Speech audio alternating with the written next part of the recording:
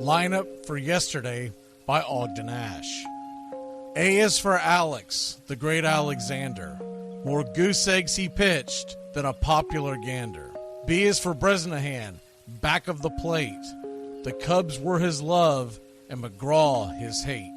C is for Cobb, who grew spikes not corn, and made all the basemen wish they weren't born. D is for Dean, the grammatical diz. When they asked who's the tops, said correctly I is. E is for Evers, his jaw in advance, never afraid to tinker with chance. F is for Fordham, and Frankie and Fish. I wish he were back with the Giants, I wish. G is for Gehrig, the pride of the stadium. His record pure gold, his courage pure radium. H is for Hornsby. When pitching to Raj, the pitcher would pitch, then the pitcher would dodge. I is for me, not a hard-hitting man, but an outstanding all-time, incurable fan. J is for Johnson, the big train in his prime, was so fast he could throw 3 strikes at a time. K is for Keeler, as fresh as green paint, the fastest and mostest to hit where they ain't. L is for LaHoy, whom Clevelanders love, Napoleon himself with glue in his glove. M is for Matty, who carried a charm in the form of an extra brain in his arm. N is for Newsom, Bobo's favorite Ken. You ask how he's here, he talked himself in. O is for Ott, of the restless right foot. When he leaned on the pellet stay put. P is for Plank, the arm of the A's. When he tangled with Matty, games lasted for days. Q is for Don Quixote, Cornelius Mack. Neither Yankees nor years can halt his attack. R is for Ruth, to tell you the truth. There's no more to be said, just R is for Ruth. S is for Speaker, swift center field tender. When the ball saw him coming, it yelled, I surrender. T is for Terry, the giant from Memphis, whose 400 average you can't overemphasize. U would be Ubel if Carl wore a Cockney, but we say Hubble in baseball like football in Rockney. V is for Vance, the Dodgers' very own Dazzy. None of his rivals could throw as fast as he. W, Wagner, the bow-legged beauty, short, close to all traffic with Honus on duty. X is the first of 2 X's in Fox, who was right behind Ruth with his powerful socks. Y is for Young, the magnificent sigh. People battled against him, but I never knew why. Z is for Zenith, the summit of fame. These men are up there. These men are the game. Lineup for yesterday, Ogden Ash, January 1949, Sport Magazine.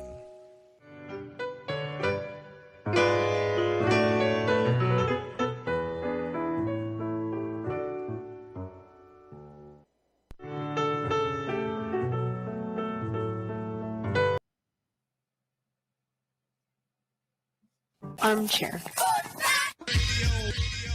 There's something kind of about a kid that's never played baseball. You can't drink like me, you can't smoke like me. So don't try and be like me. Let's party together.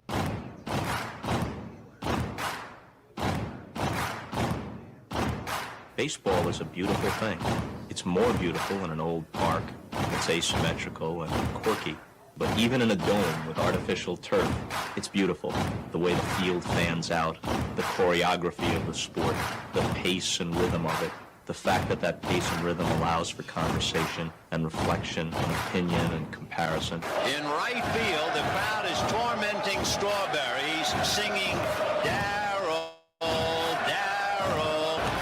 Little roller up along first, behind the bag. It gets through Buckner. Here comes Knight, and the Mets win. And there's a fly ball deep to left. It's on its way. There it goes, and the Yankees are going to the World ball stabbed by Polk. He has it. He underhands to first for the first time in 86 years. The Red Sox have won baseball world championship. Can you believe it? It's a pastime, something you do. It's entertainment, something you watch. And it's a shared experience, something you talk about and read about. But you can apply those same three criteria to other things. What makes baseball special is that it's the best game that's ever been devised. Smith corks one into right, down the line. It may go. Go crazy, folks. Go crazy. Sure as God made green apples, someday the Chicago Cubs are going to be in the World Series. A little bouncer slowly toward Bryant. He will glove it in front of Rizzo. It's inside. And the Chicago Cubs win the World Series. Cubs win. What a lucky break. The good Lord wants the Cubs to win. How can you not be romantic about baseball? If baseball is about caring, about loyalty and rivalry, Braves fans are on their feet hoping for some kind of a bleeder or a seeing-eye single. Here's the 1-2 pitch. Fastball hit high and deep down the right field line. It's going back, back, back. Is it fair? Is it zip, boom, bam, it's gone. Ram-a-lam-a ding-dong, a 3-run shot, and your Atlanta Braves have taken a 1-run lead. She's gone, baby! There's a very peaceful thing. It was created and played in pastures and meadows. There's grass, there's outdoors, there's everything that people thought was American and feel about America. You get in a ballpark. And it's the wonder of walking through that dark tunnel and seeing a huge open space where men play the little boy's game.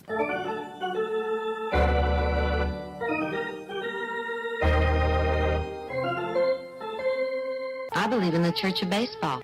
I've tried all the major religions and most of the minor ones. I know things. For instance, there are 108 beads in a Catholic rosary and there are 108 stitches in a baseball. I prefer metaphysics to theology. You see, there's no guilt in baseball, and it's never boring. It's a long season and you gotta trust it. I've tried them all, I really have. And the only church that truly feeds the soul day in, day out is the Church of Baseball. Touch them all, Joe. You'll never hit a bigger home run in your life. High fly ball into right field. She is gone. Swung line drive left field. One run is in. Here comes Green. Here's the front of the plate. He is safe. You're in Braves country. If there's a bigger thing going on right now, I don't know what it is. We're down to one strike here. Gurriel, the last hope for the Houston Astros. Here's the 0-2 pitch. Swung on, bounced over to Dansby. Dansby fires it over to first. And here comes the dog pile. Fire the cannons in the battery. Do the chop all throughout Braves country. Pop that top. Your Atlanta Braves have won it all. Here's a list of the players we'll be inviting to camp. I never heard of half of these guys. And the ones I do know are way past their prime. Most of these guys never had a prime. This guy here is dead. Cross him off, then. The local press seems to think we'd save everyone a lot of time and trouble if we just went out and shot ourselves. We got uniforms and everything. You know, you might think about taking Jesus Christ as your savior instead of fooling around with all this stuff. I like him very much. He no help with curveball. You trying to say Jesus Christ can't hit a curveball? Is this Is baseball But I'll tell you, these fans are great. Listen to them. Hey, way to go, Rick. Oliver Ohio loves you. Come on, baby. Come on, Ricky. Come on, Ricky. The game doesn't stink. It's a great game. You know, one of the best things about being an ex-big leaguer is getting freebies to the game. Call the front office, bingo. And once these fans recognize me, I probably won't even have to pay for my light pure. Down it! I love them. Good seats, huh? You're in the wrong seat, buddy. Come on. Oh, I must be in the front row. Come on. Ladies and gentlemen, welcome. We direct your attention now to home plate. Please remain standing We call your attention to our bands here today. They will be jointly directed. And now, another fixture, our national anthem.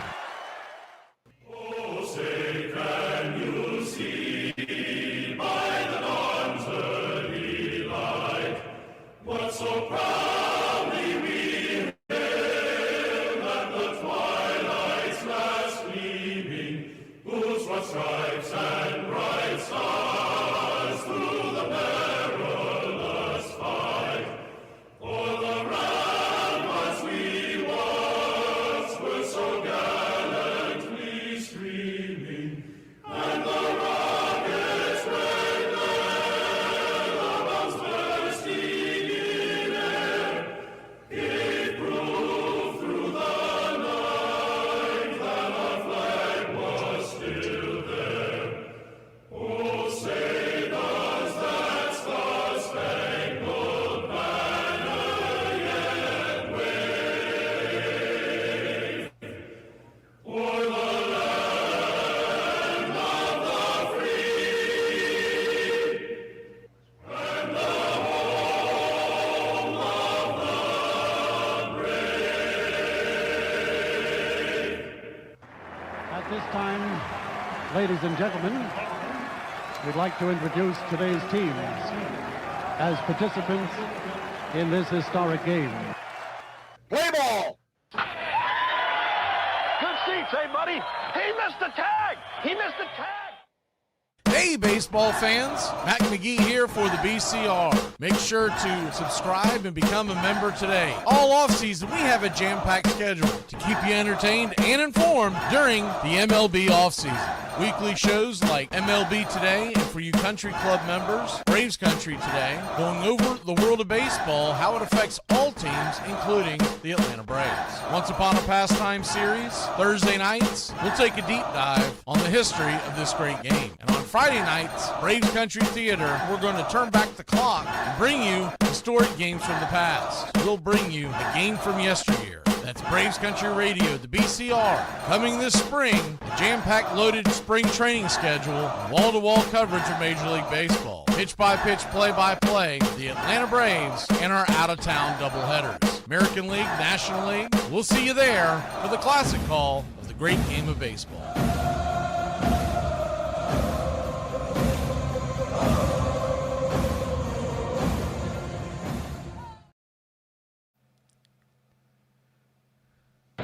There need be no additional descriptive words used today. This is the World Series, and this is the game. Today, we find the winner taking the jewels, taking the title, and being the champion of all baseball. Another bright, brilliant fall afternoon here in Yankee Stadium with the temperature in the high 60s, the sun shining. 2 balls, 2 strikes. The mantle of greatness, which is being held by only fate alone, waiting for Johnny Padres to step in and have it hoisted on his shoulders. Now he looks into Roy Campanella. Nobody on, 2 out. The Dodgers leading 2-0. Johnny Padres into his windup in the 2-2 pitch. A let-up curve, a ground ball to the left side. Pee Wee Reese has it. The throw to first, and he's out. And the Dodgers win by a score of 2-0.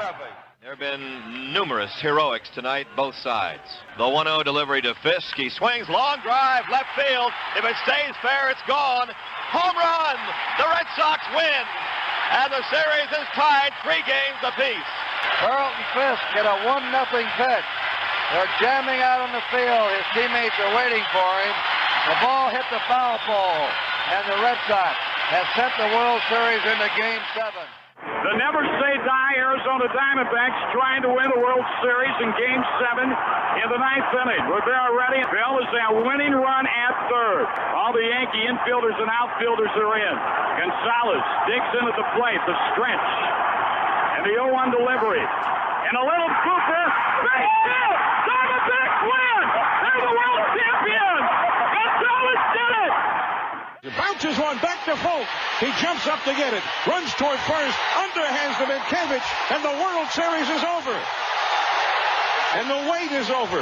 After 86 years, the Boston Red Sox are the champions of the baseball world. The Red Sox begin the celebration here in St. Louis. They have swept the Cardinals. They have won 8 consecutive postseason games after being 3 outs away from elimination against the Yankees. The Boston Red Sox have come all the way back to the champions of the world.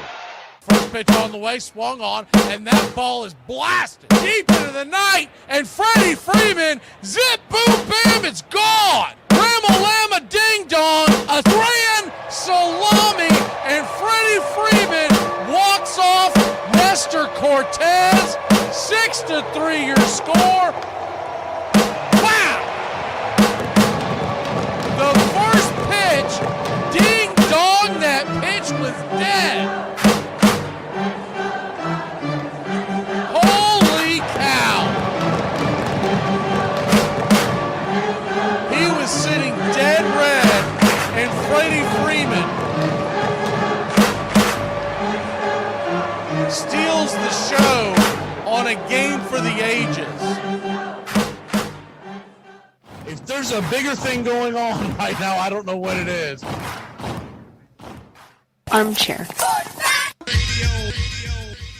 On a beer? 7 o'clock in the morning.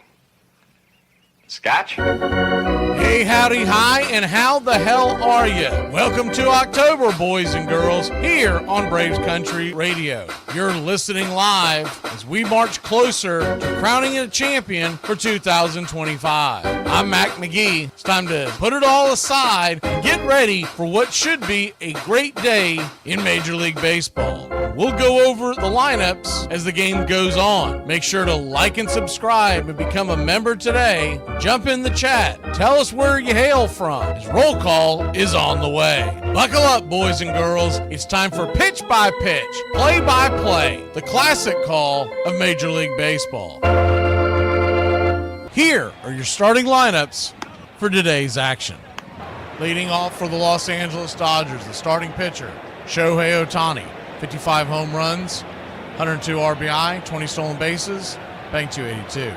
Will Smith batting second, behind home plate, 17 home runs, 61 RBI, 2 stolen bases, batting .296. Freddie Freeman batting third, playing first, 24 home runs, 90 RBI, 6 stolen bases, batting .295. Mookie Betts batting cleanup, playing short, 20 home runs, 82 RBI, 8 stolen bases, batting .258. Max Muncy is at the hot corner and batting fifth. 19 home runs, 67 RBI, 4 stolen bases, batting .243. Teoscar Hernandez batting sixth and in right field. 25 home runs in the 2025 season, 89 RBI, 5 stolen bases, batting .247. Tommy Edman batting seventh and in center field. 10 home runs, 35 RBI, a .203 clip. Miguel Rojas is batting ninth and at second. 7 home runs, 27 RBI, .262 average, 5 stolen bases. On the mound for the Los Angeles Dodgers, Game 7 of the 2025 World Series. It's Shohei Ohtani. Showtime is 2-1 with a 3.50 ERA here in the postseason. A .89 whip, 18 innings, 11 hits, 25 strikeouts, 5 walks, 1 home run served. He'll be going head-to-head with Mad Max Scherzer. He's 1-0 with a 4.50 ERA in the postseason, a 1.3 whip. 10 innings, 8 hits, 8 strikeouts, 5 walks, 3 home runs given up. Backing up Mad Max in the bottom of the first inning, the designated hitter, George Springer. 32 home runs, 84 RBI, 18 stolen bases, batting .309. Nathan Lukes is batting second and at left. 12 home runs, 65 RBI, 2 stolen bases, batting .255. Vladimir Guerrero Jr. is batting third, playing first. 23 home runs, 84 RBI, 6 stolen bases, batting .292. Bo Bichette, batting cleanup, playing second. 18 home runs, .311 average, 94 RBI, 4 stolen bases. Addison Barger is up to the number 5 spot and in right field. 21 home run, 74 RBI, 6 stolen bases, batting .243. Alejandro Kirk is behind the plate with 15 home runs, 76 RBI, 1 stolen base, batting .282. Dalton Varsho batting seventh and patrolling center field for the Toronto Blue Jays. 20 home runs, 55 RBI, 2 stolen bases, batting .238. Ernie Clement batting eighth and at the hot corner. 9 home runs, 50 RBI, 6 stolen bases, batting .277. And Andres Jimenez is batting ninth and at short. 7 home runs, 35 RBI, 12 stolen bases, batting .210. Calling balls and strikes behind home plate tonight, it's Jordan Baker. The first base umpire, Adrian Johnson. Second base will be manned by Mark Wegner. And down the third base line is John Tupain. Deep into left field, Alan Porter. Tucked into right, it's Adam Hamari. Game time temperatures outside the stadium is 45 degrees, but the roof is closed. The Los Angeles Dodgers are minus 140 on the money line, Toronto plus 129. The over-under is 8. Dodgers number 4.5, Toronto 3.5. Our pick to click tonight here in Game 7 of the World Series. On the Dodgers side, might as well go with the hot hand. Give me Shohei Ohtani. 4 for 8 lifetime versus Max Scherzer, and he seems to step up in these big moments. He's got a home run against Max and 1 RBI. Other guys to keep an eye on with decent numbers against Max Scherzer. Of course, he's not the pitcher that he was, but he hopes to be that tonight. Tommy Edman is 6 for 18 lifetime and 333 average with a home run. And Mookie Betts is 3 for 12 with a homer. On the Blue Jays side, our pick to click, we're going to go to Vladimir Guerrero Jr. one more time. He just seems to be built for these moments. He's 4 for 11 lifetime versus Ohtani, 2 home runs, 3 RBI, a 365 average. Should be noted, George Springer is 7 for 15 versus Ohtani with 2 home runs and a 467 clip. Big question is, how healthy is Springer? Other guys to keep an eye on, small sample size, but Barger and Varsho are both 1 for 3. Later in the game, I like Kirk to come through in a big way, but he is 0 for 6 versus Ohtani lifetime, and that's why we steered clear. American Rebel Beer, keys to the game tonight, the big one. It's going to be all about the pitching. We're going to get these 2 starters, and then those 2 teams are going to unload their bullpens at will. Everybody will be on deck. The only ones I wouldn't expect to see would be our starters from last night.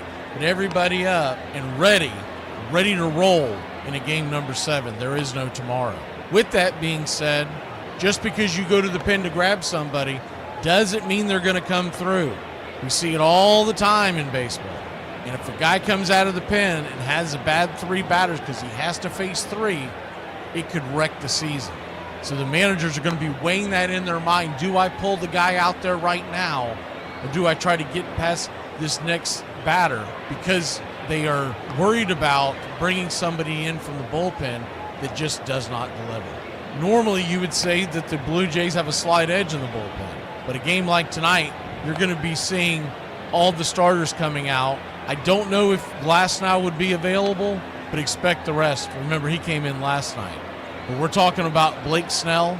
Could have 1, maybe 2 innings. We'll see what Sasaki has left. He pitched quite a few pitches last night, and he got knocked around. If it wasn't for what I think was a bad call by the umpires, pinning that ball to the wall, just because the ball gets pinned to the wall doesn't mean you have to call it a grounds rule double. The fielder could have pulled it out, but they didn't give it to him. So if it wasn't for that, Sasaki would have given up 2 earned runs. We're going to go with the over tonight, with it being at 8, 7.5 in some books. We've been going with the under quite a bit, but this just seems like a night where sparks will fly. We might even get extra innings. Put your click in the chat, slap that like, and let's get ready for game number 7. The 41st in the history of Major League Baseball. And this will just be the 7th in this century.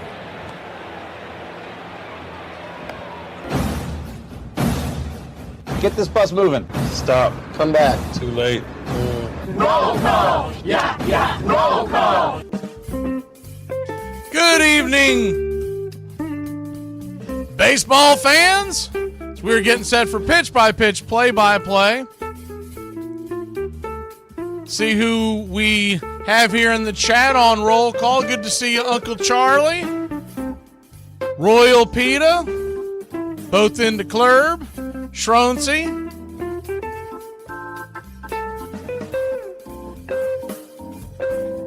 Healer. Andrew. Marshall in the club. Good to see you. Who else do we have here?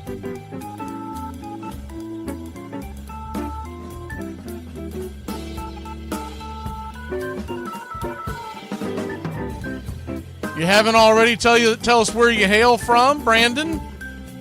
In the club.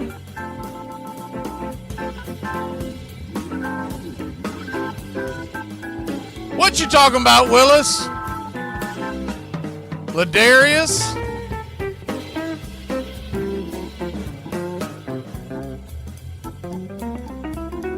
Good to see you, Ty.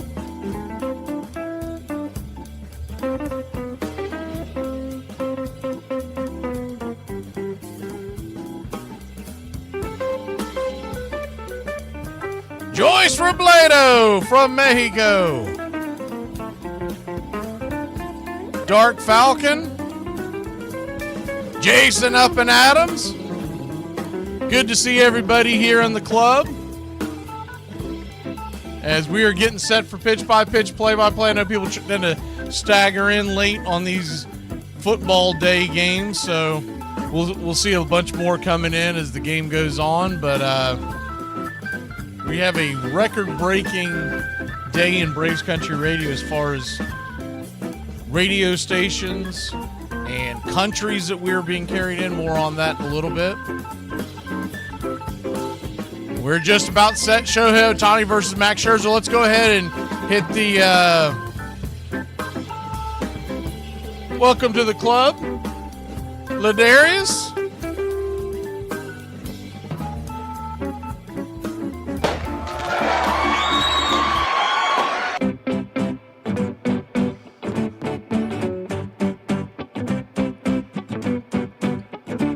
Willis is in South Georgia.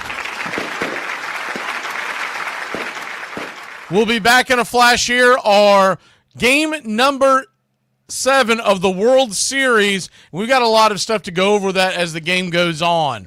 It's a historic one. We'll be back in a flash.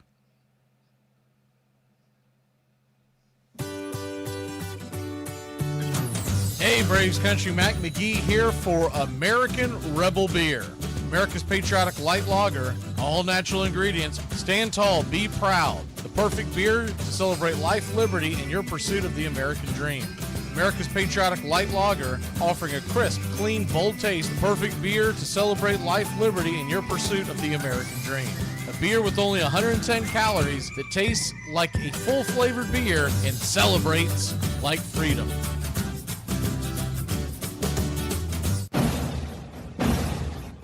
Hey, Braves Country, this is Mac McGee with Braves Country Radio. We are bringing you pitch-by-pitch, play-by-play of your Atlanta Braves all year long. Join the Country Club today. Help support Braves Country Radio. Join the Country Club today. It helps us bring you more of the game we all love. Braves Country Radio, your home for the classic call of Braves Country Baseball.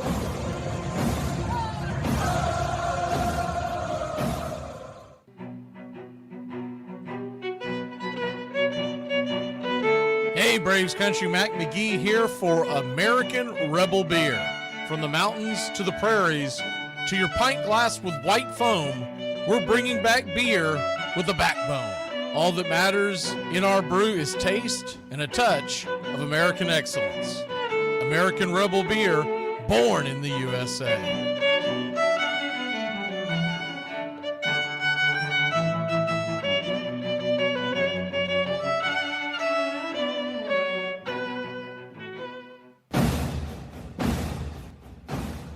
Ladies and gentlemen, we interrupt our program of dance music to bring you a special bulletin from the radio news. Sit quietly and we will control all that you see and hear. There is nothing wrong. You are about to participate in a great adventure. You are about to experience the awe and mystery. You unlock this door with the key of imagination. Beyond it is another dimension, a dimension of sound, a dimension of sight, a dimension of mind. You're moving into a land of both things and ideas. You've just crossed over into Adventures in Time and Space.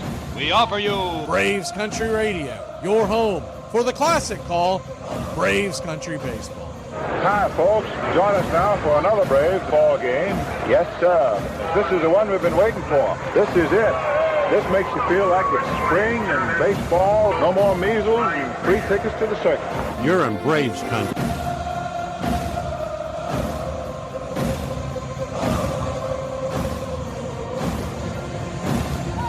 This is a reminder, disorderly conduct will not be tolerated. Please respect your fellow fan and refrain from any unruly behavior. Failure to comply with these guidelines will result in ejection.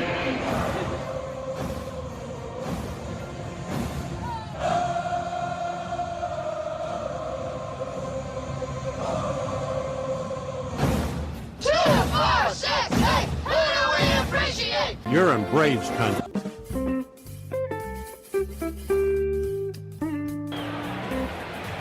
Welcome in, y'all. As soon as the 3D kicks in, we will bring it in to you.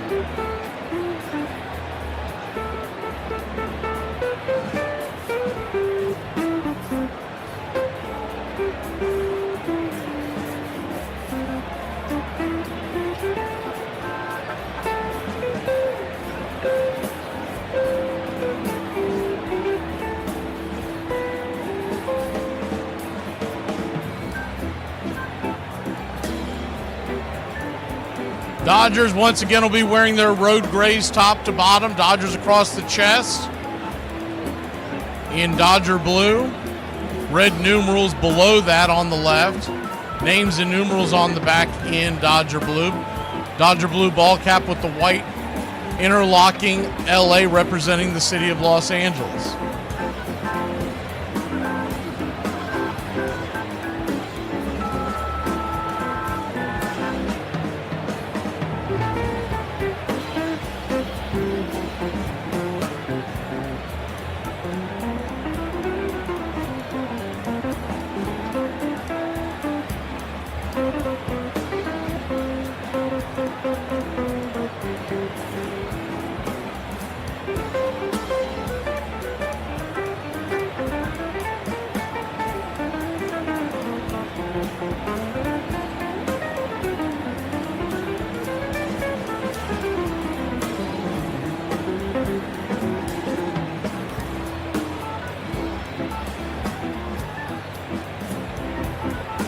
Toronto Blue Jays.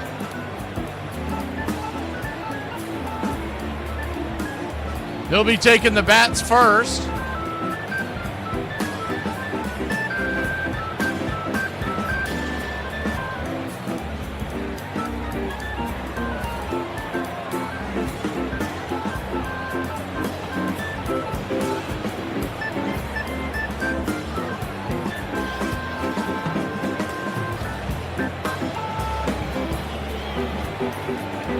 Sorry, they'll be on the bump first. Excuse me. I think I said the Blue Jays were going to be batting first. They'll be on the bump first. On the defensive alignment for the Blue Jays, left to right in the outfield. As we kill the music, getting ready for first pitch. Once again, as soon as the 3D kicks in, we will bring it to you. Pitch by pitch, play by play. Left to right across the outfield, it's Lukes, Varsho, and Barger once again. And around the horn, it's Clement. Jimenez at short. Bo at second, and Vladimir Guerrero Jr. at first. Alejandro Kirk is behind the plate, and of course Mad Max Scherzer, is on the bump.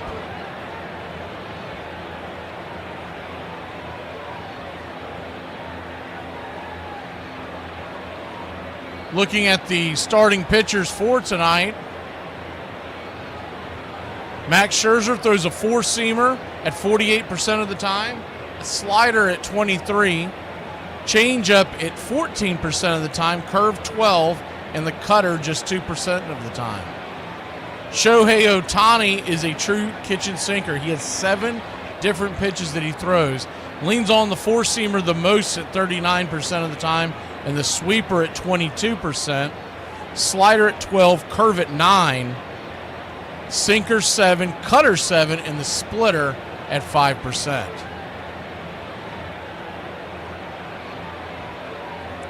We are just about set for pitch by pitch, play by play.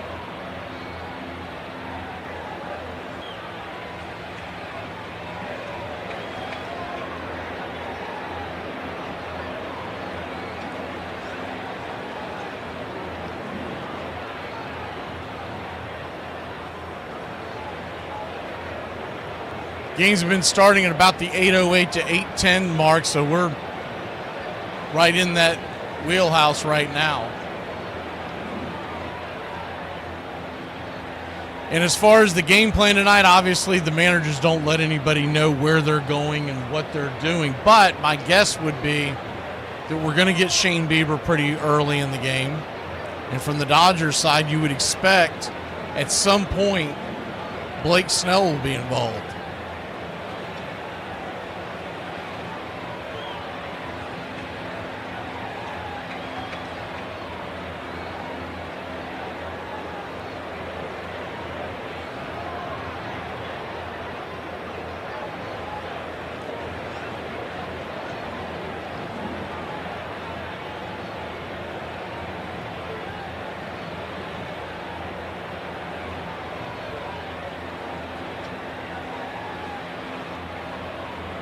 Shohei Ohtani,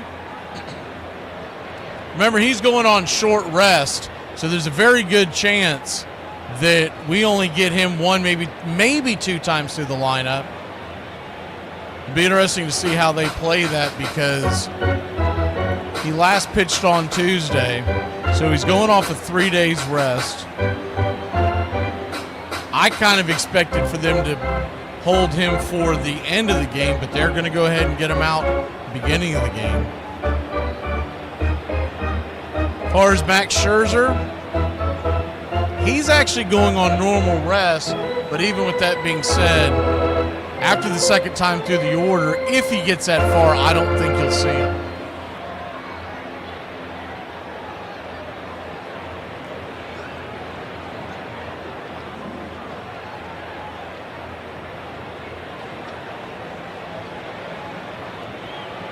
We wait for the 3D to kick in. Once we do, we will remove the curtain. And we'll be set for pitch-by-pitch, play-by-play of game number 7 of the 2025 World Series. On that note, the first game 7, this is a winner-take-all game 7 I'm referring to. I'm not referring to game 7s. There were a couple prior to that were not a best-of-7 series. We had best-of-9 series. I believe that was 1903. But the first one that was a winner-take-all best-of-7 took place October 16th, 1909, where the Pirates beat the Tigers in an 8-0 romp. This is the 41st time this has happened in the World Series. The last time was 2019. The Washington Nationals and Max Scherzer won the World Series in a 6-2 decision against the Houston Astros.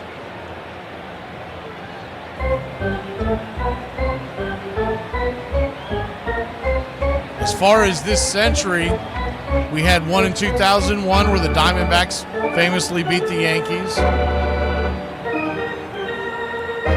Next year in 2002, where the Angels defeated the Giants in a 4-1 victory.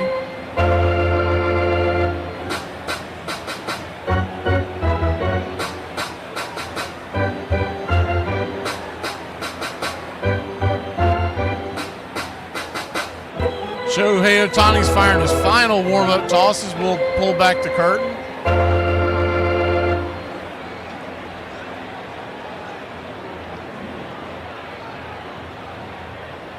And leading off will be George Springer.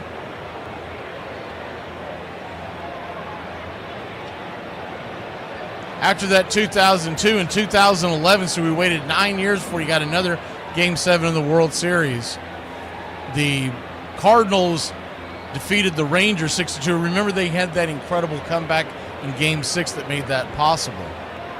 Game 7 2014 was a classic, where the Giants beat the Royals 3-2 off of Madison Bumgarner coming in for about a 6-inning save. And then 2016, the Cubs knocking out the Cleveland Indians at the time in an 8-7 in extra innings. The Astros 5-1 victors over the Dodgers in 2017, and of course 2019 that we just referenced was the Nationals beating the Astros. This is the first one since the pandemic. We are just about set for pitch-by-pitch, play-by-play.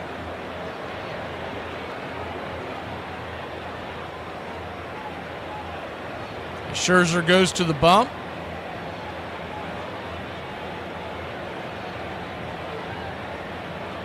Righty-lefty matchup. Shohei Ohtani digging in. The infield back into the right. The first pitch on the way. Yes, sir! It is baseball time in November. First pitch on the way is high and out of the zone. It's 1-0. The 1-0 righty-lefty matchup. Scherzer comes set. Kicks and fires. Outside wide, 95. 2-0. So a 2-0 count.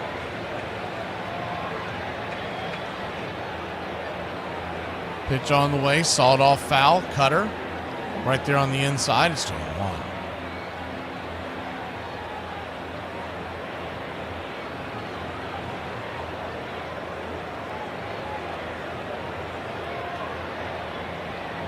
The 2-1 pitch.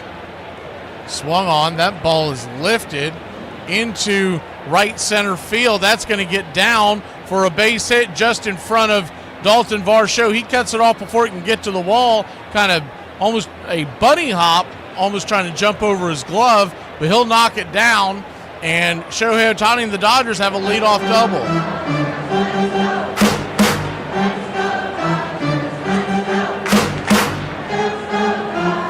Pull the screen back so you can see any movement on the base paths as Will Smith comes to the plate.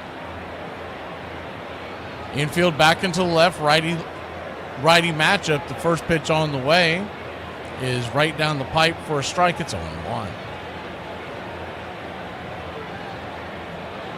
The 0-1 swing, bangs it down the line, foul.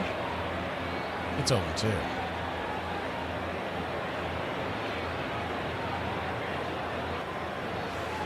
Oh-2 count.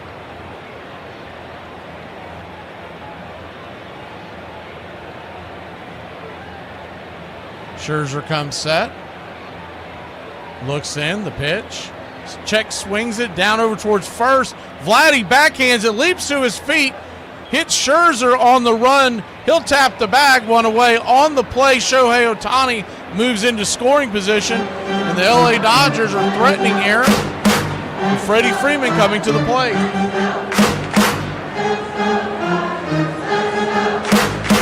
Good defensive stop there by Guerrero. He had to lay out, backhand the ball.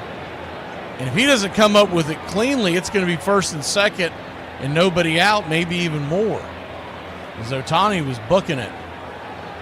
Freddie Freeman, righty-lefty matchup. First pitch swinging. He lifts it high and deep into center field, going back on the track. Making the catch at the back of the warning track is Varsho for out number 2. On the play, Shohei Ohtani takes 90 more feet. And he's standing in third with 2 outs. He is tonight's starting pitcher. You don't know how all this running is going to affect him, although he is used to it. But he is going off a short rest once again.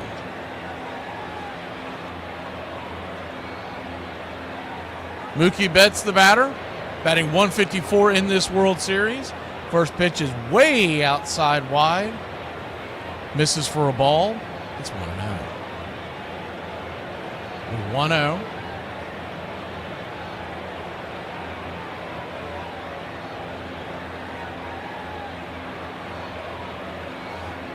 Scherzer comes set, the pitch.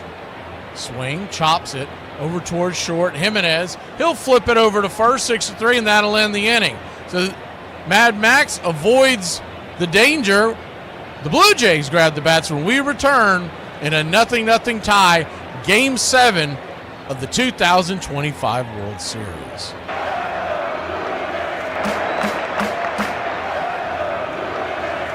My personality is like, I don't give a f***, but my anxiety be like, I do. I don't know which one of y'all need to hear this, but give me back the canned green beans. Because you know what? I ain't even trying to be bougie or nothing. This take too much work. Wifey talking about, hey, babe, since I'm out and about, can you get them little green beans back? Yeah. She's talking about bust open the bag, rip off both ends, and then break them in half. I said, this whole bag? It's like 300 of these damn things in here. I'm going to be here for hours. This is a lot of work. Got me messing with these big old green beans. Give me the can. See, kids do the craziest stuff when they too quiet, bro. You gotta go check on them constantly. It ain't no leaving them alone. It ain't no, oh, they good. Nah, you gotta go look because they doing stuff like this. Washing rocks in my sink. Put the rock back outside. Then you gonna ask how you did that. Better check on y'all kids if they too quiet. Y'all better play Marco Polo in the house or something because something is happening. Something that's gonna cost you some money is happening. With the Koufax, I looked at him when I was a kid. I saw him as a kind of Picasso on the mound or something like that. It was this extraordinary artist. With the Koufax, there was this cerebral sort of artistic flair about him. By the end of the 1966 season, Sandy Koufax was at the peak of his career. He had won 27 games that year, pitched 11 shutouts, and led the league in strikeouts. But just a month after the World Series ended, he called a press conference to announce that he was quitting the game at the age of 31, while he could still lift his arm. Braves Country Radio, your home for the classic call of Braves Country Baseball.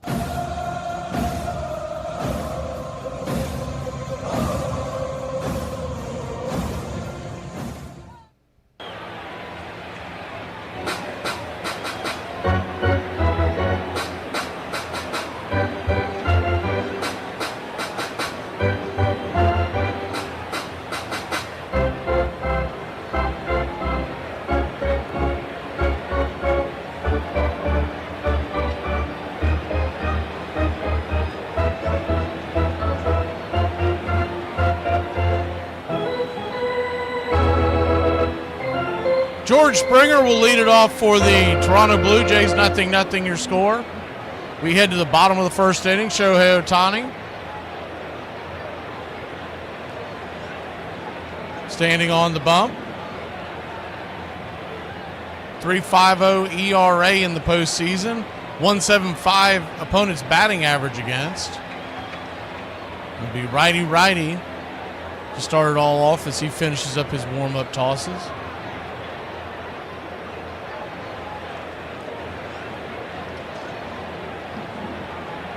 It's got to be a little more bumpy when you think about a starting pitcher also playing designated hitter when they're on the road as opposed to at home. When they're at home, they start the game on the mound, but when they're on the road, they have to go and bat and then take the bump. So I guess they're giving them a couple extra warm-up tosses because normally this isn't a It doesn't take this long to get ready, but they're definitely placating to him.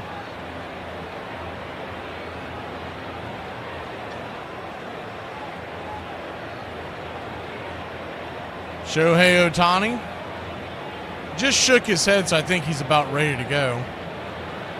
He might need one or two more tosses.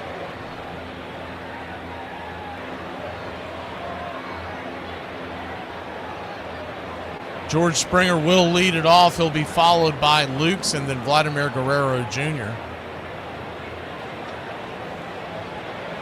Good to see Liz and see Height.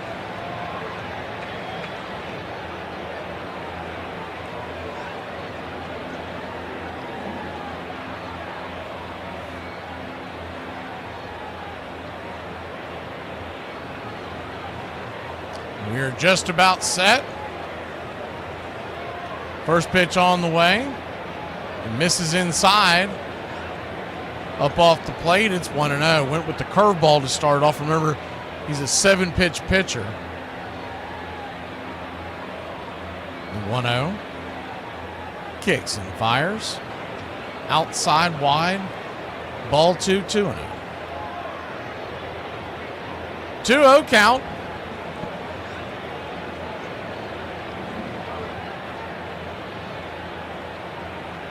Brings it in the dirt, 2-1. Excuse me, 3-0. So a 3-0 count. He's gone curveball, curveball, sweeper. The 3-0. 97-mile-an-hour four-seamer right there. Just smacks the black. 3-1. Infield back into the left. Outfield deep and straight away. Ohtani quickly back to work. The 3-1 pitch. Swing! That ball's going to get dropped into left field. Cutting it off is Kike Hernandez. And it'll be a long single for George Springer and the Blue Jays to get game number 7 started.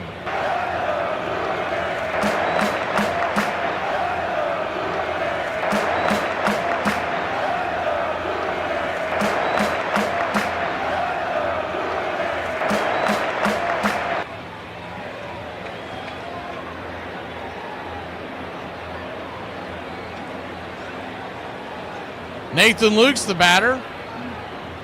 Runner at first. Nobody out. First pitch on the way is a splitter. Down inside for a ball, it's 1-0. Standing on deck is Guerrero. In the hole is Bichette. Dodgers nothing. Blue Jays nothing. We're just getting going here. The 1-0. Kicks and fires. Brings the seat up top. Four-seam fastball. 1-1.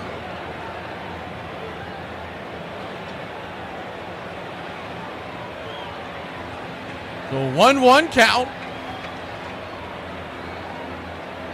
Swing and a miss. Brought the 99-mile-an-hour four-seam fastball right down the pipe. It's 1-2.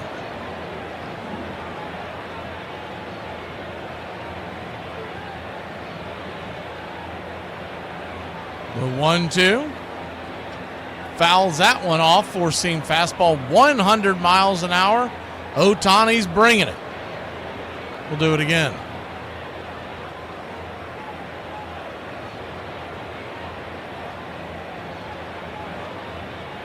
Runner at first and George Springer. Good speed. Nobody out. Infield back into the right. Huge hole down the left field line. The 1-2. That ball goes in the dirt. Slider. Good block by Will Smith. And it's 2-2. Making him work a little bit here on this second at bat of the game. Ohtani so far is at 10 pitches in the game. Guerrero stands on deck.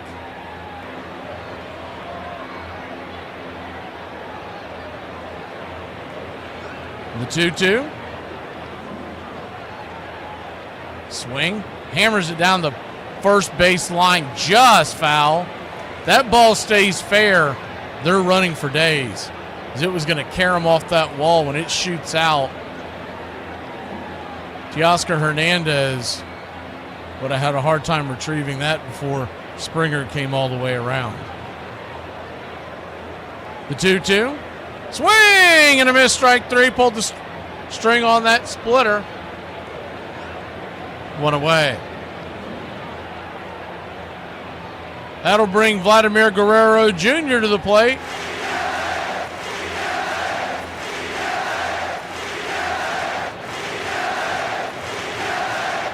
Vladdy J.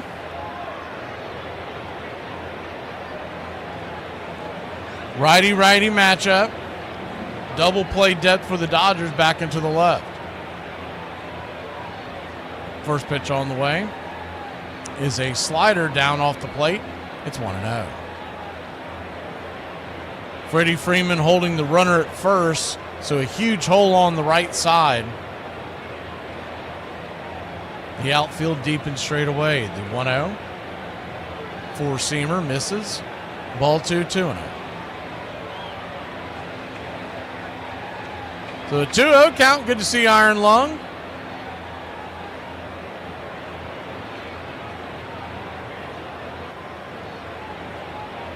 The 2-0 pitch. Swing and a miss. Curveball. 2-1.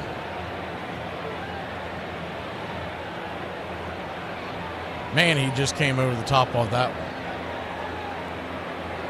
The 2-1. Rocks and fires. Down and away. Four-seamer misses. 3-1. I don't know if that's intentional, but he has not been finding the four-seamer in this at-bat so far. He might be pitching around Vladdy or may have just missed a couple. The 3-1 pitch. Swing. Chops it foul. Went with the curveball. Goes down the third base line. We got a full count. So a full count. 1 out. Runner at first. Vladdy steps out of the box.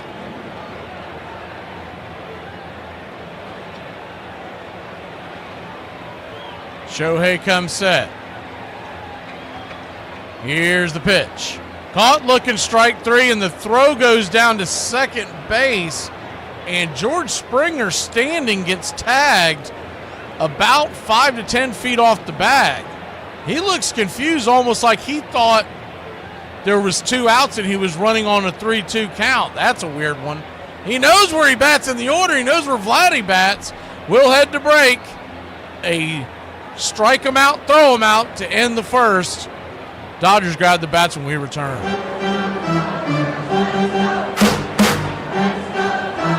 When you're listening to a really good song and it makes you think that you're really happy, and then it ends and you remember that you're not. I got the right to defend myself. It's in the Constitution. Have you ever read the Constitution? Yes. No. Quick, everyone tell me what the default jelly is for peanut butter and jelly, because my friend group is in a huge fight and I know I'm right and they're wrong and I have to go to work and I want to show this video to them tonight proving I'm right. So tell me right now. When it's 104 degrees in Texas, what do? You get yourself a redneck pool. Make sure you got a redneck woman with her butt hanging out. And you get in a pool just like this. George without a World Series title is not the same as George with a World Series title. I mean, that's just the hard reality of sports. So yeah, everything kind of changed for him in that way in 1985. There he is, Mr. Kansas City Royal. Tell you a funny story. It came up, I made a lot of throwing errors. And whenever I'd make a throwing error, all these people sitting over here would just start screaming at me, you know? So all of a sudden I'm playing third base for 16 years. They brought up a young guy named Kevin Seitzer, play third base. So they moved me to first. I think it was opening day. He throws one in the dirt. I go to get it and I miss it. Everybody starts screaming at me at first. You gotta catch that ball. And I turned around and I said, did you all f***ing move your seats from third base to first base just to give me Can't win. You can't win. Dude, why are deliveries on a ship called cargo, but in a car, it's called a shipment?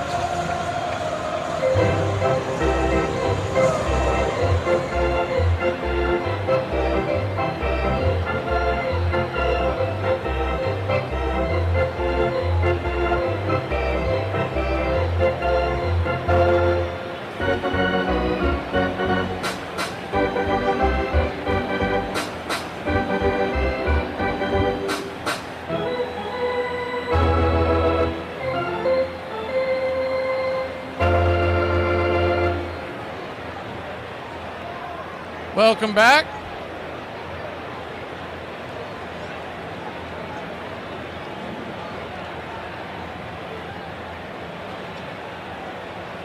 Max Scherzer goes back to work as we start the top of the second inning. First pitch on the way is up top for a strike. It's 0-1.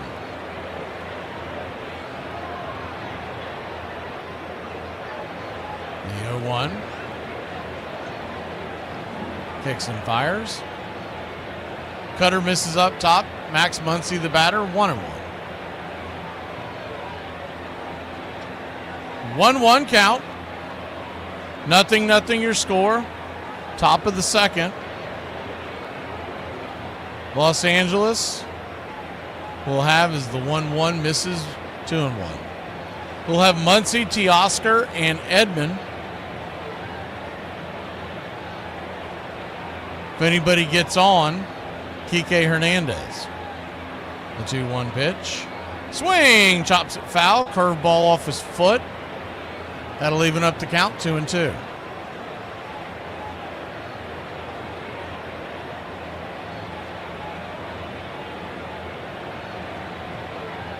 The 2-2 from Scherzer. Looks in and brings it. Swing and a miss, strike three. Kind of a check swing over the top. Max Scherzer's first strikeout of the night. 1 away. Teoscar Hernandez, your batter. Batting .269 in the postseason. In the World Series, he has 1 home run.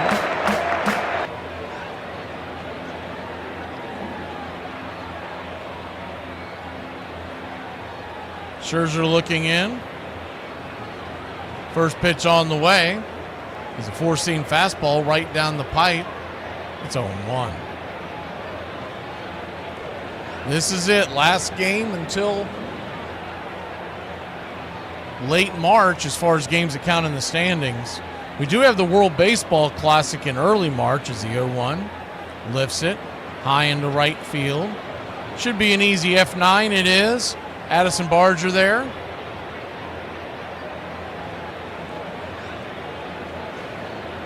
One away. 2 away, excuse me.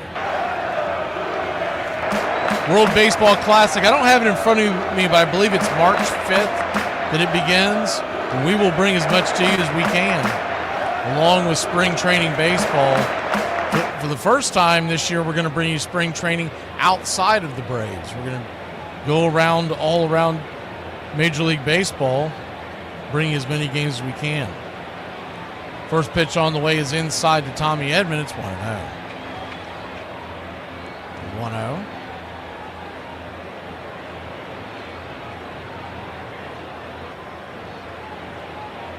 Scherzer looking in. Steps off the bump for a second. Back to work, the 1-0 pitch. High and out of the zone, 95 miles an hour, ball 2-0. 2-0 count. Each team with 1 hit. Both teams got it from the leadoff man, Ohtani and Springer, in case you're just joining us. The 2-0. Swing! That ball's lifted high and deep.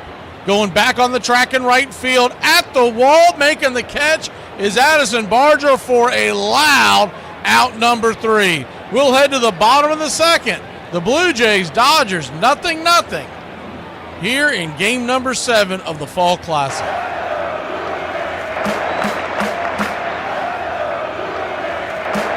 I'm so tired of everyone thinking that I support Donald Trump just because I think he's cool and I voted for him. Quite an accusation. Don't judge a book by its Keep cover. me out of this. Keep my name out your mouth. So Adolis Garcia went to play baseball in Japan at 23 years old after born and raised in Cuba. Cubans are forbidden to play in the United States. They are allowed to go to Japan, however, to play baseball, but the bulk of their salaries must return to the Cuban government. On his flight back from Japan, Adolis had a layover in Paris. Rather than getting on his flight back home to Cuba, he got on a plane headed for the Dominican Republic, where he reunited with his wife. He established residency and he became international free agent. 2017, he signed with the Cardinals for $2.5 million. He was DFA'd by the Cardinals. The Cardinals traded Garcia to the Texas Rangers, and he never looked back. 2023, he smashed 39 bombs, 107 ribbies, and ALCS MVP. Hit a home run in 4 straight games, set a record for most RBI in a series in MLB history. I thought I was an okay player until you meet a guy like Trout. Back out it is Trout. It is caught! Oh, what a catch by Mike Trout! He can hit and hit for power, hit for average, and the way he runs, whew, I said, man, you have a little soul in you. You run like that. That's pretty fast. He's very strong. He has the football type of body that's able to look still graceful on a baseball diamond, whether it's stealing bases, whether it's tracking down fly balls. He's the best player I've ever seen. This kid is a stud. S-T-U-D. He naturally does everything the way it's supposed to be done. People don't understand is that he is Mickey Mantle. He is Willie Mays, Stan Musial, Ted Williams. Basically, you're talking a superstar level. He is an all-time great in the history of the sport. I think fans need to sit back and take a deep breath and tell their kid, like, son, remember this guy. He's going to be in your mind forever. No foul on the play. It was not a hold. The defender was just overpowered.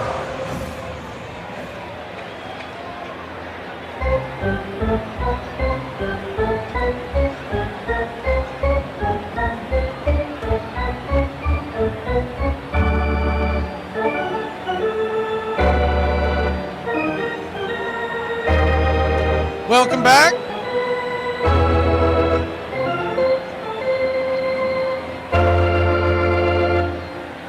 Bottom of the second inning, 0-0. Game number 7. Dodgers with 1 hit. Blue Jays with 1 hit. Leading off the second will be Bo Bichette, the cleanup hitter for the Blue Jays. It'll be 4, 5, and 6. Bichette. Barger is the first pitch on the way as a 4-seam fastball. Misses high and inside. It's 1-0. Barger hitting 5th tonight. Kirk 6th and Varsho 7th. That's a flip-flop of the last few nights is the 1-0. Inside, 4-seam fastball, 2-0. Basically, Barger and Varsho flip-flopped in the order. Everything else is pretty much the same. Dodgers, a little bit of difference on their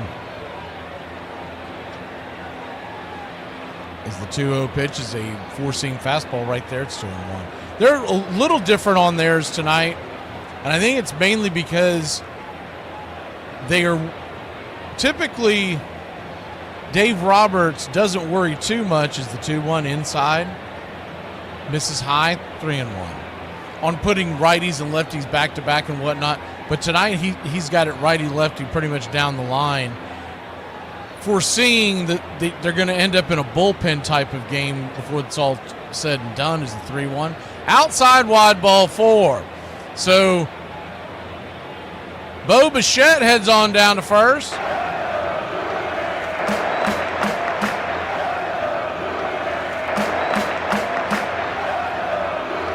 What the Dodgers did with the lefty Ohtani and then Smith the righty, they went Freddie lefty, Mookie righty, moved Muncy up to the 5th spot lefty, Teoscar righty. Edmonds a switch hitter as the splitter is right there on the edge for a strike to start off Addison Barger. It's 0-1.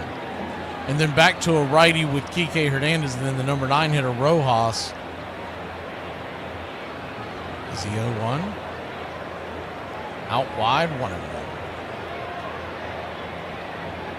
And that's just trying to combat any kind of situation where Toronto may bring in a left-hander or a right-hander to try to get 2 or 3 hitters to end an inning. Is the 1-1, down and in, 2-1. He's struggling a little bit since that first at bat with the 4-seamer. He's not missing by much. He's just missing a spot as Ohtani.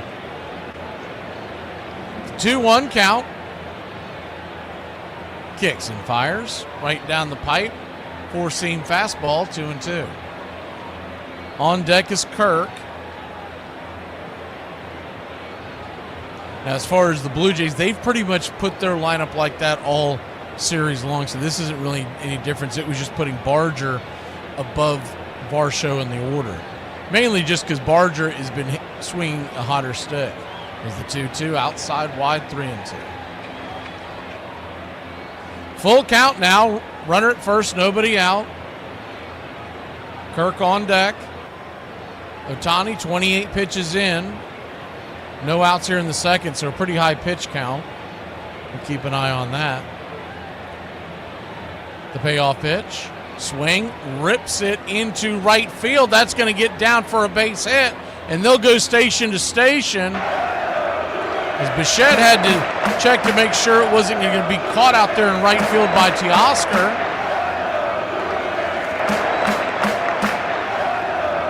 And Toronto has first and second, nobody out.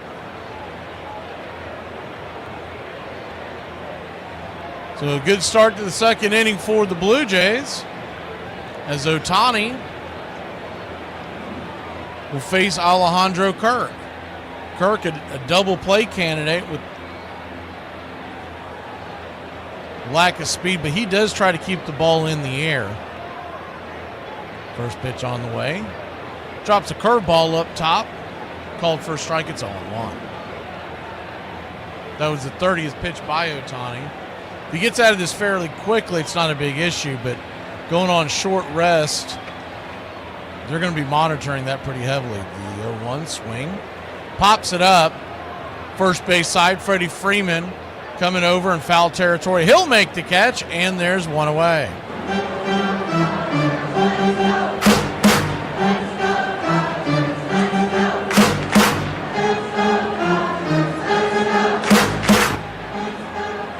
Dalton Varsho, the batter, left-handed stick. Batting 192 in the World Series, 243 in the postseason. Does have a home run in the World Series, but he was swinging a much hotter bat before the Fall Classic. He's hitting up above 300 before the series began.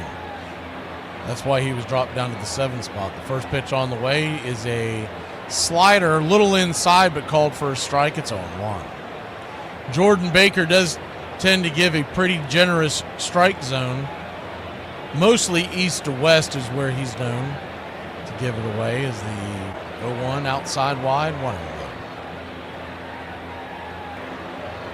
Been one of our least favorite umpires during the regular season, but honest engine, he hasn't called bad games here in October, so we're hoping for more of the same. The 1-1 smacks the outer edge. It's 1-2. 1-2 count. Ernie Clement on deck. Jimenez, the number 9 hitter, in the hole. 0-0 your score.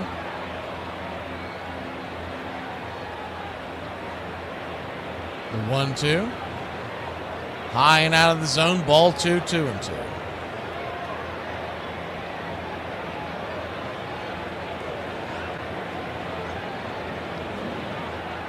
The 2-2.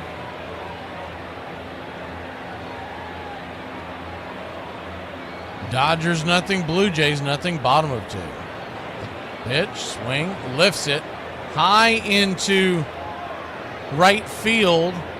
Drifting underneath it is Teoscar Hernandez. F9 your scorecard, 2 away. That was a hanging sweeper. He just got underneath that. Dangerous pitch by Ohtani. That sweeper was about letter high, and typically those leave the yard. Varsho's just not swinging the bat well, so he's got to be careful with that pitch. Ernie Clement, the batter, especially to a left-hander. That thing just comes right into the wheelhouse.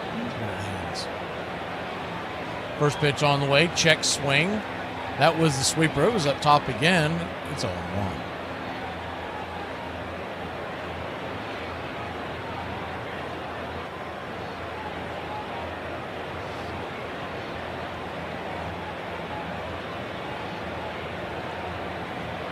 Righty. The 0-1. Swing, lifts it into right field. That's down for a base hit.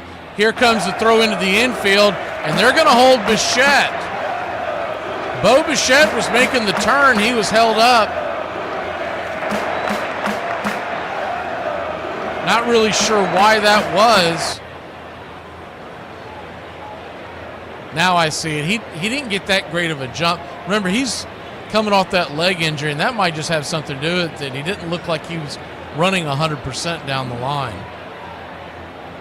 Might be more thinking about running than actually running with that injury that he's coming off of. So Andres Jimenez will be the batter. They are going to have a quick powwow on the mound.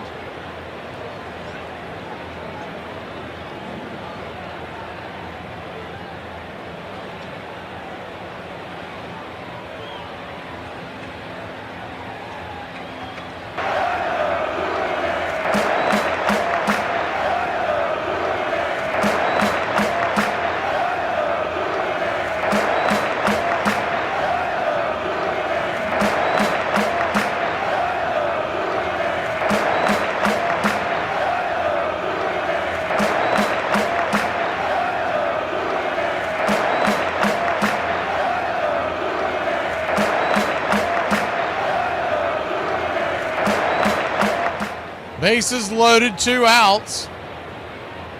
Ducks all over the pond. Righty-lefty matchup. First pitch on the way to Jimenez is down and in. Sweeper misses once again. It's 1-0.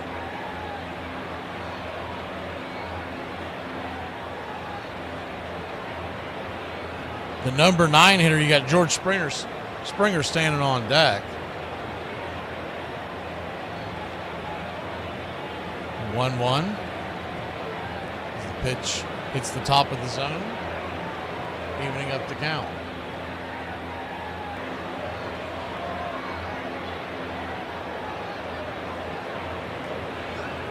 One count. 4-seam fastball, 98 miles an hour, 1-2. Ohtani one strike away from getting out of this jam. Got to figure he's going to challenge the number 9 hitter. The 1-2. Slider. Fouls it back. We'll do it again. Runners will be going on contact.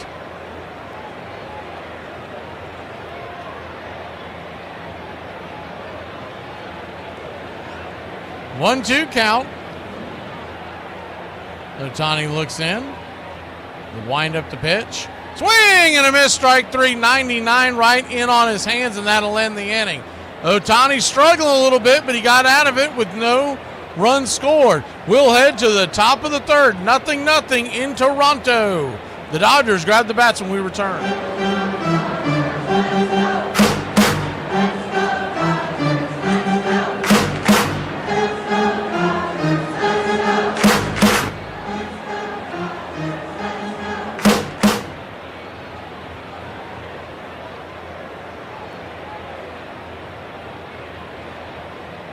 Give me a phrase that somebody born after the year 2000 wouldn't understand. Stones may break my bones, but words will never hurt me. Hold on, let me go check my encyclopedia. Is it in the white pages or yellow pages? Hey, call me after 6. My minutes are free. You gotta put it on channel 3. It's my money, and I need it now. Please don't text me. It costs me a dime every time. Y'all, this really took me off her top 8. Like, after everything we've been through, she's just gonna remove me from her top 8. Like we weren't ever friends. Like, look at this girl. What's her story? She's got a decent bone structure. She was probably very pretty when she was young. Probably spent her summers here, lounging on the beach and scooping ice cream. But she didn't want her summers to end, so she got herself a fake ID and a push-up bra and started hanging out at the local bars. Right. Developed a nasty coke habit because she loved the way it made her feel. But then extreme highs gave way to extreme lows, and she fell into a depression. Had herself a kid. Thought it would give her a sense of purpose, and it did for a while, till she started using again. And then social services came knocking at the door. Now the kid lives upstate with his grandparents because she can't take care of this kid. And here she is, festering away in a one-bedroom apartment, waiting for the HIV to turn into AIDS, and wondering, You know I can hear you, right? By the late 80s, George Brett was approaching the twilight of his career. The hits still came, and the average stayed high, but years of wear and tear were taking their toll.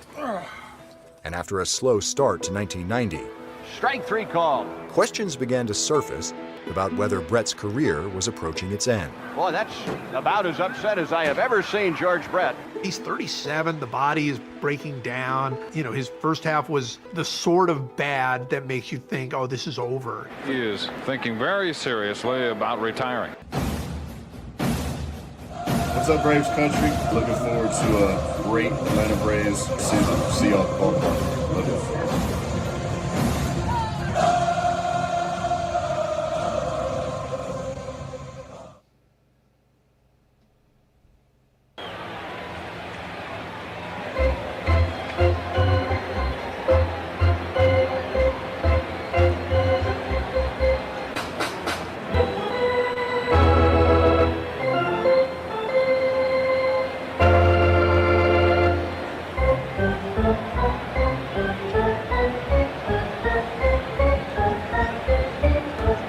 Welcome back.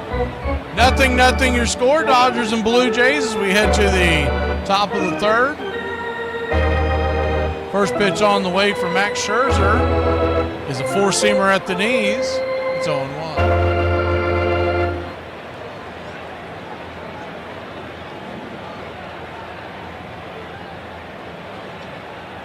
The 0-1. just misses the bottom of the zone, I guess. It looked like it hit the... Yeah, it hit the strike zone. Blown call by Jordan Baker, 1-1. 1-1 count.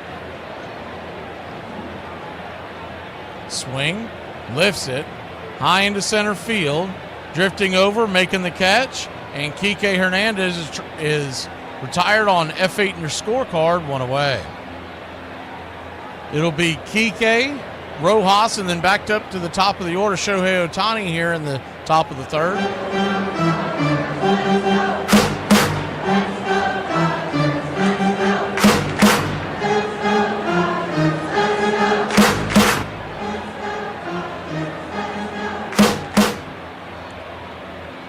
First pitch on the way to Miguel Rojas, the number 9 hitter. Righty-righty matchup is right there at the knees. It's 0-1.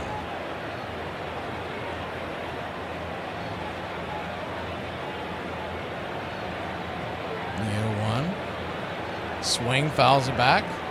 0-2. Rojas 0 for 5 here in the World Series. He didn't start getting the starts till a couple of games ago. And they moved Edman to the outfield. They've been bouncing back and forth between Alex Call and Andy Paez in the outfield. Now they've settled with those two on the bench as the 0-2 down and away, 1-2.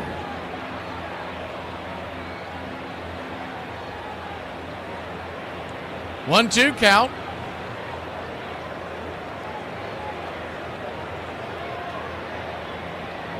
Ohtani on deck. Here's the pitch. Swing and a miss, strike 3. 2 down. Second strikeout of the night for Scherzer.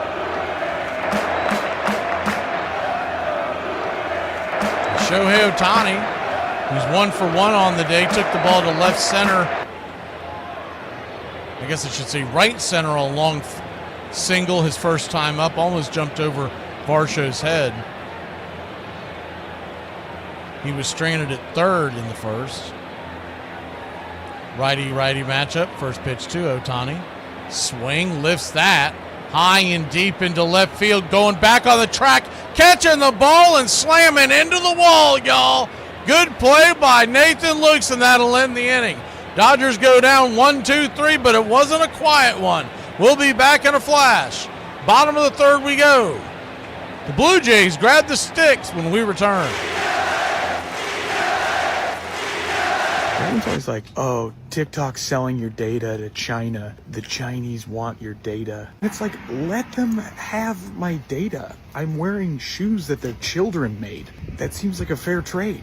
December 14th, British soldiers Hugh Montgomery and Matthew Kilroy were sentenced to death following the second Boston Massacre trial in 1770. Captain Preston was acquitted in the first trial, and 6 other soldiers acquitted in the second, except for Montgomery and Kilroy. They were found guilty of manslaughter for killing Crispus Atticus and Samuel Gray. However, both men avoided execution by invoking benefit of the clergy, an old legal tradition allowing first-time offenders to claim mercy. Originally requiring the reading of a Bible verse known as the neck verse, traditionally Psalm 51:1, a plea for divine forgiveness, the practice followed the British to America, and it evolved by the 18th century to include most literate men. Because manslaughter, unlike murder, qualified for this one-time benefit, Montgomery and Kilroy were spared the gallows. So they could never claim it again, their thumbs were branded with an M for manslaughter, then were banished from Massachusetts, escorted out of Boston under heavy guard to avoid mob violence. Their departure left the city seething, decrying the unjustly lenient verdict, leaving Samuel Adams and other patriots pushing for one more trial.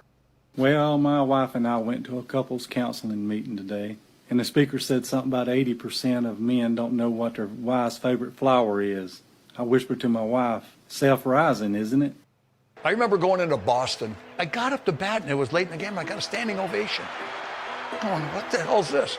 Well, what I didn't realize is the talk show hosts and the papers are saying George Brett's over the hill. He can't play anymore. Everybody assumed it was going to be the last time that I'd be playing there. At the All-Star break, I don't know what I was hitting, 250, 260 maybe. And I said, okay, you can put on a charge and go out there and bust your ass the rest of the year, or you can just pack it in. So I just said, screw it, I'm going all in. But he is just locked in on a swing.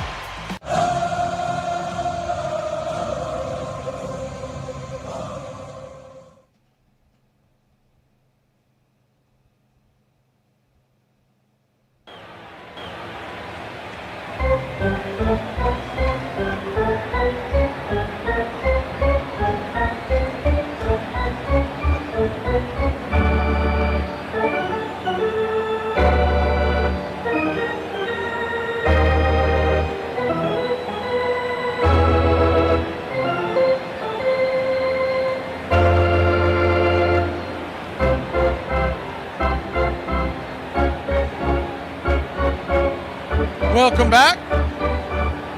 Hope you're enjoying your Saturday night here on the VCR. Last game of the season. What a season it's been. Appreciate everybody who has spent time here and subscribed. As we get ready for the off season, we're going to have many a shows for you. Every Friday, we're going to double down on MLB Today and Braves Country today as Shohei Ohtani goes back to warming up. They're giving him extra warm-ups if he was either at the plate or on base the inning before. And you can see Schneider, he's getting upset about it. I can't blame him. I mean, it's definitely preferential treatment, whether you're a fan of the Dodgers, the Blue Jays, or you don't care one way or the other. You don't get that for any other player, and it's a little weird.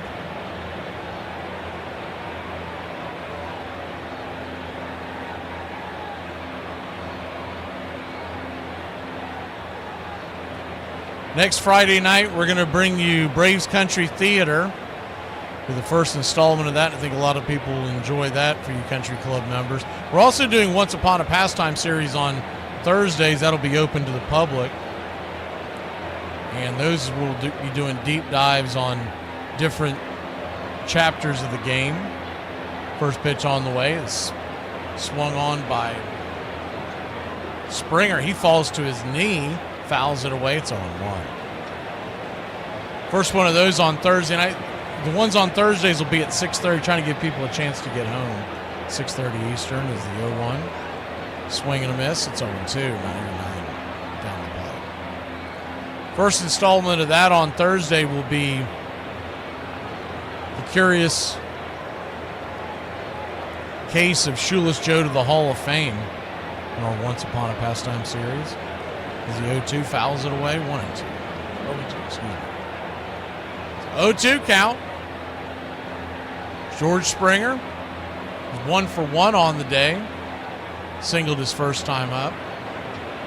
The pitch on the way, outside wide, 1-2.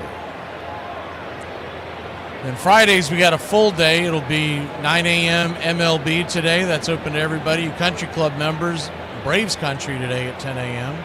We'll go over specifically Braves topics in the NL East. This is the 1-2. Swing, drops it down into left field, and that's down for a base hit. The MLB today will be open for everybody to chime along. We'll take all your questions and comments and everything in those shows. Much more time to actually talk about the game than when I'm calling the game. Y'all may have heard some rumors. If you have, you'll be able to put them in the chat and talk about it. Where did we get the rumor from? And we'll keep receipts on it and see if any of these people know what they're talking about. First pitch on the way is a bunt drop by Lukes, and it goes back to the mound. Ohtani fires it to first. So a sacrifice bunt, 3-1 on the putout, 1 away on the play. Springer makes it up to second base, scoring position. And the reason why I say that is we get all these rumors from all these writers and all these different channels, and I still contend most of them are clickbait. And I think it'll be fun to keep track.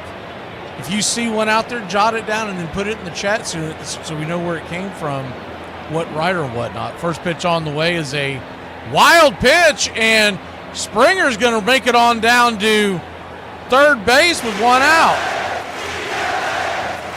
Wild pitch by Ohtani, nowhere near the zone. I think that was that sweeper again. Man, that thing missed by a mile.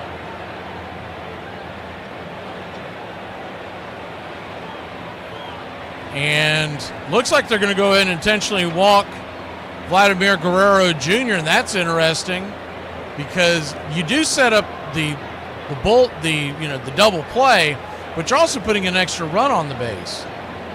As Bo Bichette comes to the plate, it's not like you're walking him to get to the 8 or 9 hitter. You're walking him to get to the cleanup hitter.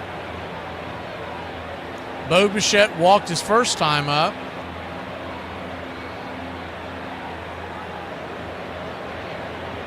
Righty-righty matchup. First pitch on the way. Swing! That ball is belted high and deep. Going back on the track. Zip, boom, bam, it's gone. Ram-a-lama, ding-dong. A 3-run shot. And the Toronto Blue Jays, they strike first blood. A hanger, a banger. That was a good old-fashioned cement mixer over the center of the plate, and I think it was the sweeper again. That sweeper didn't sweep. 442 feet later, and the Blue Jays have a 3-run lead. Wow. That might be it for Shohei Ohtani. We talked about it at the beginning. What would he have left? Short rest. They're even giving him extra time to warm up, and it didn't work. That ball was obliterated into the Canadian night, and that's going to be it. Shohei Ohtani, he gone. We'll be back in a flash. It's 3-0. Still a long way to go here in game number 7 of the 2025 Fall Classic.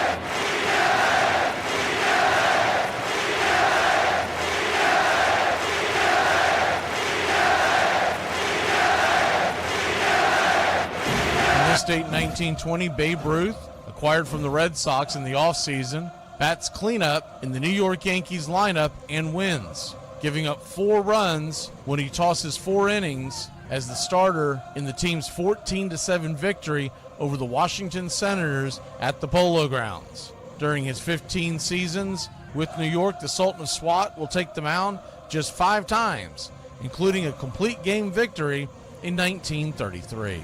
He will compile a 94-46 win-loss record and a 2.28 ERA in 163 mound appearances. On this date, 1923, the New York Giants pound the Philadelphia Phillies 22-8 in Philadelphia's Baker Bowl. The Philadelphia contest marks the first time a team has scored in every inning of a game in the 20th century.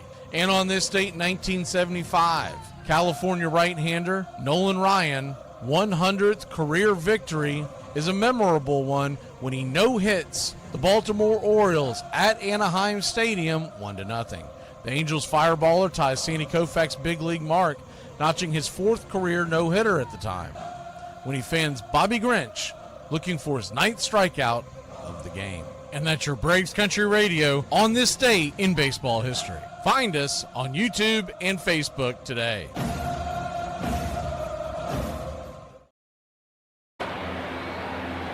Welcome back. Robleski is going to be the pitcher, Justin Robleski. Lefty-lefty matchup. First pitch on the way to Addison Barger. Right there for a strike. It's 0-1. The 0-1 swing. Chops it down the third base line. Foul. 0-2. He's gone curveball.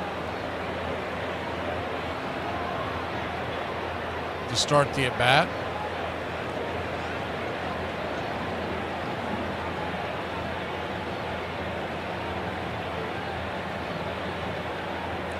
The 0-2.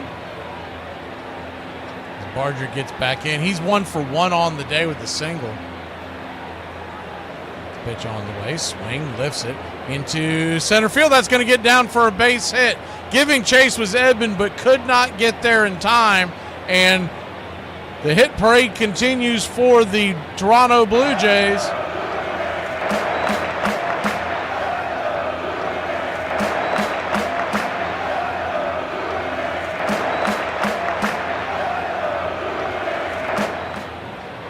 So a 1-out single following that 3-run home run by Bo Bichette. If you're just joining us, man, that was the closest I've came this whole year. I almost called him Dante. Pitch on the way is a curveball. Start off the at-bat versus Alejandro Kirk. It's 0-1. Standing on deck is Varsho, so they brought the lefty in to face the 2 lefties Sandwiched in between is the right hander. The 0-1 swing, lifts it high and deep into right center field, drifting back, making the catch a little bit before the warning track. But I'll tell you what, he put a charge into that one. 2 down. I don't think Robleski will be long for this game. That ball was smoked just right into the teeth of the defense.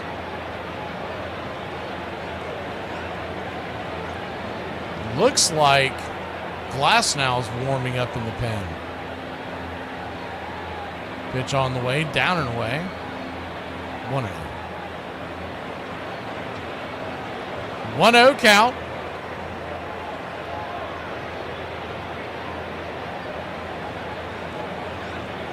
Check swing, foul down the line. It's 1-1. I think that's the only person they have warming up in the bullpen. They've only showed Glasnow. So he would come in either at the end of this at bat or start off the 4th inning. The 1-1 brings it. 95 up top. 1 ball, 2 strikes to Varsho. He's 0 for 1 on the day.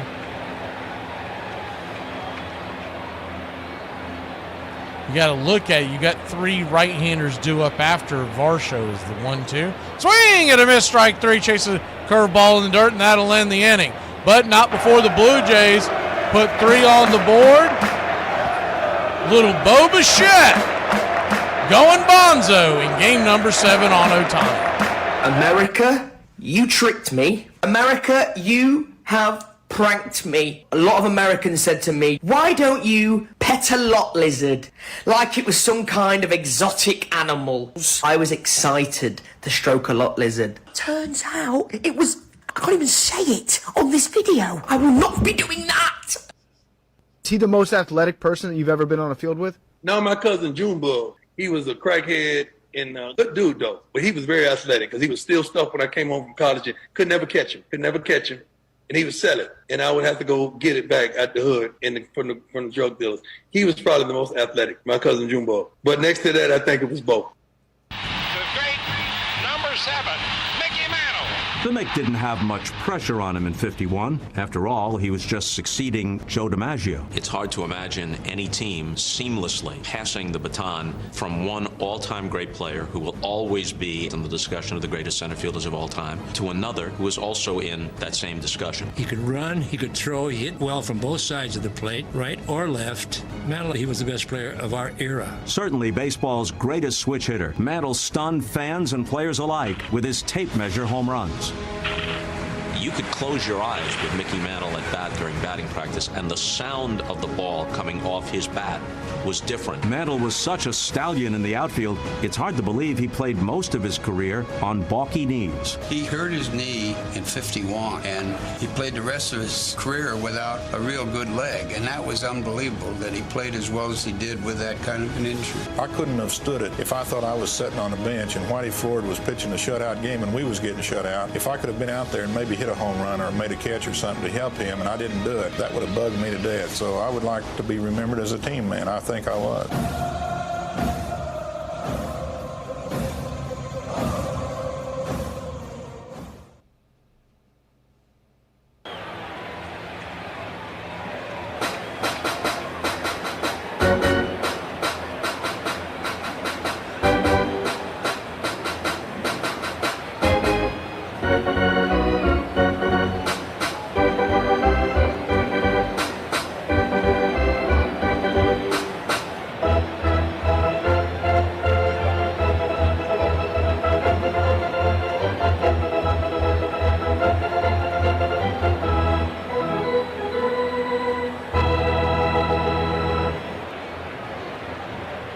Welcome back. 3-0 your score. The Blue Jays have taken the early lead here as we go to the top of the 4th.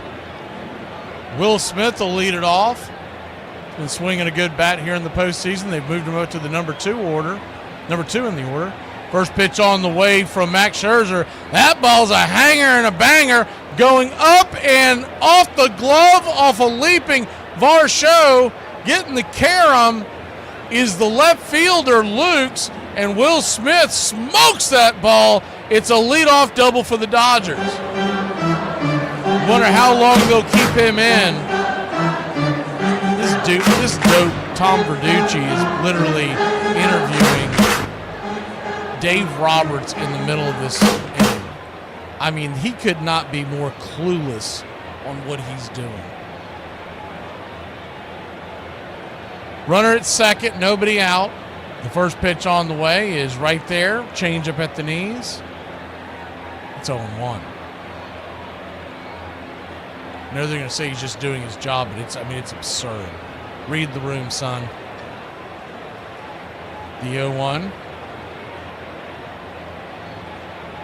Up top, misses high, 1-1. So a 1-1 count.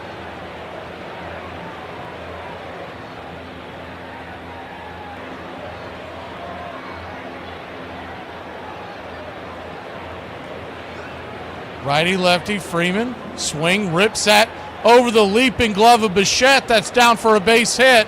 And they'll go corner to corner and still nobody out. And Max Scherzer is spitting the bit here in the fourth.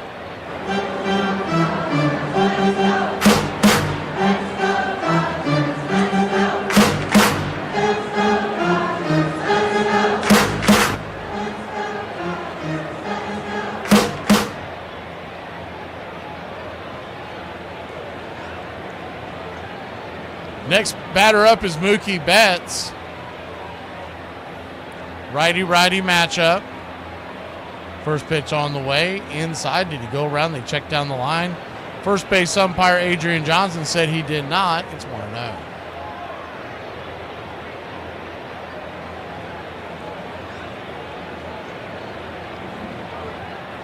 The 1-0. Kicks and fires. Hanging curveball, taken for a strike. It's 1-1. 1-1 count.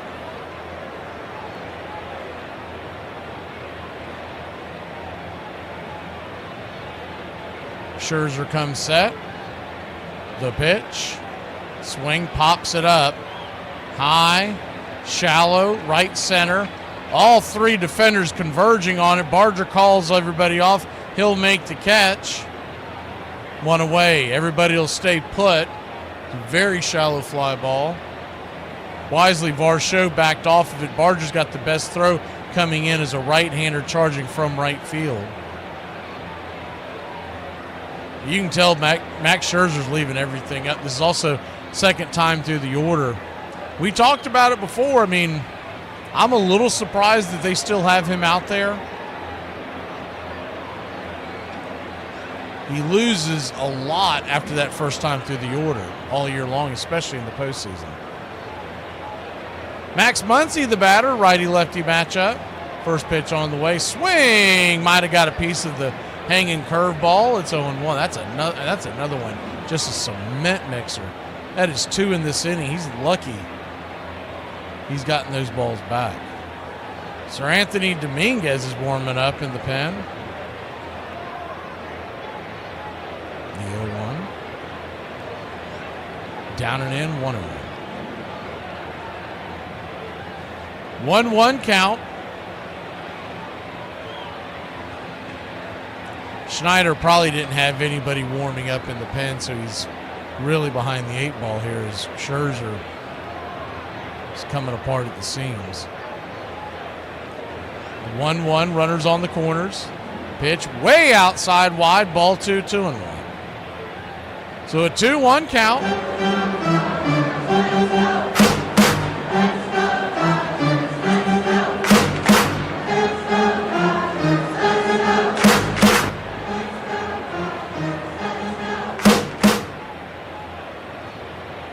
The pitch on the way. Outside, wide, ball 3, 3-1. So 3 of the first 4 pitches he's thrown in this at bat have come nowhere near the zone. The only one that did was that hanging curveball that he was lucky to get back. Dodgers trail 3-1, but the tying run is at the plate. Pitch on the way, swing, fouls it straight back. Full count. On deck, it doesn't get any easier from here. Teoscar Hernandez. Full count. Scherzer. 40 pitches. The payoff. Swing! Almost got him on a strike 3, but Kirk couldn't hold on to it. It was a check swing, or foul tip swing, I should say. Came just out of the glove of Kirk. Will he live to regret that one? No fault of Kirk, just couldn't hold on as the ball spun out. The payoff pitch.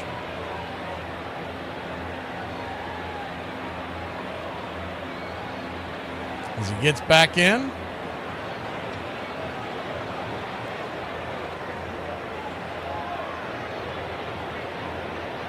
Infield back into the right. The pitch down and in, ball 4. So Scherzer has loaded the bases. There's only one out. And Teoscar Hernandez is licking his lips as Scherzer looks like they're going to leave him out there.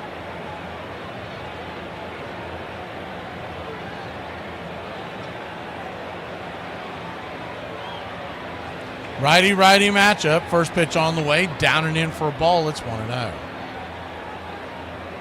3-0 your score. Tying run at first. Go-ahead run standing at home plate. One swing could change this game dramatically. The 1-0. Swing, lifts it. Hanging slider. Coming in. Making the diving catch in center field is Dalton Varsho. He'll save the day for the moment. Will Smith will come home to score, and it's a 3-1 ball game.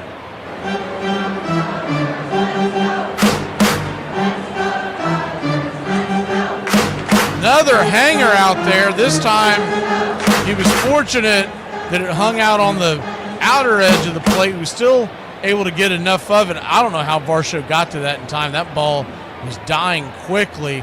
He just stuck his glove out and got there just in the nick of time. Thank you, Peter. So 2 on, 2 out. And from the left side of the plate, it'll be Tommy Edman. Righty-lefty matchup. First pitch on the way is a changeup inside. Taken for a ball, it's 1-0.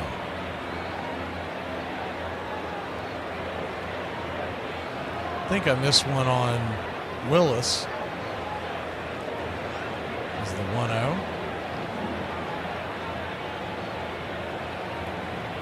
Outside wide ball 2-0. 2-0 count. Edman does have a home run in his career versus Max Scherzer. We talked about earlier in game, 6 for 18, 6 for 19 now after the 0 for 1. The 2-0 swing, rips it down the first base line, and making the grab and snag, the snare out of the sky off the carpet is Vladimir Guerrero Jr. He pops his glove, pounds his chest, heads to the dugout, and it's a 3-1 game. Could have been a lot worse because, let's be honest, Max Scherzer was running on fumes. We'll be back in a flash. Blue Jays grab the sticks when we return in a 2-run ball game. Toronto 3, LA 1. So there's a 99% chance I might end up on the watch list after this, but I don't give a damn. Look at this. So I found this missing dog. Don't worry, I'm going to return him. I'm not totally crazy. But he's going hiking with me first, and I don't give a damn. I don't give a damn. It's been my dream to have a husky. Let me have my moment. Gen X hotline, what do you want? My kids are saying they're bored. What do I do? Okay, kids are bored. Yes, okay, so tell them to go play in traffic. But they're not allowed in the street. Have a good day. What? Armchair. Look, I am a 10. I mean, I might be like 2 5s being held together by like and giggles and stuff, but I'm a 10. Perspective. Hello. No matter how you got to the 10, it's still 10. Here's what you do, okay? when you're in a situation where you're going to say, let me talk to the brass to see where we are as a team, when you're getting paid $43 million, you better be Sandy Koufax. That's who you better be.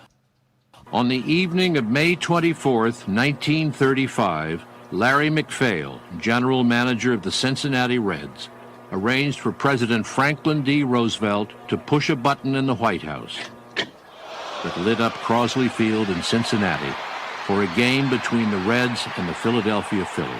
Although the Kansas City Monarchs had used portable lights for years, this was the first night game in Major League history. The other owners were appalled. They were sure no one would come.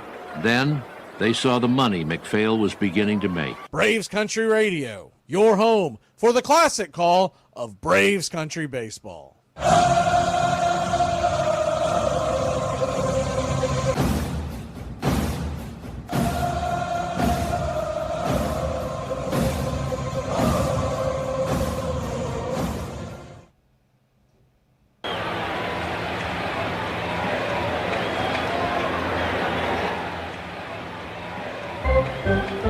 Welcome back.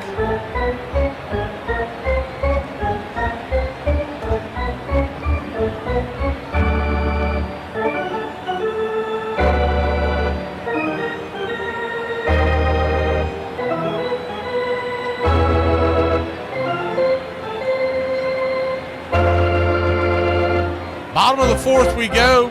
Blue Jays 3, Dodgers 1. 1 run, 3 hits, no errors for LA. 3 runs, 6 hits, no errors for Toronto. In a winner-take-all, game number 7 of the World Series.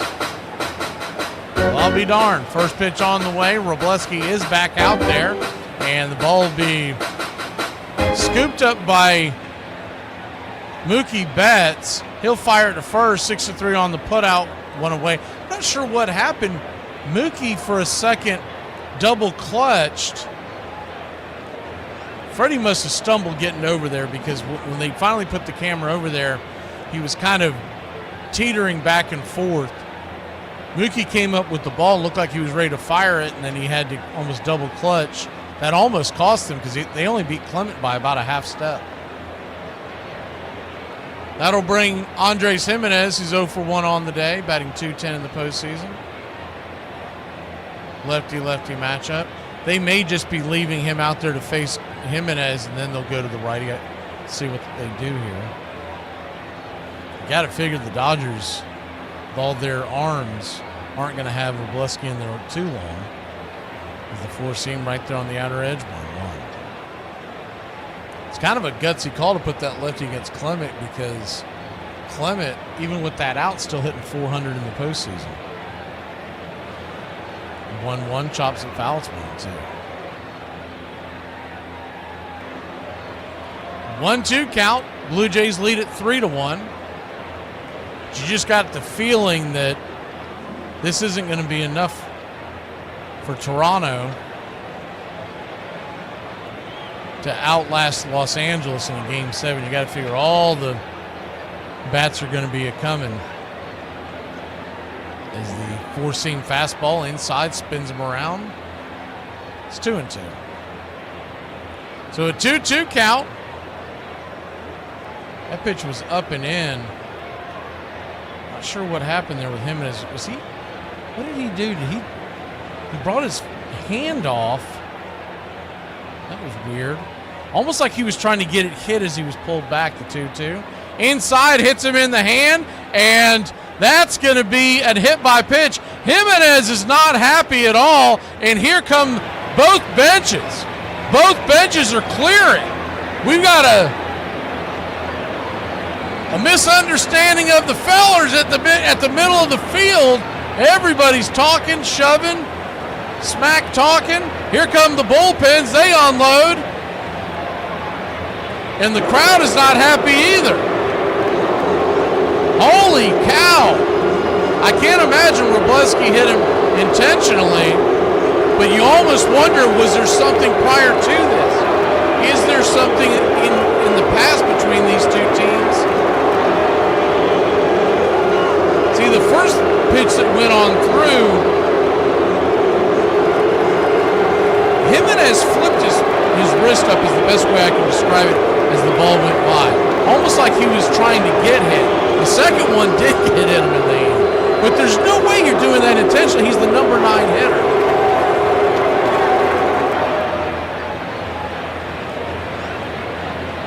So we've got pushing and shoving. The umpire crew is going to have to try to sort all this out.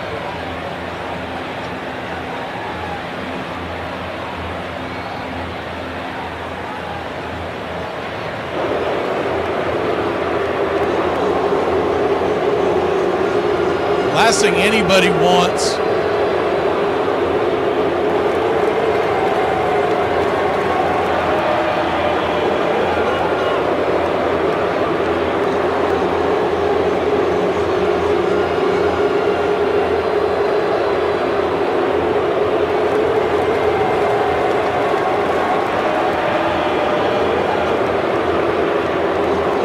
that either side wants is any kind of an ejection.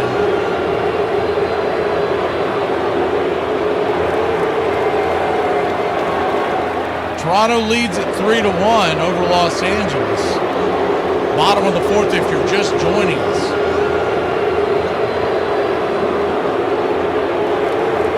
And there's a bit of a delay. That's why everything's spinning like that, because we're talking it over with the umpires. The umpires are talking it over with the managers, trying to get everybody calmed down. I'd say they're going to give Wrobleski warm-up tosses. But once again, there's just no way that anybody is trying to hit the other team.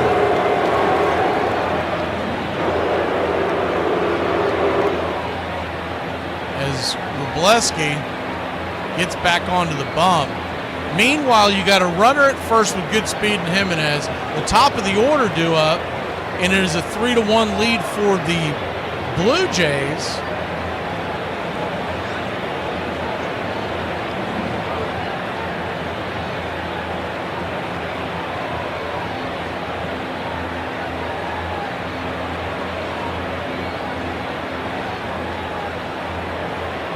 We take you back to the action there.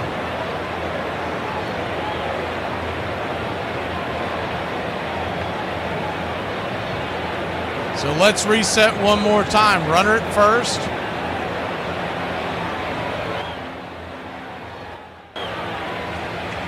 One out. Lefty-righty matchup. First pitch on the way is inside. Came really close to getting Springer, but that's an off-speed pitch. I mean, the fans are booing, but they're just, that's one too many Labatt's. 1-0. Swing, rips it up the middle. That ball's going to hit the pitcher. And everybody's going to be safe as it ricochets off his glove, rolls back to Will Smith. Will Smith will stick it in his pocket. And we got runners on first and second, one out for the Blue Jays.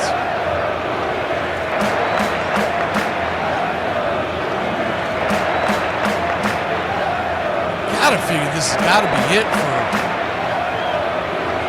Now they're going to come out and give Wrobleski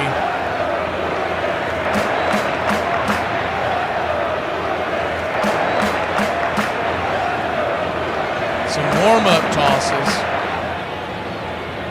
Glasnow is warming up again. I don't know what happened there. I mean, I thought he was coming into the game, and they must have sat him down.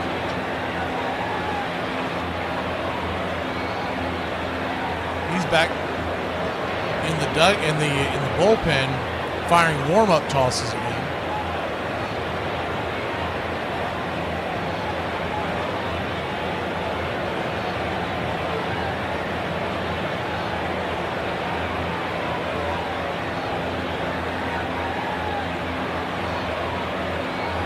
Nathan Lukes will be the batter. So you got Springer at first, Jimenez at second, both with good speed.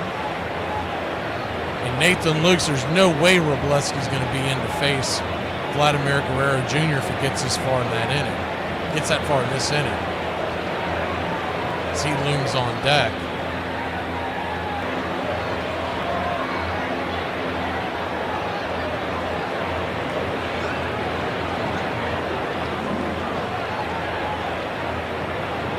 Luke's digging in. First pitch on the way is a slider. Bang foul. It's on 1.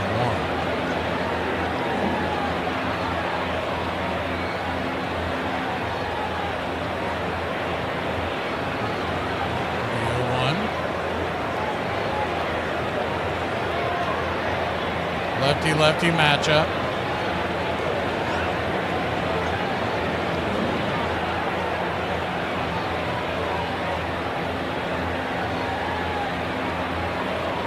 Pitch at the top of the zone. Slider. It's 0-2. An 0-2 count. Kicks and fires. High and out of the zone. 1-2.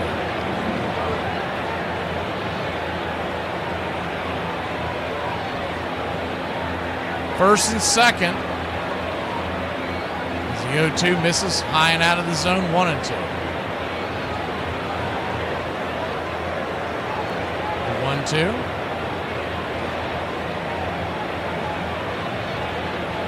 Caught looking, strike 3.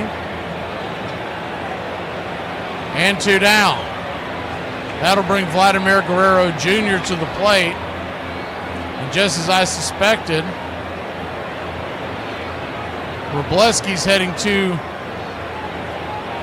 the showers, and it'll be Glass now to face Vladdy with 2 outs, 2 on, bottom of the 4th. We'll be back in a flash. 3-1 your score. Toronto leads LA in game number 7.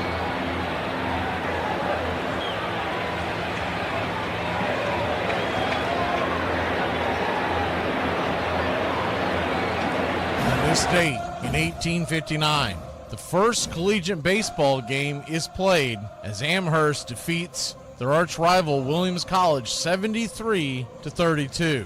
The contest, played under Massachusetts rules, a square field with no foul territory, takes place near the corner of North Street and Maplewood Avenue in Pittsfield, Massachusetts. On this date in 1902, en route to a 2-0 victory over Baltimore, left-hander Rube Waddell, playing in his first home game for Connie Mack's Philadelphia Athletics, faces the minimum 27 batters, striking out 13 in Oriole Park contest. 6th frame, the 25-year-old Philadelphia southpaw becomes the first American League pitcher to toss an immaculate inning when he fans Billy Gilbert, Harry Howell, and Jack Cronin on 9 consecutive pitches.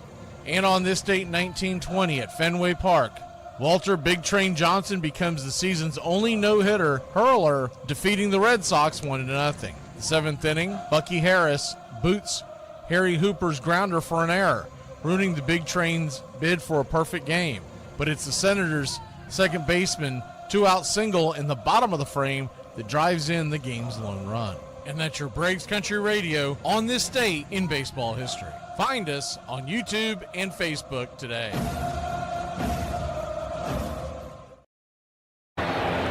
Welcome back. 3-1 your score. We head to the bottom of the 4th inning. Of course, every time there's a boo-ha-ha like that or whatever, it screws up the 3D. So still trying to sync that back. We'll just see how it plays out here. We'll get it synced back in the next inning. Tyler Glass now will come on to face Vladimir Guerrero Jr.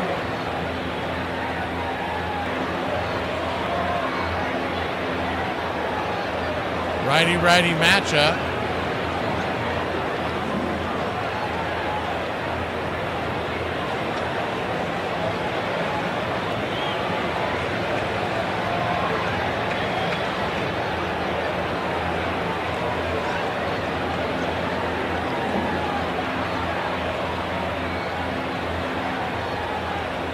Glass now comes set, runners at first and second. First pitch on the way is up top for a ball. It's 1-0.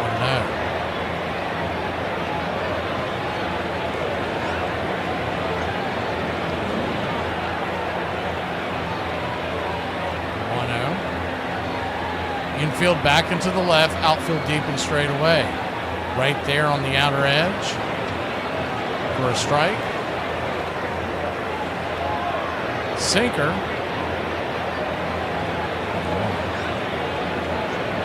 1-1 count.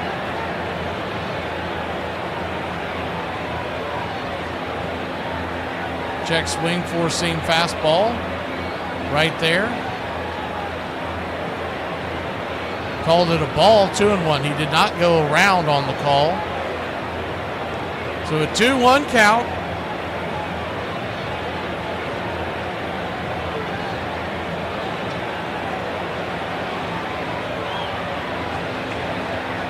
Kicks and fires, swing, lifts it high into the center field, drifting over, making the catch. In center is Tommy Edman, and that'll end the inning.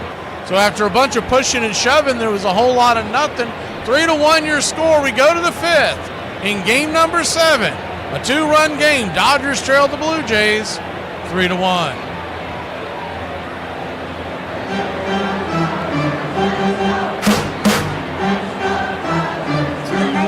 Who told me about my dress being flyed up in the back and did not make it awkward. I hope you have the best life ever. Here is the story of Dick Raddatz. He got the nickname Monster by striking out several New York Yankees in a row at a game at Fenway Park in 1963. He also dominated one of the best players in baseball history. Mickey Mantle faced him 16 times in his career and struck out an astounding 12 times. Even crazier, he had only one pitch in his repertoire, a 95-mile-an-hour heater delivered sidearm. He still holds the major league for strikeouts by a relief pitcher with 181 in 1964. He won 15 games in a season twice as a reliever. He was the first pitcher in history to have consecutive 20 save seasons. He saved 102 games during his tenure with the Boston Red Sox, which at the time was a team record. For 3 seasons, he was one of the most dominant relief pitchers in the game. Some believe his collapse was due to burning out after facing more than 500 batters for 4 seasons in a row. He took the league by storm, and today we remember him for a short but great career. Sandy Koufax was at the peak of his career. He called a press conference to announce that he was quitting the game. The question is why. I don't know if cortisone is good for you or not, but to take a shot every other ball game is more than I wanted to do, and to walk around with a constant upset stomach because of the pills, and to be high half the time during a ball game because you're taking painkillers. Don't want to have to do that. What is your thought about the loss of income? Let's put it this way. If there were a man who did not have use of one of his arms, and you told him it would cost a lot of money and he could buy back that use, he'd give him every dime he had, I believe. That's my feeling. And in a sense, maybe this is what I'm doing. I don't know. I've got a lot of years to live after baseball, and I would like to live them with complete use of my body. I don't regret 1 minute of the last 12 years, but I think I would regret 1 year that was too many. He would become the youngest man ever elected to the Hall of Fame.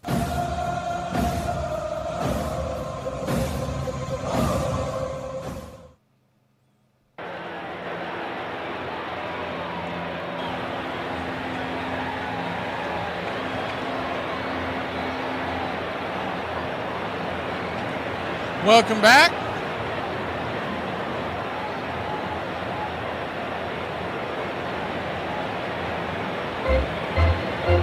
Top of the fifth we go. Dodgers 1, Blue Jays 3.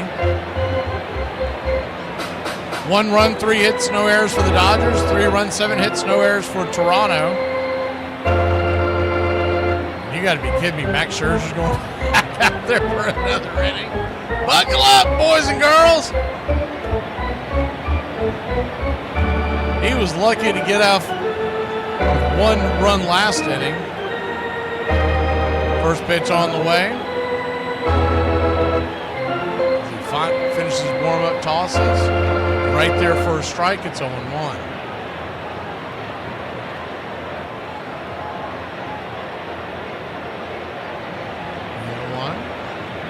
Righty-righty matchup. Kike Hernandez, the batter. Swing and a miss at the slider. It's 0-2.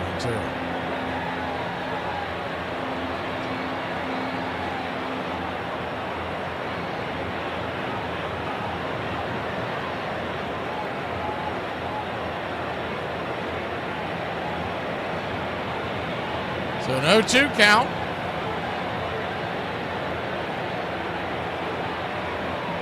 Kicks and fires. Pitch just off the plate. 1-2. We'll go in a little bit so you can see, get a better look at the at-bat. 1-2 count.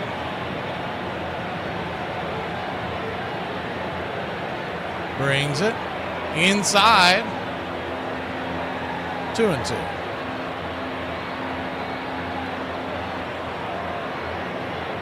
The 2-2. Down and away. Check swing. Did he go around? They checked down the third base line. He did. Strike 3. That's an iffy one. Kike does not like it, but you don't expect him to like it since it was against him. He just showed a side view. Yeah, I don't know how Adrian Johnson came up with that, but Miguel Rojas, the batter. Righty-righty matchup. First pitch on the way. Right down the pipe for a strike. It's 0-1.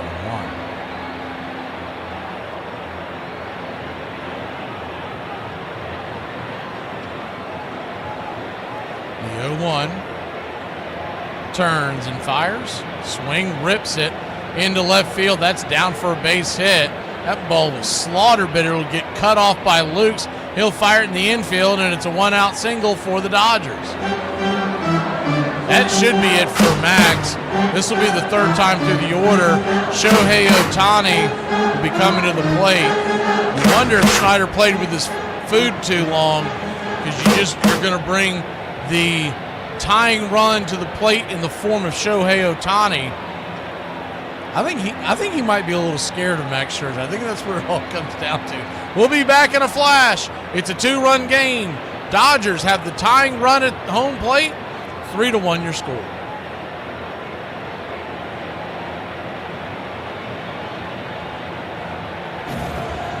On this date in 1899, Louisville infielder Honus Wagner steals second, third, and home during the fourth inning of the Louisville Colonels' 7-1 victory over the New York Giants at Eclipse Park. The 25-year-old Flying Dutchman will accomplish the stolen base cycle 4 times, establishing a major league record he shares with Ty Cobb. On this date in 1978, Pete Rose, making the last out when he strikes out on a Gene Garber changeup, goes 0 for 4. That ends his 44-game hitting streak, 1 contest shy of breaking the National League record. The Reds' third baseman tied Wee Willie Keeler's 1897 National League mark the night before with a hit off of future Hall of Famer Phil Niekro. On this date in 1982, the Hall of Fame inducts Hank Aaron, the career leader in home runs at 755 and RBI at 2297, along with Frank Robinson, the first MVP in both leagues and first black manager in the majors. Travis Jackson, an outstanding shortstop in the 1920s, Happy Chandler, the commissioner when baseball broke the color line, are all inducted into Cooperstown in the 1982 Hall of Fame class. And that's your Braves Country Radio on this date in baseball history. Find us on YouTube and Facebook today.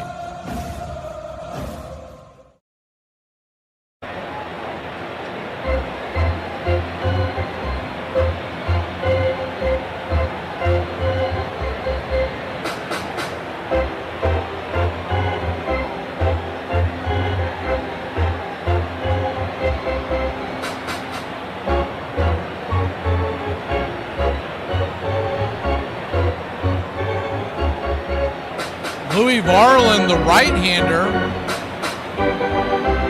coming in to face the left-hander Shohei Ohtani. That's an interesting. Flaherty was warming up in the pen. You have 2 left-handers due up in the next 3 batters, so this is a interesting decision by Schneider. First pitch on the way is fouled off changeup. It's 0-1. Ball kind of bounced away.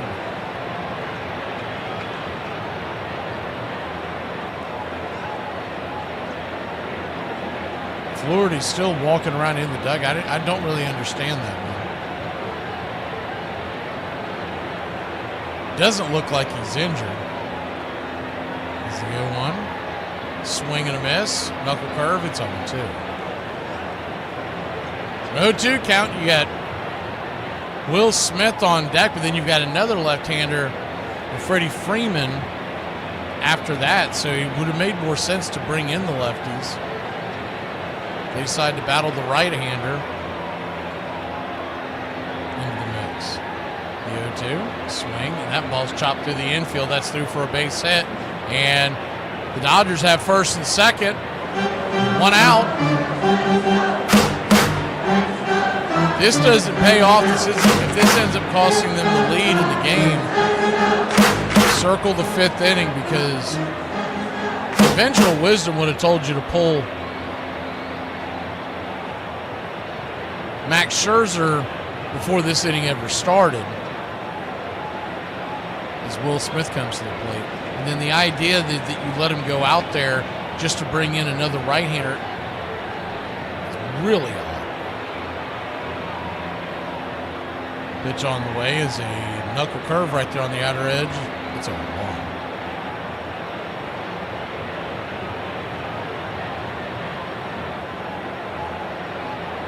Oh, 1 count.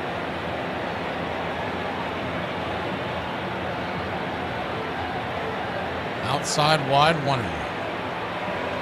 We all know Max Scherzer's heading to the Hall of Fame. That's not the argument. If he's had a great career, it's the fact that he looked cooked back in the 4th inning. 1-1. Swing, lifts it. High and deep into center field, but underneath it is Varland. He'll fire it into the infield, and there's 2 down. 2 down, 2 on. Freddie Freeman coming to the plate, and it'll be a righty-lefty matchup. Mookie Betts stands on deck. Do you pitch around Freddie, load the bases, to face Mookie, who has been struggling at the plate here in the postseason?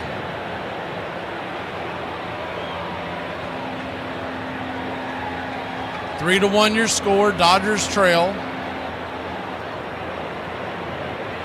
Righty-lefty matchup.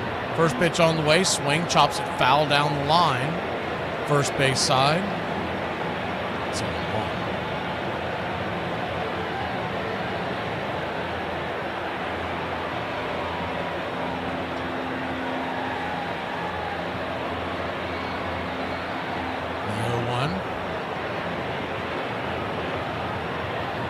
Varland's got good stuff. It's just it's a weird placement in the game to put him in. The 0-1. Down and in, 1. So a 1-1 count.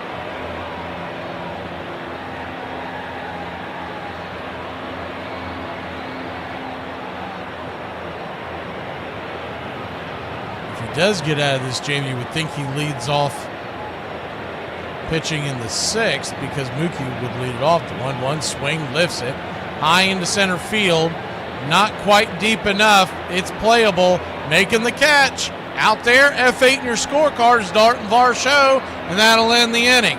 So bullets dodged by the Blue Jays. Max Scherzer pounding the railing in the dugout, as he knows his team is just several outs away from winning a world championship.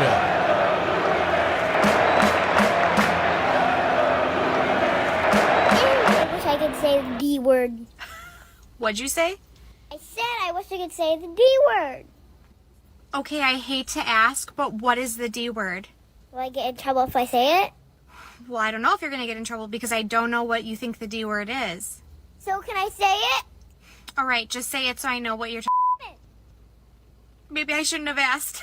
How could it be moose for 1 and then moose for 3 or 4? That don't make no sense. Okay. You've never heard meese. You've never heard somebody refer to moose as meese. You've never heard that. Have you ever heard that? Well, first of all, we live in L.A. Ain't no meese out here. Larry McPhail was a banker's hard-drinking son, a born promoter, impatient with tradition, desperate to find new ways to boost attendance and rescue his club from bankruptcy in the midst of the Depression. And he hired a young Southerner named Walter Barber, who had never even seen a major league game, to do the play-by-play. Anything new has to establish itself and gain its own credentials. When radio came along, Some of the entrenched conservative owners said, wait a minute, why give away something that you're trying to sell for your living, to try and keep your enterprise afloat? And especially on days of threatening weather, when people would say, well, it looks like it may rain, I'll just listen to the radio and I won't go. They did not realize at that time that it would be creating new fans, that it would be making families of fans. Before radio, by and large, the people who came into a ballpark were men. Once radio came along and came into the homes, women began to understand the game. They didn't have to have somebody explain it to them. The play-by-play broadcaster was doing it. And attendance visibly went up when you had families coming instead of single members of the family. Radio made new fans. Oh, man, it couldn't be a nicer afternoon. This is the one we've been waiting for. In baseball, they'd like to no more measles and free tickets to the circus.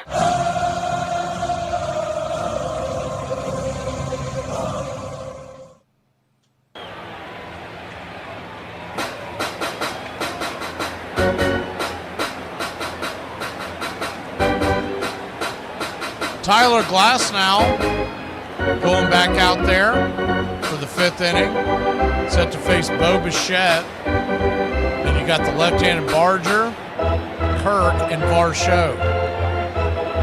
They keep the line moving.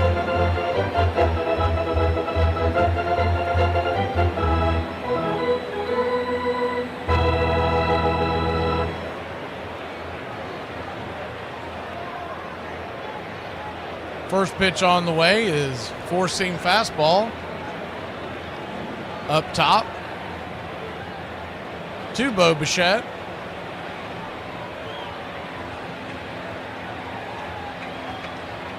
The 1-0 swing, rips it over to third. Leaping grab by Max Muncy and the Dodgers. Good defensive play, one down here in the 5th.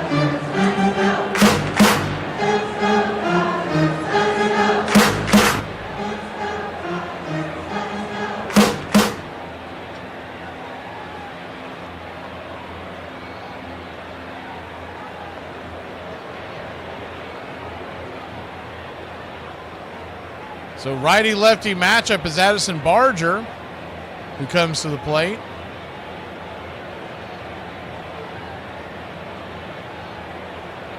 First pitch misses for a ball. It's 1-0.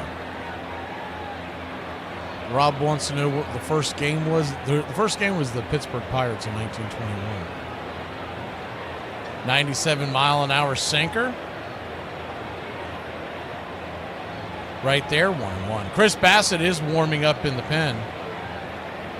In fact, you'll see on our outro is the 1-1, misses high, curveball, 2-1. On our outro, you'll see a picture of a guy broadcasting baseball game, and you can tell it's in the 1920s just by the dress. As the 2-1 swing, fouls it back 2-2.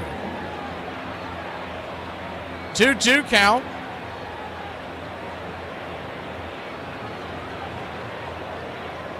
And in that picture, you'll see it on as our show ends every night. It's one of the very first pictures you see, and it's a guy broadcasting that very game. It was a drawing of that. Is the 2-2 bang foul. I think Barger might have broke his bat. He's heading to the dugout to retrieve a new bat, I believe.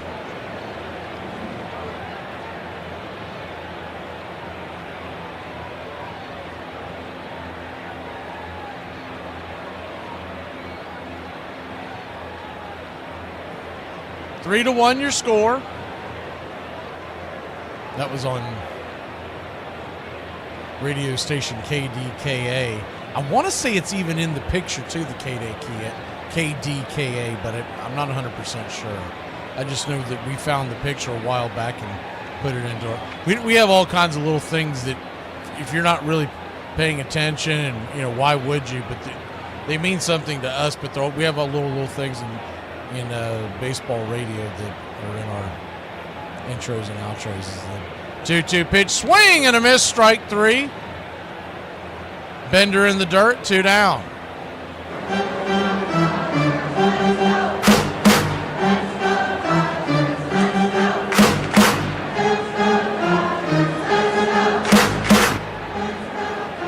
One of the pictures that you'll see in one of our videos during the regular season when we do the poem that opens up the show during the regular season is first pitch on the way to Kirk is right there for a strike on the outer edge. Looked like the slider, it's 0-1. It's a picture of the South End grounds, which is where the Braves baseball team began in Boston. As the 0-1 fouls it back, it's 0-2. And I don't know why, but it's one of my favorite pictures, and we've continued to use it for years. There's a picture from those South End grounds where they're taking a picture. You got to realize this is in the 1800s. And the picture is taken as the 0-2 swing. That ball's going to get dropped into center field, down for a base hit. And the Blue Jays have one on with 2 outs. Dalton Varsho will be coming to the plate. Not a hard hit ball, just hit them where they ain't.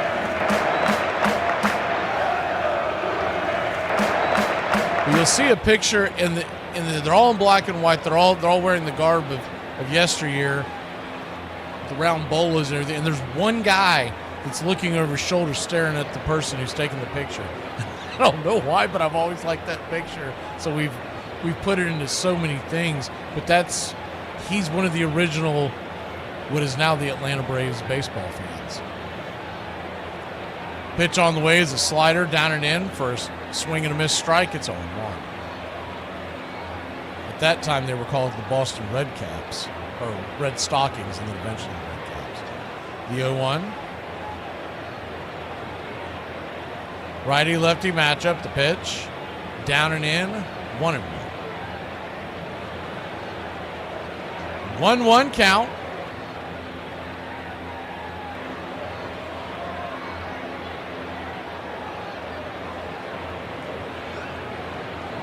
Kicks and fires, swing, bangs it on the turf over to second. Easy play for Rowe. Haase flips it to Freddie, and that'll end the inning. So the Dodgers come out of that unscathed. It's 3-1, son. The Blue Jays over the Dodgers. LA grabs the sticks when we return.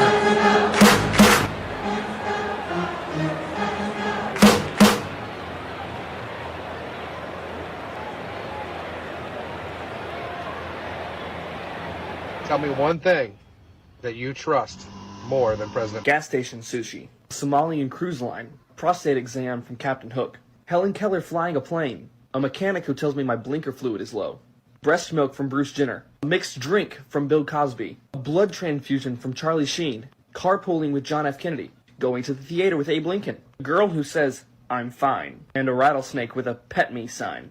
Hey, yo, this message is for Apple. That new update that y'all made me do show people pictures when they call you. And now my girl know who Waffle House is. I'm probably finna get put out when I get home. Apple the fizz, bro. Please help us understand, you did last time, why it ain't meese for plural moose.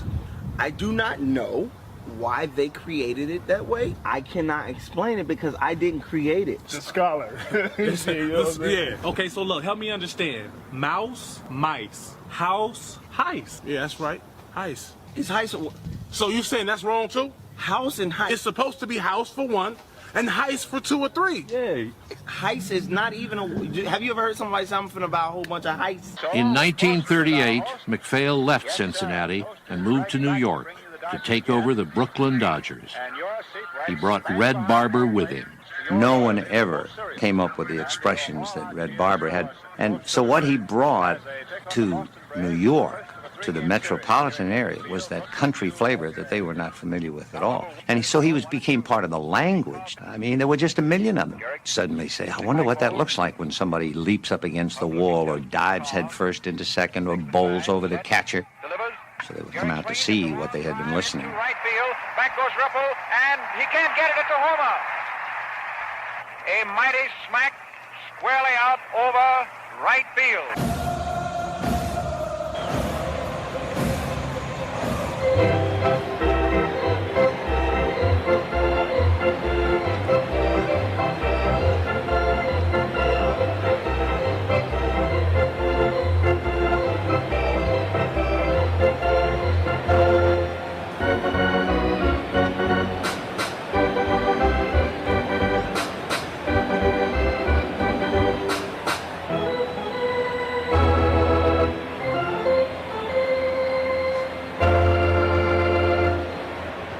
welcome back.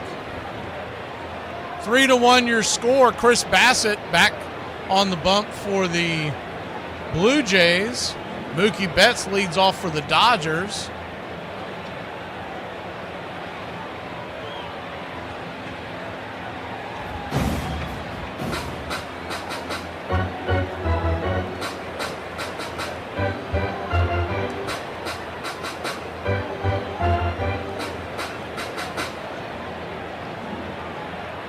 Righty, first pitch on the way is a pitch off the plate to Mookie Betts. Sweeper misses. It's 1-0.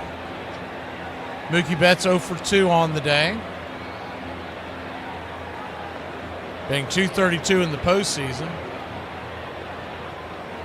1-0 right there. Sinker. Smacks the black on the outer edge. It's 1-1. You're just joining us. What you have missed is a bench is clearing misunderstanding with the fellers is the 1-1 right there for a strike, 1-2. No punches were thrown, but after a hit by pitch by Jimenez to Jimenez from Robleski back in the fourth inning, the base is cleared. Before that, you had a 3-run home run by Bo Bichette. 1 run scored by the Dodgers. In the next half frame, as Teoscar Hernandez on a sac fly with Smith. The 2-2. Check swing, did not go around. Curveball misses. Ball 3-2. So full count. Standing on deck is Max Muncy. He represents the tying run. The payoff pitch.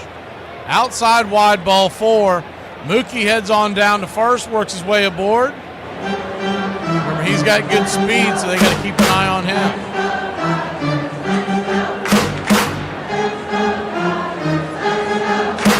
Muncy, who's 0 for 1 on the day, coming to the plate.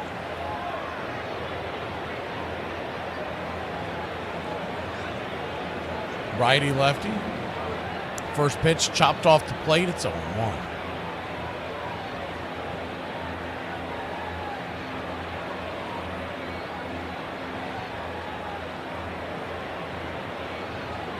The 0-1.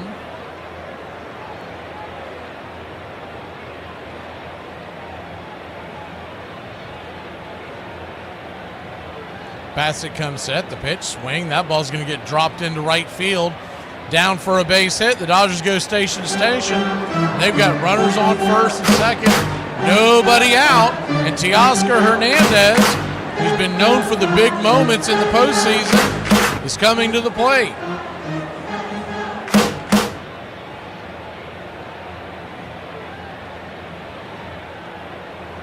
Quick mound visit out there. Alejandro Kirk trying to give Bassett a chance to collect his thoughts, maybe go over a game plan with the man standing at second.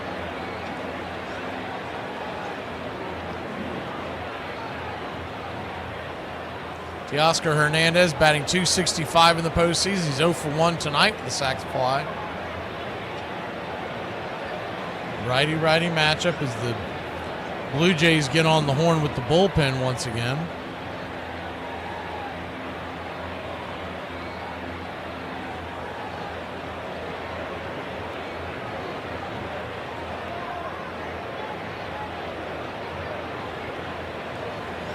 First pitch on the way is a sinker right there on the outer edge. It's 0-1.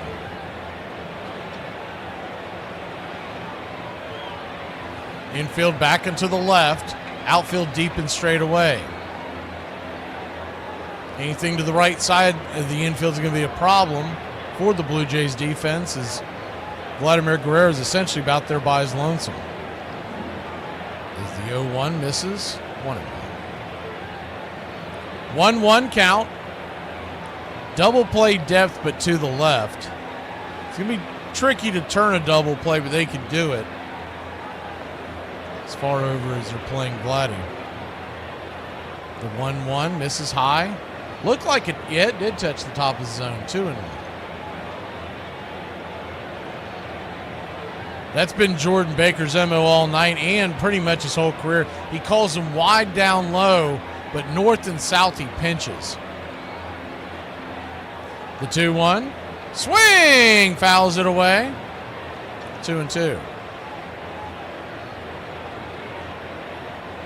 Blue Jays lead it 3-1. We're in the top of the 6th. There's nobody out, and there's 2 on. So the tying runs at first. Go-ahead runs at home.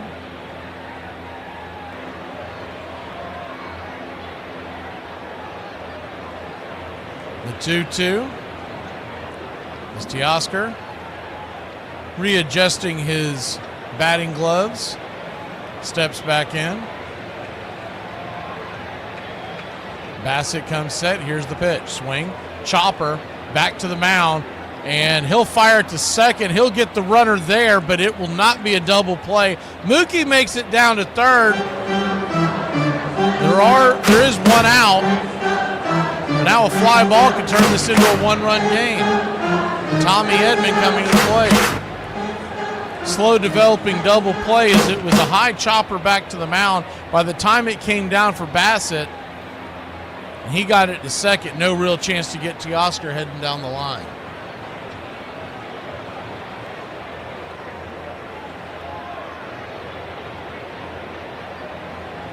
(3-1) count, or 3-1 score.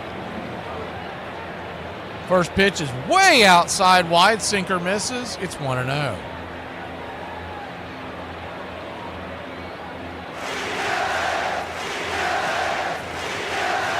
1-0. Righty lefty. Pitch on the way. Swing, slices it foul. It's 1-1. Edman, and then standing on deck is Kike Hernandez. Rojas in the hole. We're just here in the 6th inning.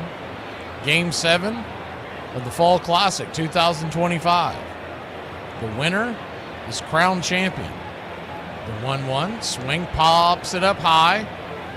Not very deep. We'll see if they send Mookie. He's got good speed. Here comes the throw all the way to home plate. It's up the line, and the Dodgers have made it a 1-run game.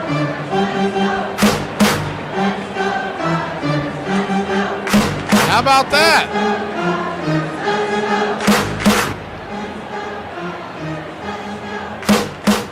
One-run game. Game in which Shohei Ohtani started and got knocked out early. The Dodgers have scraped their way back into a 1-run ball game, and that'll bring Kike Hernandez, who's had the flair for the dramatics in the postseason for several years. First pitch on the way is in strike on the outer edge, curveball. It's 0-1. Bassett, 17 pitches now. The 0-1. Right there, strike at the knees. 0-2.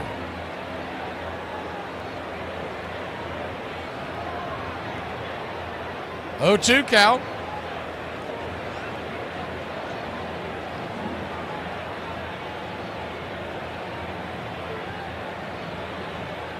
Kicks and fires. Swing, slaps it through the hole. That's through for a base hit. And the Dodgers have runners on first and second. There are 2 outs. Miguel Rojas coming to the plate. Shohei Ohtani coming to the on-deck circle. Yesevich and Dominguez are warming up in the pen for the Blue Jays.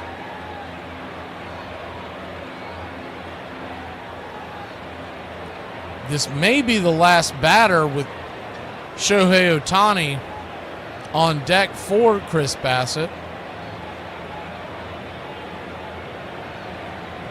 First pitch on the way, right down the pipe. Cutter for a strike. It's 0-1.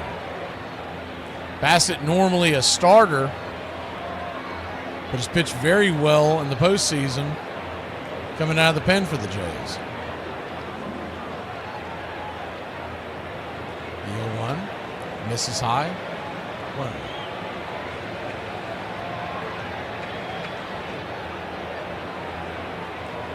1-1 count.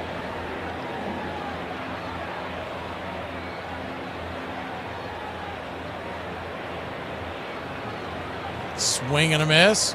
Nasty curveball, 1-2.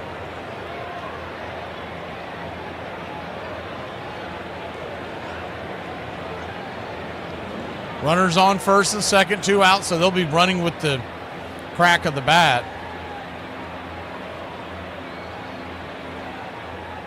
The 1-2 inside, misses. Ball 2, 2-2.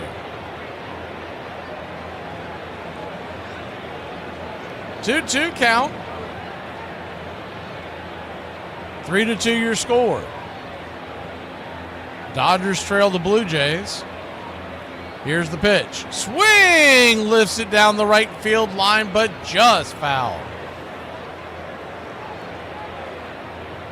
That was going to be a flare, a blooper over the head of Vladimir Guerrero Jr. That would have scored at least one. With 2 outs, you might have even gotten 2.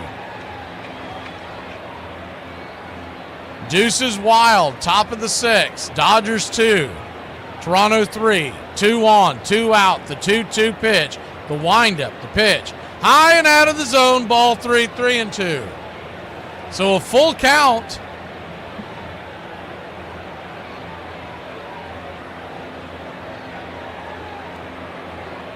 Runners will be off to the races as soon as that ball is thrown. Bassett comes set.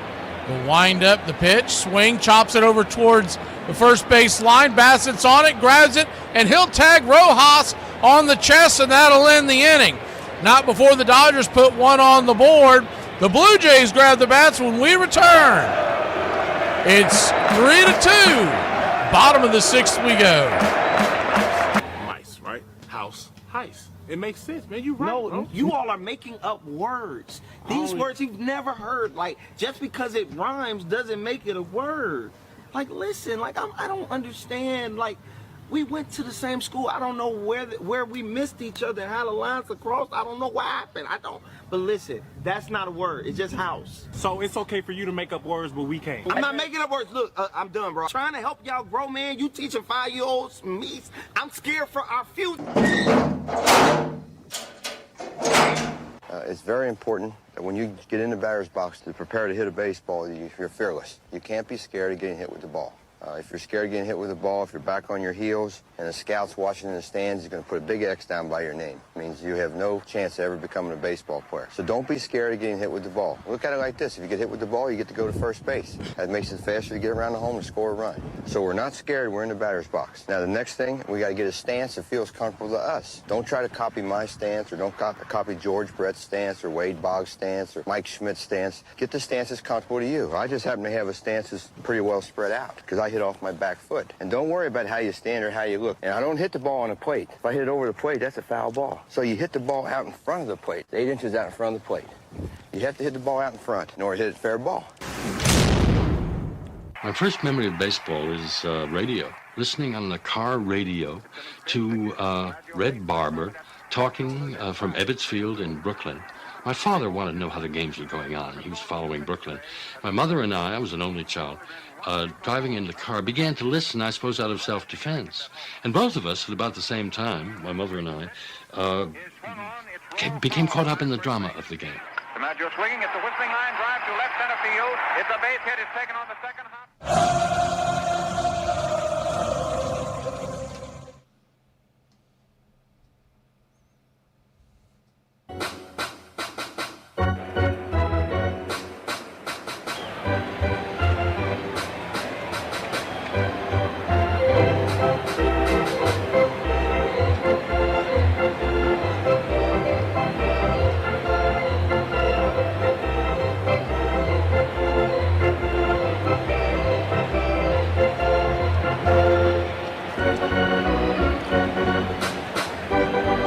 In the bottom of the 6th inning, and 3-2 your score.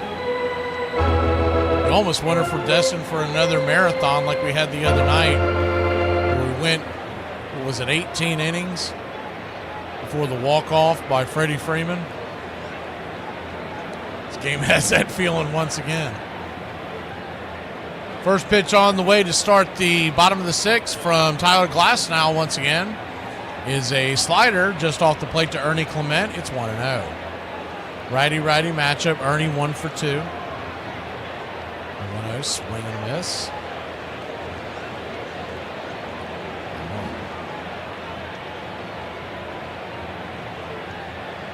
1-1 count. We have to restart one of the screens as it appears it got locked up again. Pitch on the way, sinker misses, 2-1. The 2-1. Outside wide, ball 3, 3-1.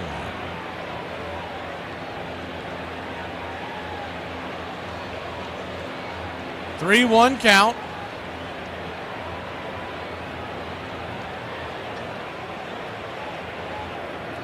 Brings it, swing, drops it down into left field. That's down for a base hit, and it's a leadoff single for the Blue Jays.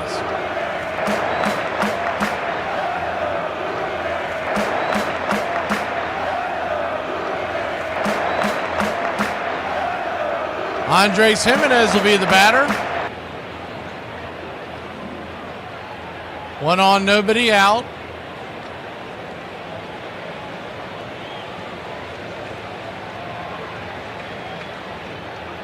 Three to 2 your score.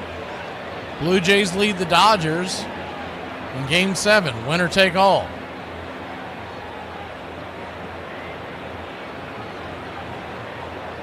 First pitch on the way is a four-seam fastball, high and out of the zone. It's 1-0.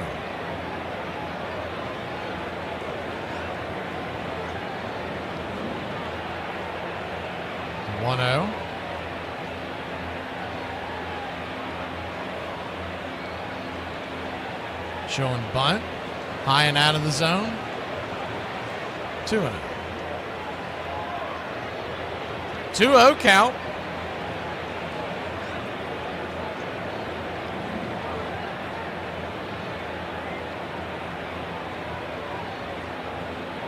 Kicks and fires.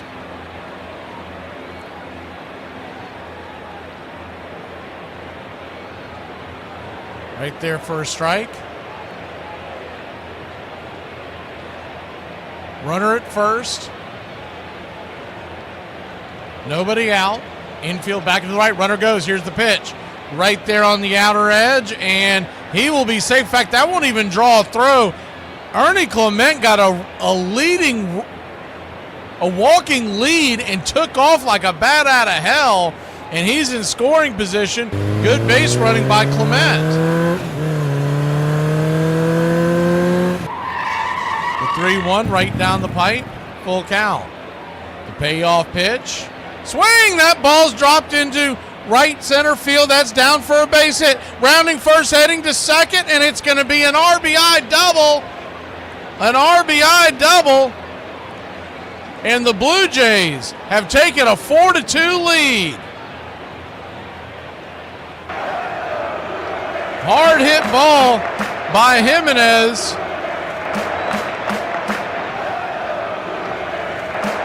Busting it all the way was Ernie Clement. In fact, he slid into home with no throw. He's just happy to be there. 4-2 your score. He gets a high five as he heads into the dugout. And he got the fans jumping and hollering, and the Blue Jays have doubled their lead. It's 4-2. Quick powwow out there on the mound. George Springer, top of the order, comes to the plate.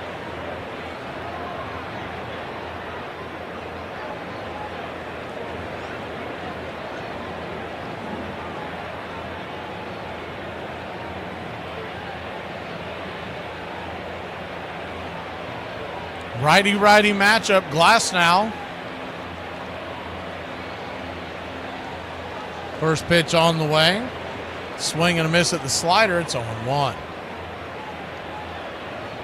Blue Jays 4, Dodgers 2, bottom of the sixth.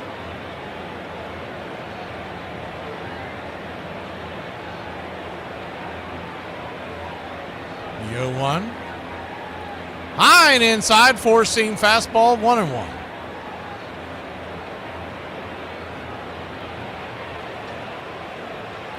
One count.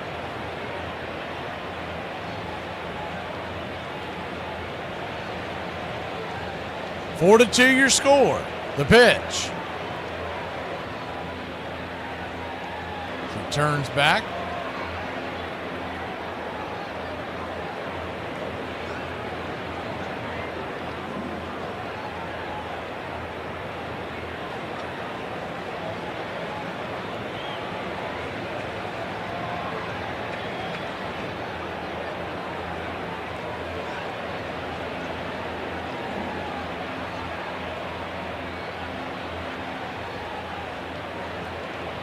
Pitch on the way. Right there on the outer edge, 1-2. 1-2. Swing and a miss, strike three. Got him with the heat on the outer edge, and that's one down.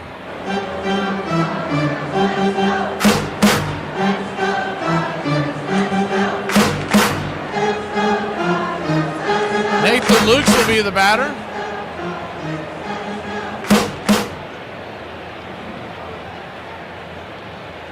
Righty-lefty matchup.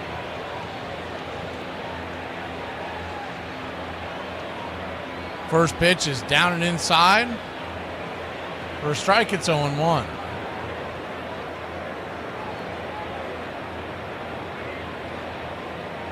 The 0-1.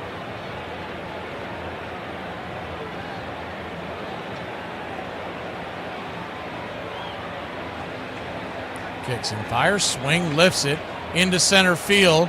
Drifting over, making the catch is Edman for out number 2 on the play. Tagging is Jimenez. He'll head down to third, but there are 2 outs. Momentum was taking him back to the warning track, so no real chance for him to throw the runner out.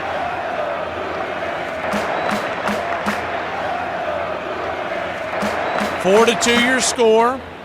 Toronto leads it.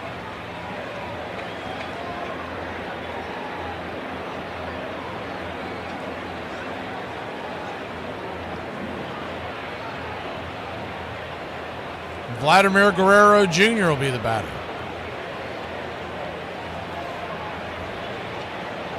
Righty-righty matchup. First pitch on the way, slider off the plate. It's 1-0.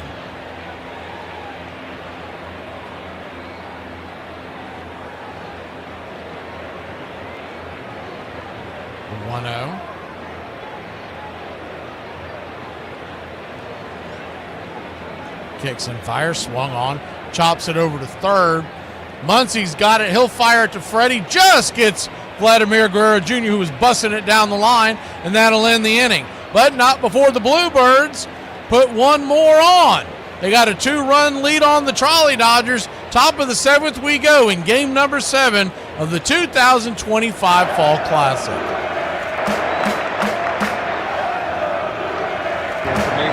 Like finding a woman. You only get to pick 2. So you've got the triangle. You've got hot at the top.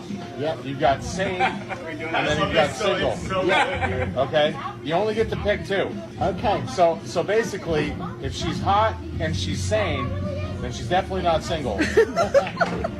If she's hot and she's single, she's definitely not sane. I agree with this. This is the best matrix I've ever seen. And if she's sane and she's single, well, she's definitely not hot. I'll get to the bottom of this. Yeah. All right. Well, what was the name on the order? Spider-Man. That's very clever. Yeah. Ask him how it's possible for him to talk to you through a cut phone wire. How is it possible for you to talk to me through a cut phone? Holy. Dennis is Spider-Man. No one is Spider-Man. Dad? Yep. It's my birthday. Happy birthday. You got anything to say? What? Yeah, I said it already. It's happy birthday. What do you want? Well, okay. Am I getting any gifts? I don't know. That's Mom's department, not mine. Do I at least get the day off? Nobody gets a day off on their birthday. You gotta work. You get the day off when your My birthday's on Christmas. Everybody gets the day off. Including you. Including me, yeah. Look, so wait, so you don't know if I got any gifts, Okay, let's talk about not what you're getting. Let's talk about what you're not getting. You're not getting kicked out of the house. You don't got to turn in your cell phone. You don't got to start paying for your own car insurance today. Let's be thankful of what's not happening to you. And move along. Happy birthday. What an 18th, am I right? Yep. The road may come to an end here, Gehrig wrote his wife. Seems like our backs are to the wall, but there usually comes a way out. Where and what, I know not. For the past 2 weeks, you've been reading about a bad break. That I might have been given a bad break, but I've got an awful lot to live for. You're listening to Braves Country Radio with Mac McGee, the classic call of Braves Country baseball.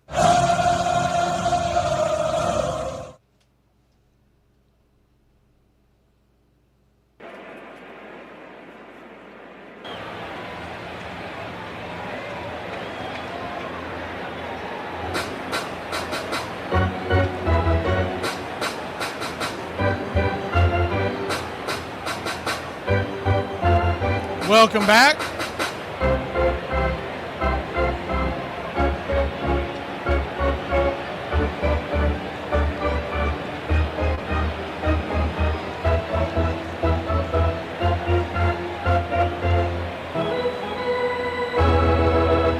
Shohei Ohtani, the batter. It's funny you mentioned that, Liz, because folks who are from the Brooklyn area want nothing to do with the Dodgers anymore. It's funny how everyone's perspective is different. First pitch on the way from Trey Yesevich, who is on to face Shohei Ohtani. His first pitch misses for a ball. It's 1-0. The 1-0 misses. Ball 2, 2-0. 2-0 count to Savage. Great effort the other night as the 2-0 in the dirt. 3-0. But for the rookie to come on just a day or so of rest, coming in here in Game 7 of the World Series, this is stuff that legends are made of. The 3-0. Right there for a strike, top of the zone, 3-1. Ohtani trying to work his way aboard. Standing on deck, Will Smith, the tying run.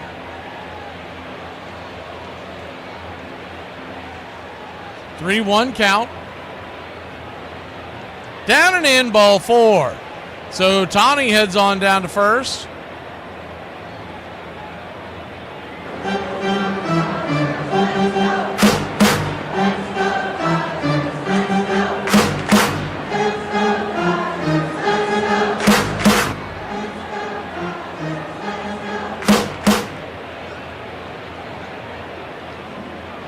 Righty-righty matchup. Will Smith takes the first pitch. Slider nowhere near the zone. 1-0. So he's thrown 6 pitches. 5 of them have been well out of the zone. This is backfiring quickly on Schneider. The 1-0. Ohtani at first, nobody out. Dodgers trail by 2.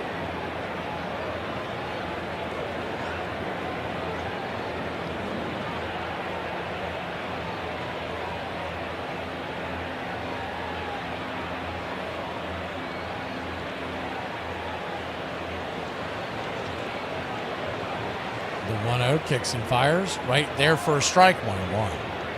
The 1-1 count. Swung on, hit high and deep into center field, drifting over, making the catch for a loud out number 1 here in the 7th inning. Man, that ball got way too much of the zone. A hanging slider. Varsho corralled it just before the warning track. And that'll bring Freddie Freeman to the plate. Righty-lefty matchup to face Freeman. Still can't believe we haven't seen Fluharty in this situation. I almost wonder if there's something wrong with him. Because he was warming up earlier in the game.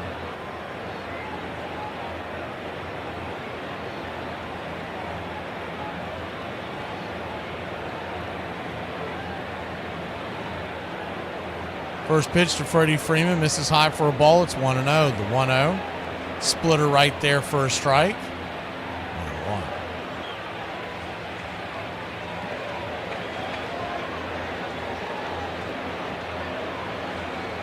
1-1 count.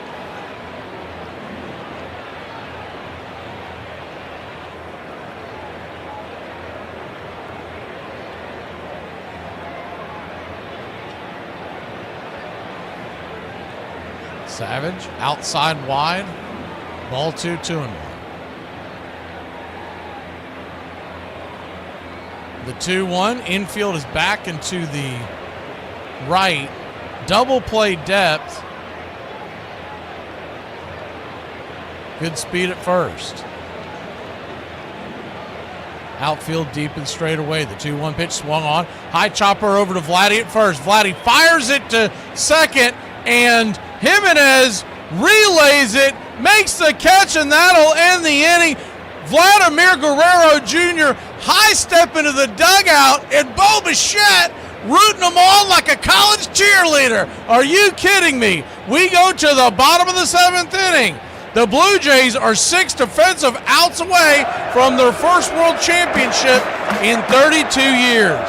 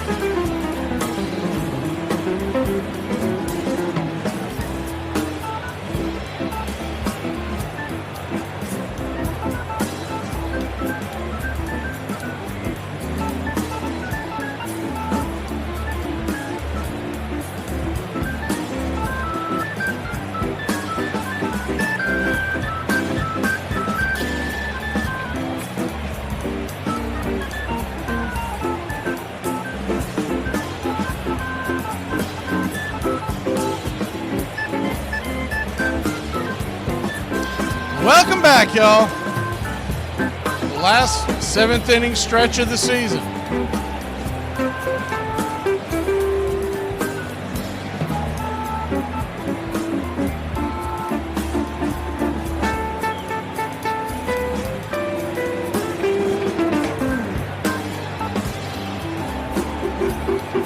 Blue Jays lead it 4-2. Series tied 3 games apiece. Game number 7, and Emmett Sheehan is going to come on to face Bo Bichette, Barger, and Kirk.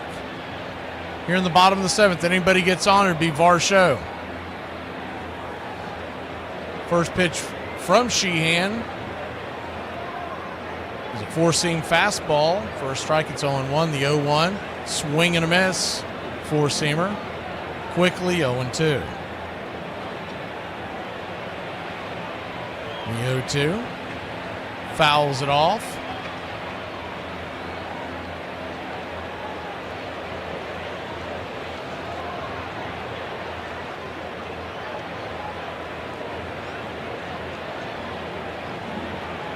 So no 2 count.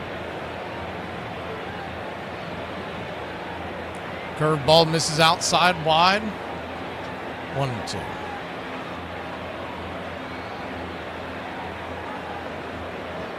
Infield back into the left.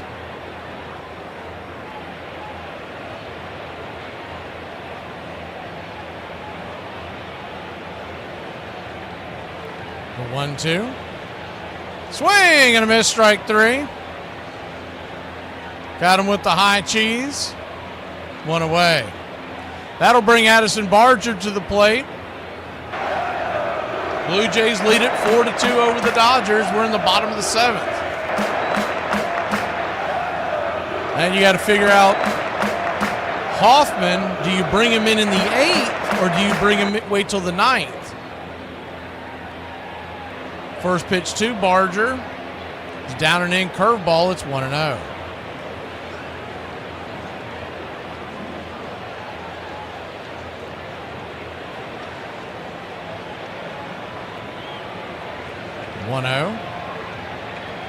Right there for a strike. 1-1.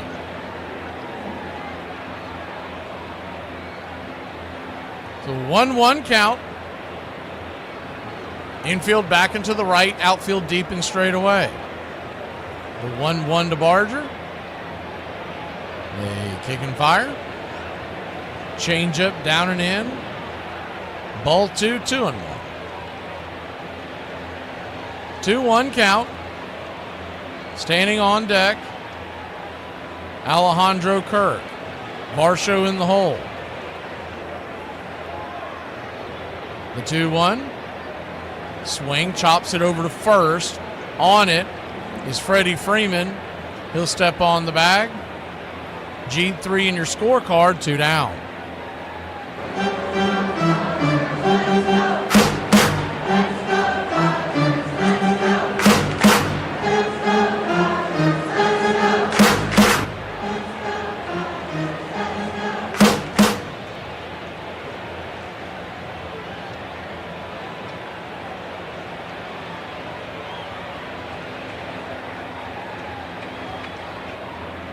Alejandro Kirk, the batter, righty-righty matchup. First pitch on the way. Swing! That ball's lifted into right field. That's going to get down for a base hit. Teoscar Hernandez cuts it off. Slamming on the brakes is Kirk. He'll take a wide turn. And it's a 2-out single, long single for the Toronto Blue Jays.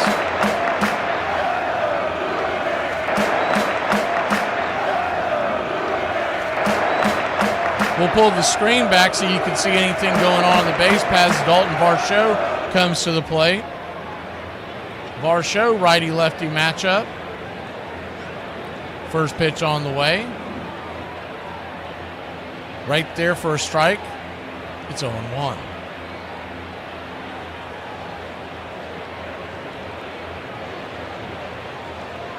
The 0-1.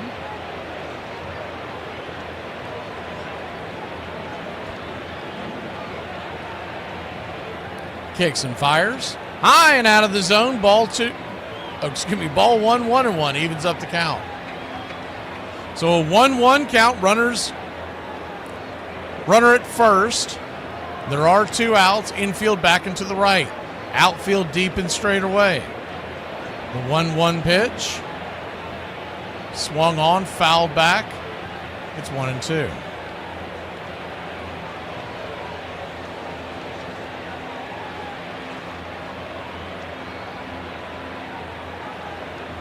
Emmett Sheehan trying to keep the Blue Jays right where they're at. Middle of the order will be due up for the Dodgers in the 8th. The 1-2. Swing! That ball's hammered down the right field line, but it is foul and out of play. We'll do it again. If that ball stays fair, they might have doubled their lead.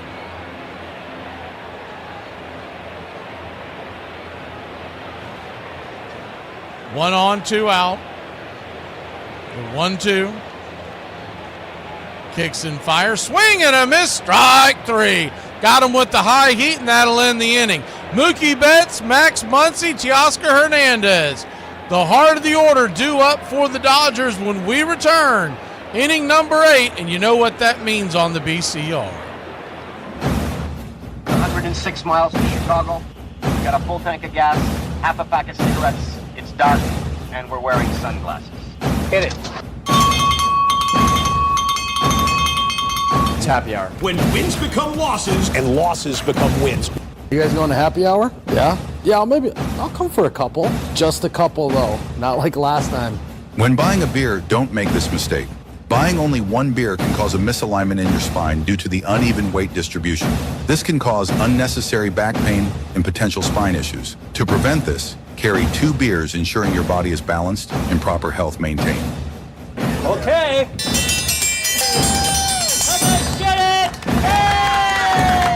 Have dinner, buddy. Put my pants on, one leg at a time. Guess what? I got a fever, and the only prescription is not... Ladies and gentlemen, we interrupt our program of dance music to bring you a special bulletin from the Intercontinental Radio News. You're in Braves country. Drink a beer. Salute. They're making it laws where you can't drink when you want to. Pretty soon we're going to be communist country. For me and the Lord, you gotta understand it. We're on a mission from God.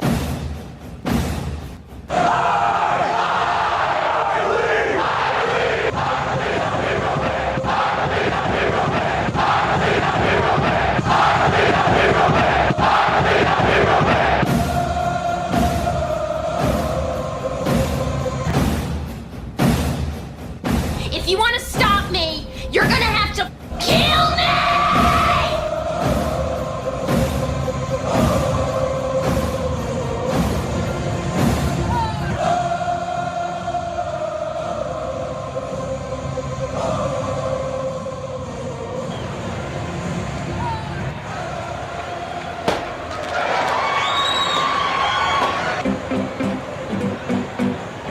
Welcome back. Thank you for the membership giving there, Iron Lung.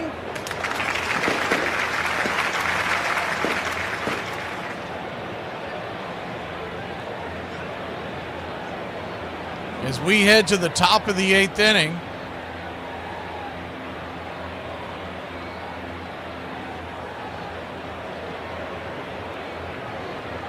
Four to 2 your score. The Toronto Blue Jays lead the Dodgers.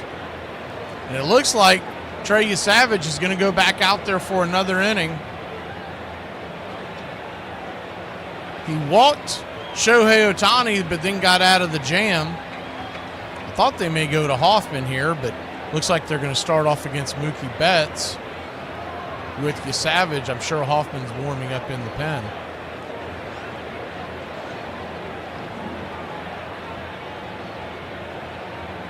Righty-righty matchup. First pitch on the way to Mookie Betts is a slider right there for a strike. It's 0-1. Infield back and to the left. The 0-1. Kicks and fires. Swing and a miss.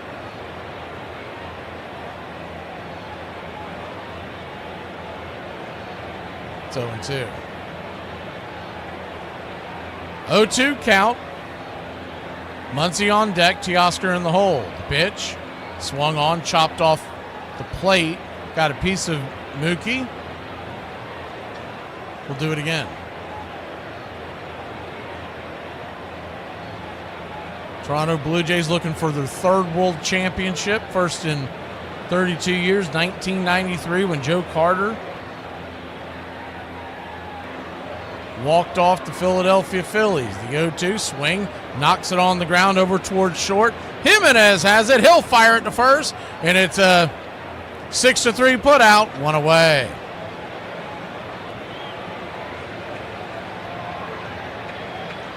That'll bring Max Muncy to the plate. There is a scenario where Shohei Ohtani does not reach again. The Dodgers would have to get a base runner on for Shohei Ohtani to reach the plate. As the first pitch upstairs to Max Muncy. He's right there for a strike. It's on 1. The 0-1 in the dirt. That'll leaving it up at 1-1. So a 1-1 count. Still can't believe the Savage is out there. I mean, he's got to be on fumes. 1-1. Turns and fires. Swing! That ball's belted high and deep. If it's fair, it's gone. Zip, boom, bam, it's gone. Ram-a-lam-a ding-dong. A solo shot. And it's a 1-run game. The Dodgers up off the mat. A hanger, a banger. She gone. 373 happy feet later, 102 miles an hour off the bat.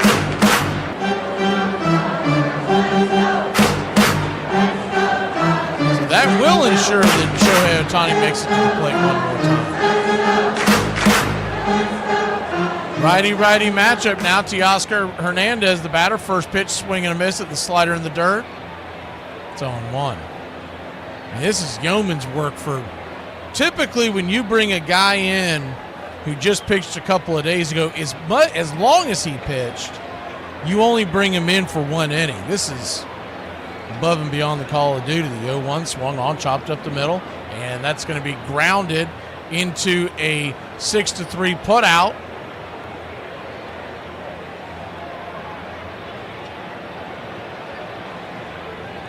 Two down. Man, that ball was scalded, by the way, by Muncy. I'm not buying that number of 3 because they're all estimated, 373. That ball smacked the top of the facade up there. That would have easily kept going. It looks like that's going to be it for Trey. We'll see if they bring in Hoffman. He was warming up in the bullpen. There's 2 outs. Blue Jays are 4 outs away from a championship, but just lead it by 1. When we return, it will be Hoffman. 4-3 your score. Blue Jays lead it. Top of the 8th.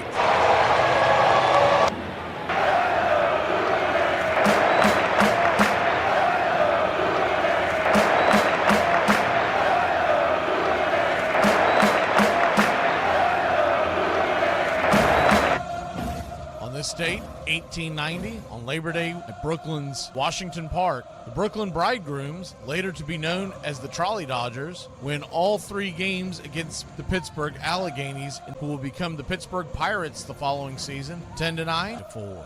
On this date, 1966, Tim McCarver's 3rd inning triple, his 13th and final one of the season, plates Orlando Cepeda in the Cardinals' 7-4 victory over the Atlanta Braves at Busch Stadium. The 22-year-old Memphis, Tennessee native will become the first backstop to lead the National or American League in 3 baggers in Major League history. And on this date in 2001, Chicago Cubs slugger Sammy Sosa hits the longest home run in Turner Field history. When he hits a 2-run shot, the outfielder's 53rd of the season, it travels 471 feet to straightaway center. The historic homer in the first inning comes off 4 times in Chicago's 5-3 victory over the Braves in Atlanta. And that's your Braves Country Radio on this date in baseball history. Find us on YouTube and Facebook today.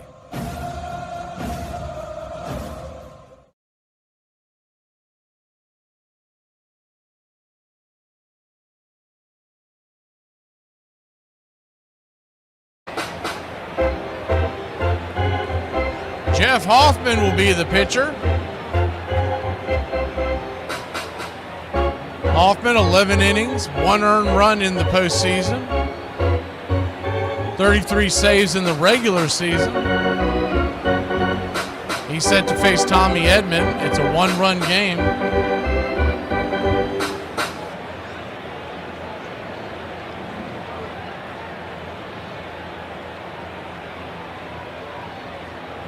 Righty-lefty matchup. First pitch on the way.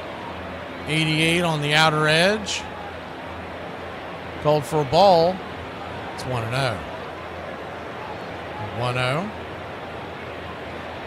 Blake Snell warming up in the Dodgers bullpen. Looks like there's a righty warming up. I could have swore that was Yamamoto, but I might be wrong. Pitch misses. Splitter. Way out wide, 2-0.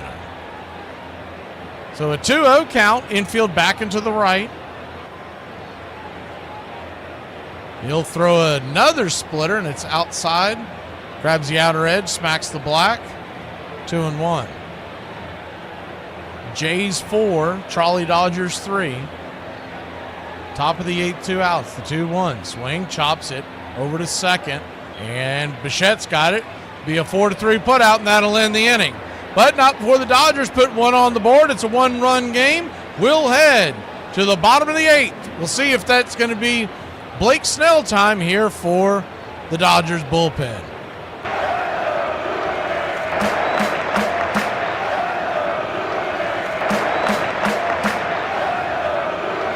I'm going to be productive today. I'm going to go out. I'm going to go to the gym. I'm going to get done. It's pouring rain.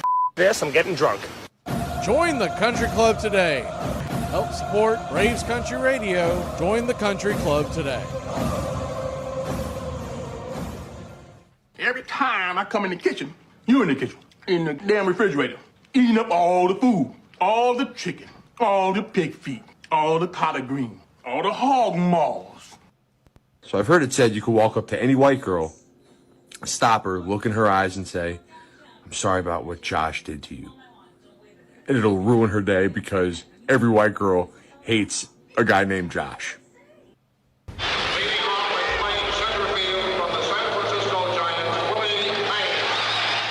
You knew when you went to the game that he would do something spectacular. Willie Mays gets a great ovation from the crowd. Nobody could do the whole package like Willie Mays. This ultimate 5-tool player was best summed up by his first big league manager. There's only 5 things you can do to be great, and that's hit with power, run, field, and throw. Mays could do it all. Along with his great ability was he just seemed to be having a time of his life out there. Every time I went on the field, I enjoyed what I was doing. And I enjoyed throwing out people. I enjoyed hitting a home run. He understood that the game demanded more of him than mere excellence. I gave everything I had. My father, he said, defense is the #1 thing in baseball. That advice led Willie Mays to make the most iconic fielding play in baseball history.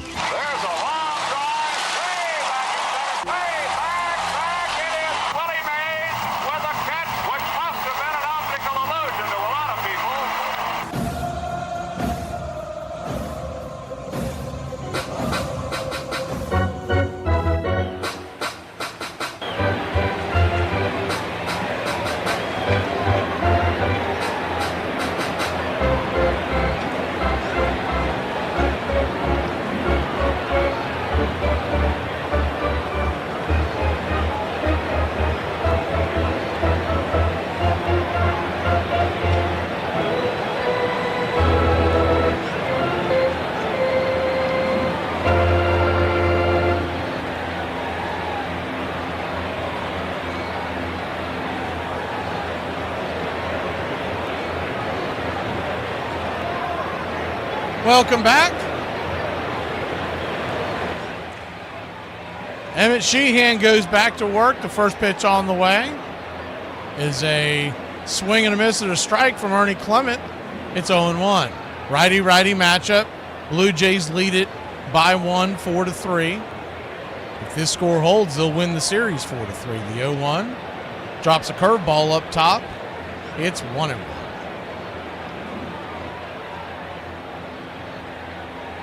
Clement, Jimenez, and then Springer due up here in the bottom of the 8th. 1-1. Swing. Lifts it foul down the line. Plenty foul. It's 1-2.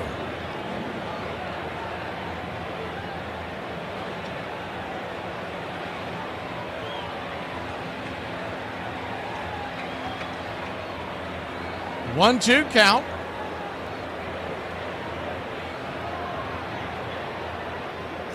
Kicks and fires. Check swing in the dirt. They check down the line. Adrian Johnson says no dice. 2-2.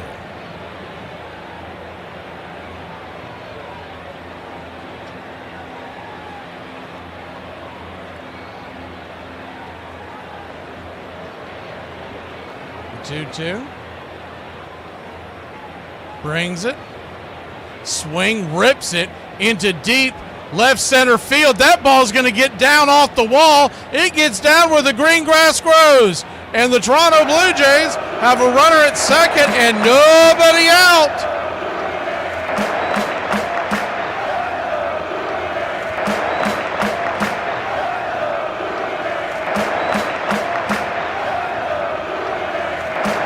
Big hit out there for Ernie Clement.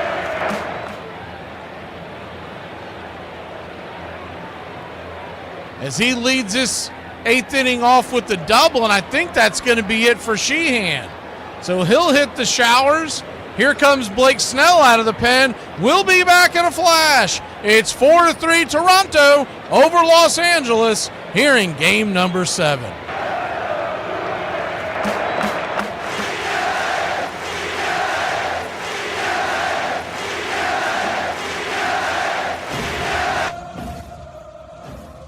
This date in 1880 at Strawberry Hill, located on the shores of Hull, Massachusetts. The first baseball game played at night takes place under artificial lights with teams made up of employees from the retail competitors of Jordan Mash and R.H. White. The contest, illuminated by the lights, faced on 3 wooden towers erected 500 feet apart from the Northern Electric Light Company, supplying the brightness of 90,000 candles. Ends in a poorly played 16-16 tie when the players need to catch the last ferry back to Boston. On this date in 1957, at Wrigley Field, Braves sweep the Chicago Cubs 23-10 and 4-0. In the opener, Frank Torrey crosses the plate in the 1st, 2nd, 3rd, 4th, 6th, and 9th innings, tying a major league record for scoring 6 times in one contest. And on this date in 1965, anticipating the team's move to Anaheim the following year, owner Gene Autry, the singing cowboy, announces the Angels will now be known as the California Angels, no longer Los Angeles, becoming the 2nd major league team named after an entire state, the first to change its moniker during the season. The franchise eventually uses a logo incorporating the Golden State and the team's iconic halo. And that's your Braves Country Radio on this date in baseball history. Find us on YouTube and Facebook today.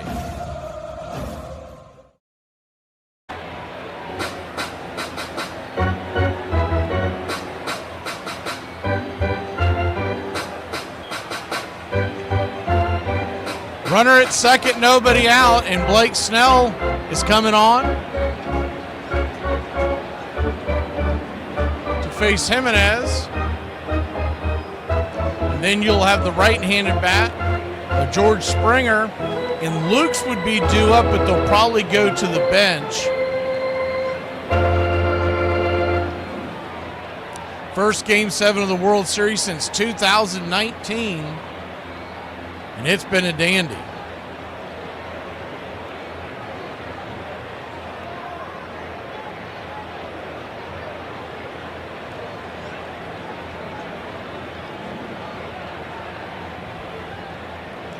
Four to 3 your score. Toronto leads it over Los Angeles. You got to figure what they would probably do as far as the pinch hitting goes, would bring David Schneider in and then Miles Straw to play defense in the 9th. And they will probably, in all likelihood, bring IKF to play second, as they're giving Snell, for some reason, extra warm-up time. One of these little gamesmanship if they had Sheehan fake an injury. Because normally,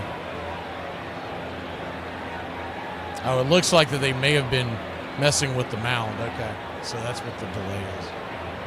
Because in theory, Dave Roberts could say, hey, he's injured. Because what are you going to do? You're going to kick him off the roster? Whoop-a-doo! It's the last game. Thank you for the kind words, Juan. I'm glad everyone could be here for the World Series, for all the postseason. We'll be bringing you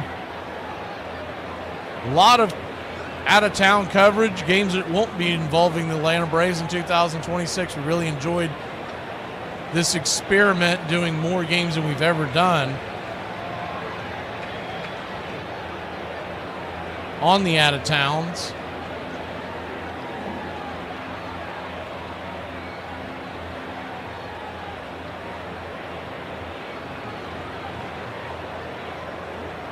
Jimenez will be the batter. We're just waiting for them to give it the okay. Is after Snell must not have liked the mound landing when he came out of the pen, and he's got the right to have them fix it. So it'll be a lefty-lefty matchup, runner at second. We'll pull the screen back so you can see any movement on the base pass. Nobody out, runner at second. Blue Jays lead it 4-3. But they need some insurance for sure. Can't be breathing too easily with Shohei Ohtani due up third in the next inning. First pitch on the way, shows a changeup. Did he offer at it? He pulled it back. He did not. It's 1-0.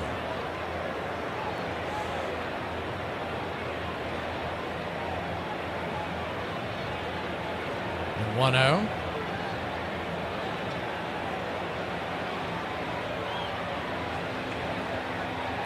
Kicks and fires. Checks a bunt down the third base line in between home and third. Rolls foul. 1-1.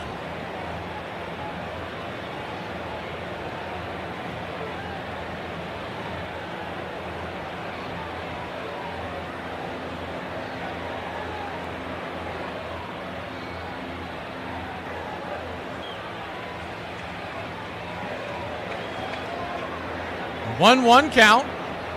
Swing, slices it over towards third, right at Max Muncy, and Adam Ball, he catches it, and he thinks about firing it back to second base.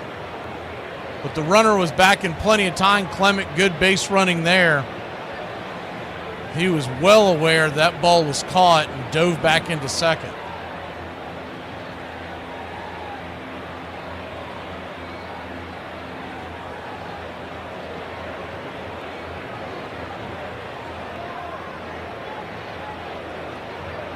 George Springer, the batter.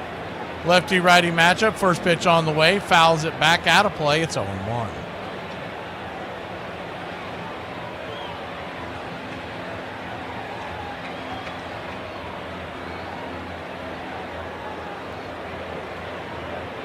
The 0-1. Swing. Fouls it down the right field line. That'll bend out of play. It's 0-2.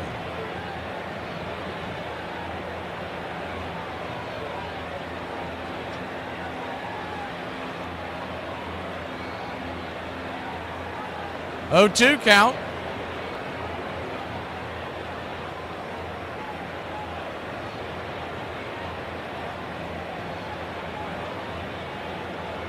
Kicks and fire. Swing and a miss. Strike 3. Slider in on the hands. Good pitch there by Snell. 2 down.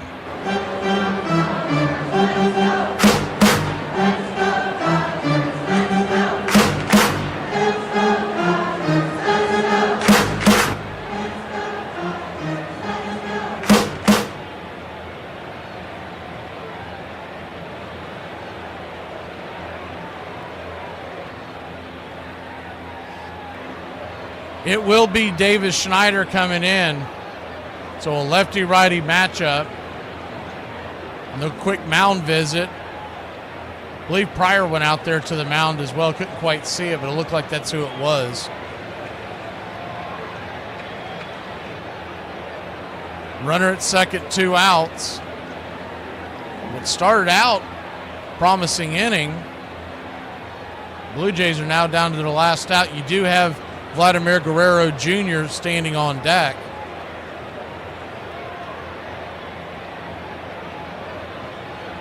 So Smith is ready, Schneider's ready, Snell is ready. We're ready. Lefty-righty matchup. The first pitch on the way is drops there on the outer edge. Called for a strike. It's 0-1. Started him off with a changeup to get him going.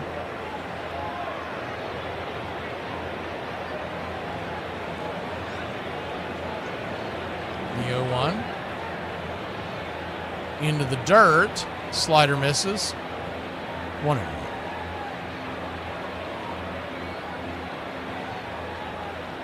One count.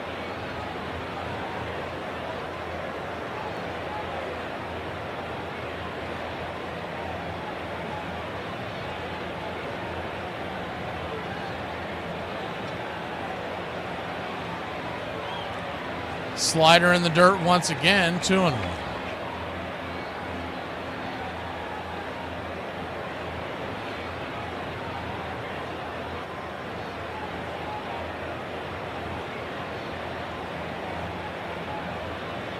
The 2-1.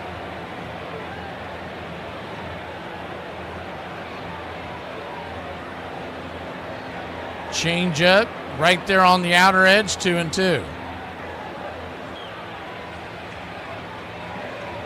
So a 2-2 count.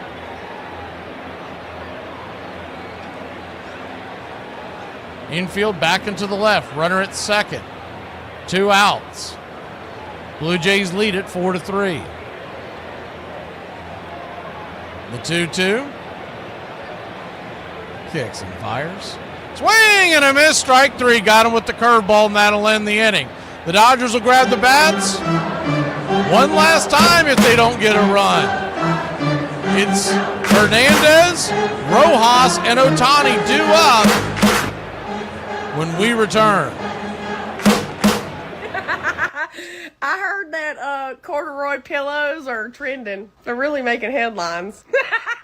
You know it's hot out here when you walk outside and you just start looking at the environment crazy. Damn, this sweat gonna be everywhere. It's gonna be dripping down your crack. Like, ooh, you nasty. Ugh. Greatest center fielders of all time. Tiger Stadium, that was the stadium that Cobb built. Thousands of people swamped the park every day and every game to see Cobb play and wonder what miracle he'd perform next. Cobb was a demon on the base paths and a wizard with the bat. He did lead the league in batting average 12 times in a 13-year segment. Now, think about that. Nobody in baseball history has had a 13-year segment in which they led the league 12 times. He did it in what was the most important category of his day. Cobb owned the all-time hit record for more than half a century. His numbers were the product of his passion for the game. Ty Cobb was a player that did everything hard. As soon as he got his uniform on, he was a different man.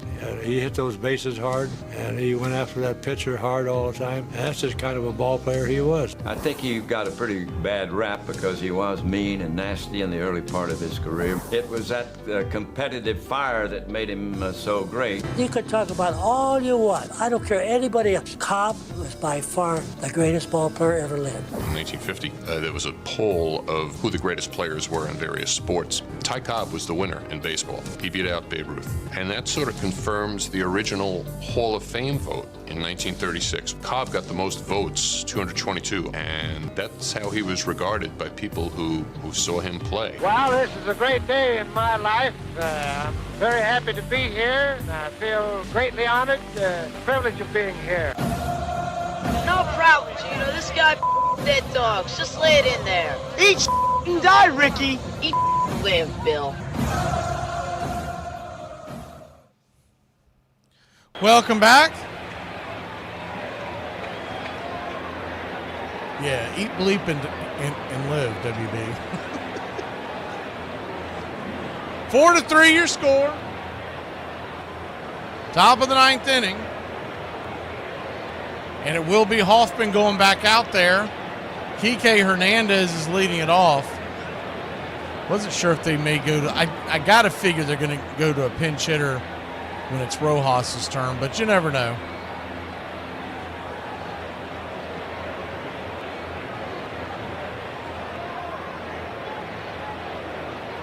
Jeff Hoffman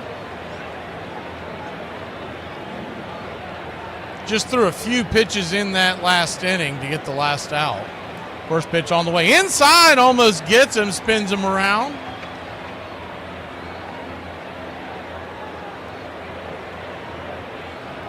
It's 1-0. That came dangerously close to hitting him, putting the tying run on base. Shohei Ohtani in the hole. 1-0.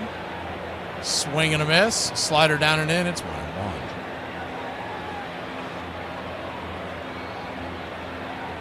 They haven't flashed the camera over to the on-deck circle.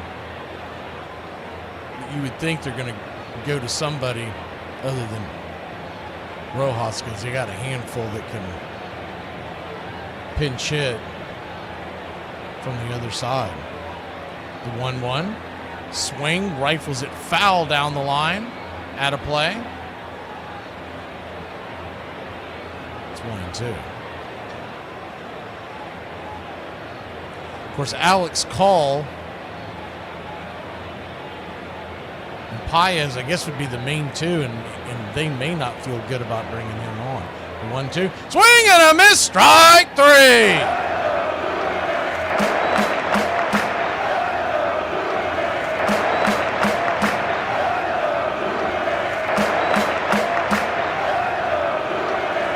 One up, one down.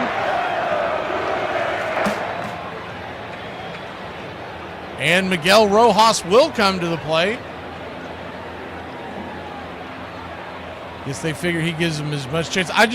It's a little surprising because Paez does have 27 home runs. First pitch on the way, swing and a miss in the dirt. It's 0-1.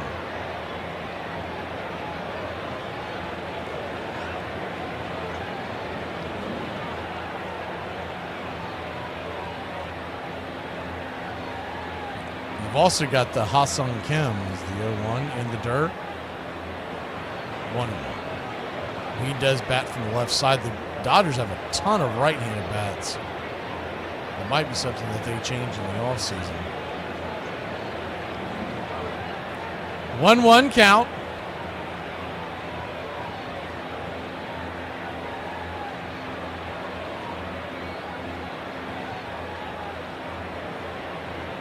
Kicks and fires. Down below the knees, 2-1.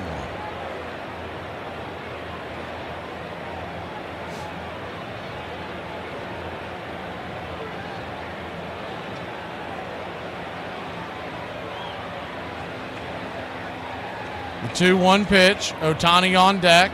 1-run game. Here's the pitch. Swing, pops it up. Over on the first base side, Vladdy giving chase. It'll bend into the seats. 2-2.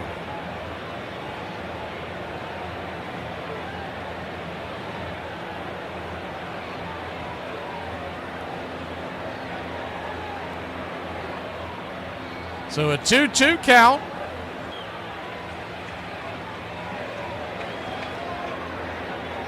Infield is back and to the left. Here's the windup, the pitch. Swing, fouls that off.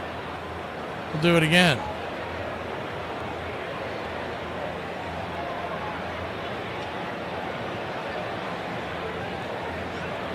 Blue Jays 4, Dodgers 3. Top of the ninth, 1 out. The 2-2 count.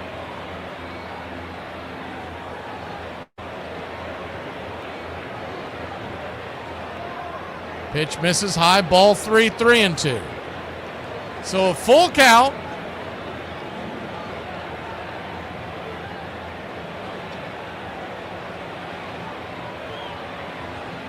He is leaning on that slider. Been out in front of it, almost like he's sitting on it. The payoff pitch. Swing! That ball's hit high and deep. Over the track, over the wall. We've got a tie ball game.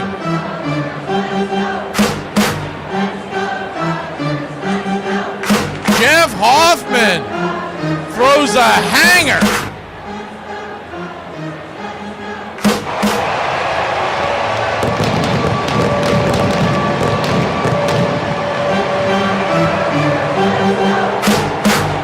How far did it fly? 387 game-tying feet. And Miguel Rojas comes through in the clutch for the Dodgers. It's 4-4. We got a brand new ball game.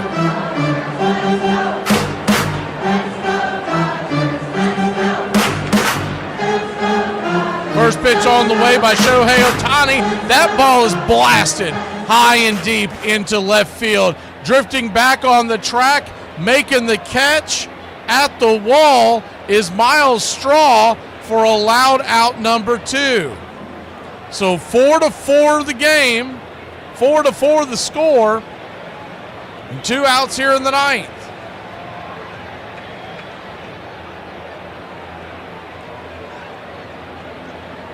Unbelievable theatrics.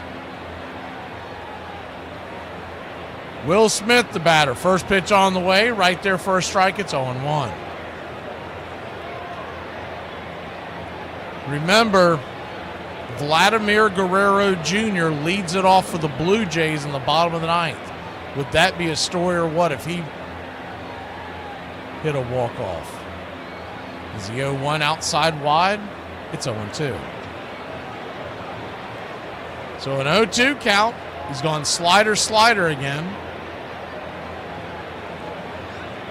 That was the pitch that Rojas hit out of the building, was a hanging slider. The 0-2. Down and away. Slider in the dirt. 1-2.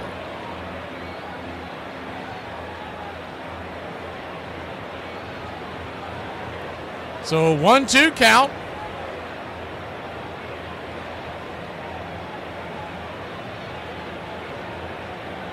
Dominguez warming up in the pen as another slider in the dirt, 2-2. Standing on deck is Freddie Freeman.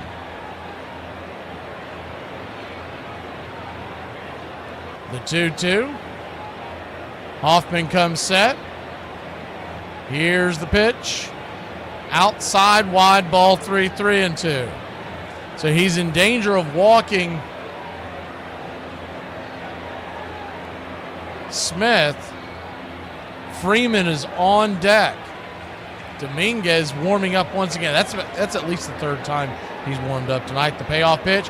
Caught looking strike 3. He got caught watching the paint dry. Bang on the other edge, and that'll end the inning. But not before the LA Dodgers tie it up.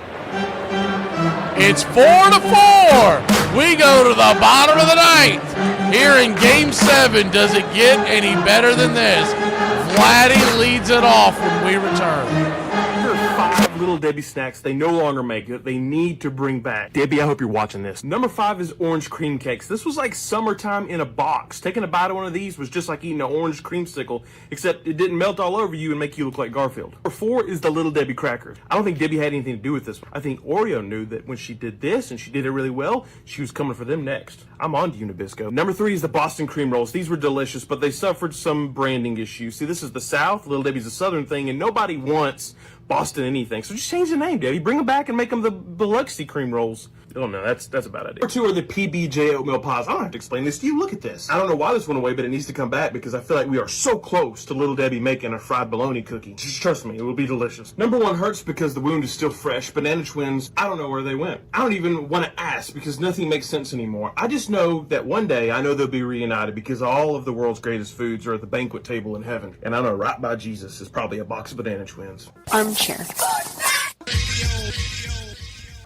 In 1907, Albert Goodwill Spaulding insisted that Abner Doubleday had invented baseball at Cooperstown, New York in 1839. It wasn't true. But on June 12, 1939, the game's dubious centennial, the National Baseball Hall of Fame officially opened its doors in Cooperstown. 12 great figures from the game's past, selected by the Baseball Writers of America, were to be inducted, including Christy Mathewson, who had died in 1925, and Ty Cobb, who refused to appear in the official photograph, just to spite his ancient enemy, Kennesaw Mountain Landis. Babe Ruth waited to make a grand entrance, sweeping in to huge applause just as the band began to play Take Me Out to the Ball Game. He had forgotten his time.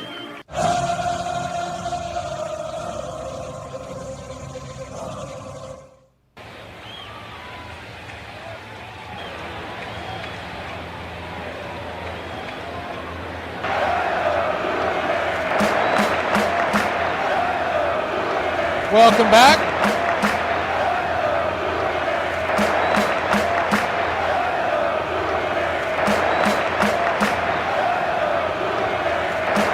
Vladimir Guerrero Jr.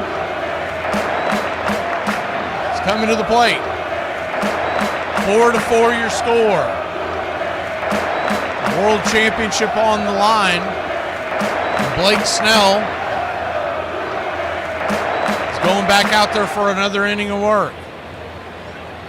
Snell going off a short rest, threw 13 pitches in that first inning of work. 8 for strikes. First pitch on the way is right there off the plate for a ball to Vladimir Guerrero Jr. It's 1-0.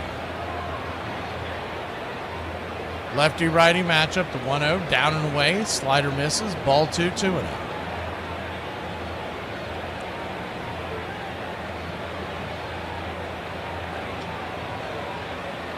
2-0 count. Kicks and fires. Down and in, ball 3, 3-0.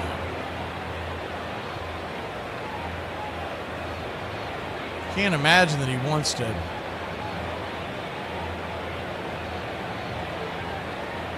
put the winning run on. The 3-0 swing. That ball's belted high and deep. Going back on the track. Making the catch at the wall for a loud out. Number 1 is Tommy Edman. Reached for one a little bit off the plate. Changeup. That's probably ball 4, but it was a hanger, and you can understand why he swung at it.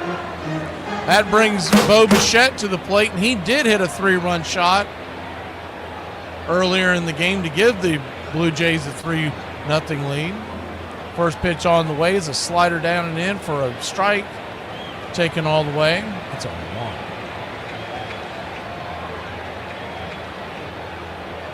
1. The 0-1.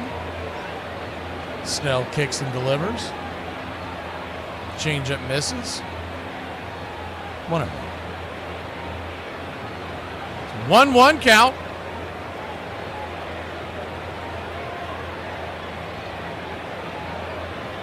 '85 changeup misses outside wide, 2-1.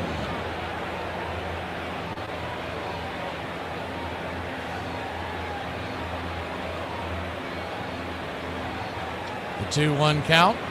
Snell turns, brings it, swing. That ball's hit into left field. That's going to get down for a base hit. Drops just in front of Kike Hernandez, and the Toronto Blue Jays have the winning run at first with 1 out.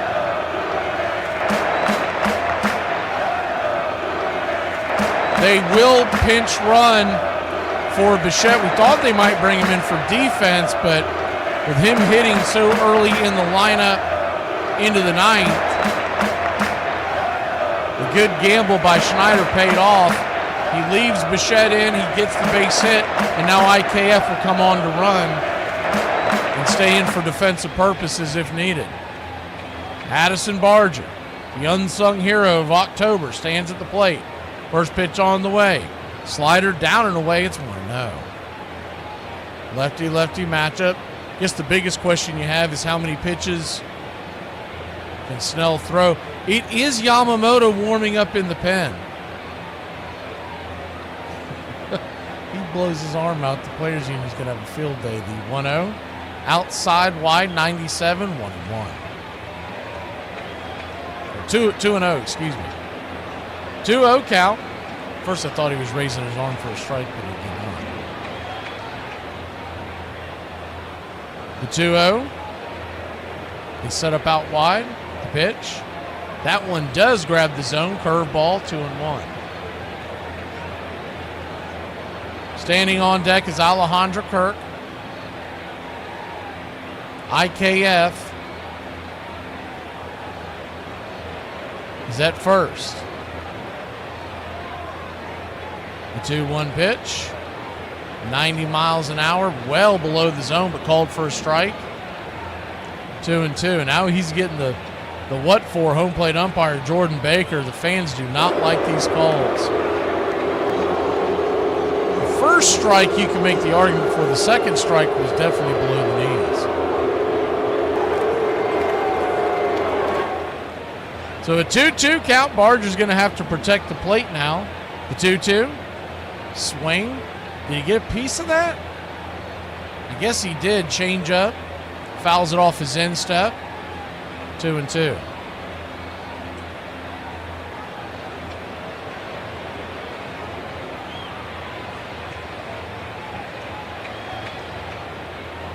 2-2 count.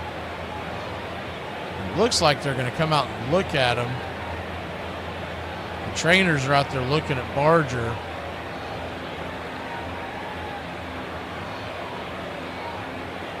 I think that got him right on the ankle.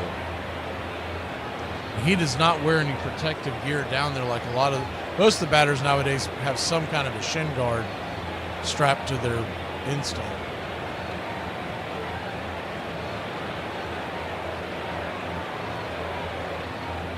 The 2-2 count. Runner at first. 1 out.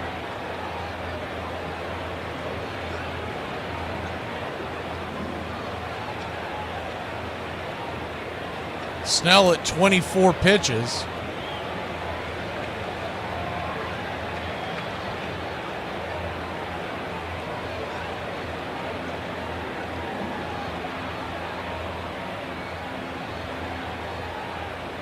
The 2-2 count. Barger will get back into the box. Open stance from the left side. The wind up the pitch. Swing! Dribbles it down the third base line, and it is just foul. That stays fair. It's going to be an infield single.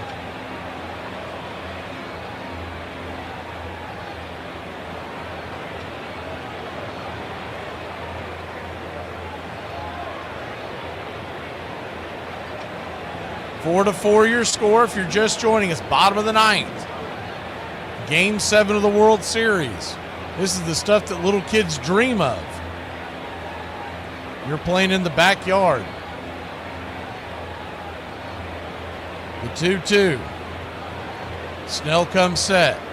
Winds up and brings it. Swing! Slices it foul. We'll do it again.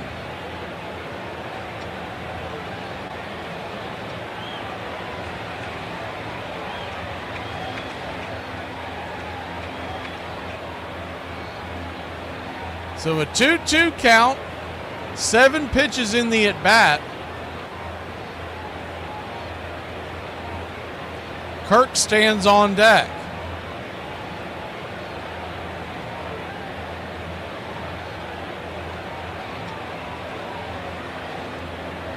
The 2-2.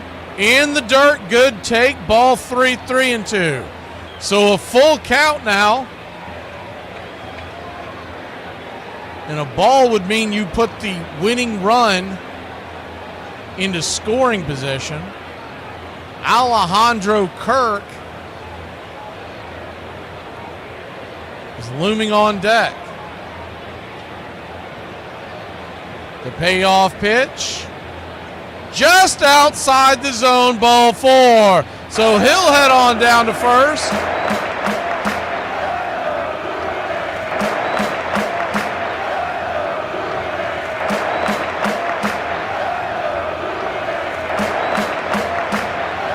Runners on first and second, 1 out. And I think that's going to be it for Snell. And I believe we're going to get Yamamoto coming out of the pen. Let's see how it plays out when we return. Dave Roberts is coming to the mound, and it looks like Yamamoto heading to face Alejandro Kirk. With the World Championship on the line, we'll be back in a flash.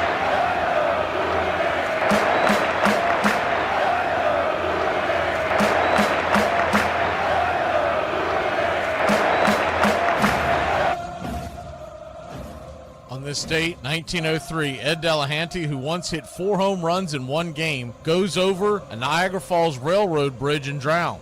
The circumstance of the Senator outfielder's death will remain a mystery, but rumors persist. He was kicked off a train by a conductor for being drunk and unruly. On this date in 1962, Johnny Padres ties a major league record, striking out 8 consecutive batters in Los Angeles' 5-1 victory over Philadelphia. The 29-year-old southpaw streak began with the 3rd out in the top of the 4th frame and ends after the 1st out in the 7th inning. at Dodger Stadium in Los Angeles. And on this date, 1986, the Toronto Blue Jays score 3 runs in the 8th inning to beat the Boston Red Sox and Roger Clemens 4-2. The loss prevents the Rocket from getting a record-tying 15th consecutive winning decision. And that's your Braves Country Radio on this date in baseball history. Find us on YouTube and Facebook today.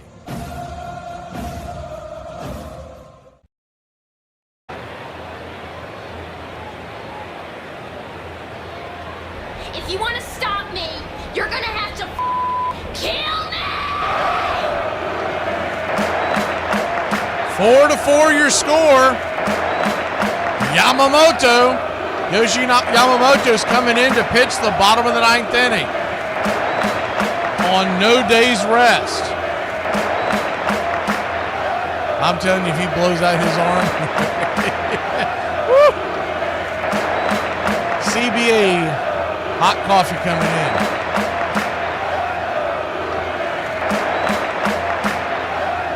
Yamamoto, 5 starts, a 1.56 ERA in the postseason. Just phenomenal work. Last night he threw 96 pitches. Dave Roberts is going to lean on him for one last time. Can't imagine he can go long, but he's just trying to get him to extra innings. First pitch on the way. Right there, drops a splitter. Bottom of the zone, it's 0-1. The 0-1. Dalton Varsho stands on deck, by the way, the left-hander. The 0-1. Righty, kicks and fires. Inside, hits him in the hand, and that's going to load the bases. Holy Toledo, holy Toronto. The Blue Jays are 90 feet away from a world championship. The bases are loaded. Ducks all over the pond.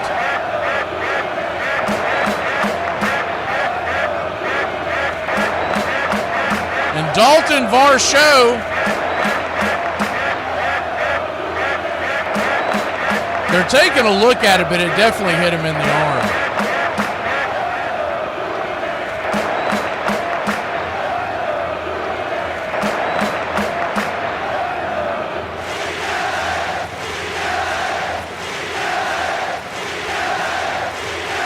They take a look at it up top to confirm, and it hit him in the right arm. So not the lead arm of his at bat, but the right arm, almost right around the wrist area. I think they were checking to make sure it didn't hit the bat as well. It did not hit the bat.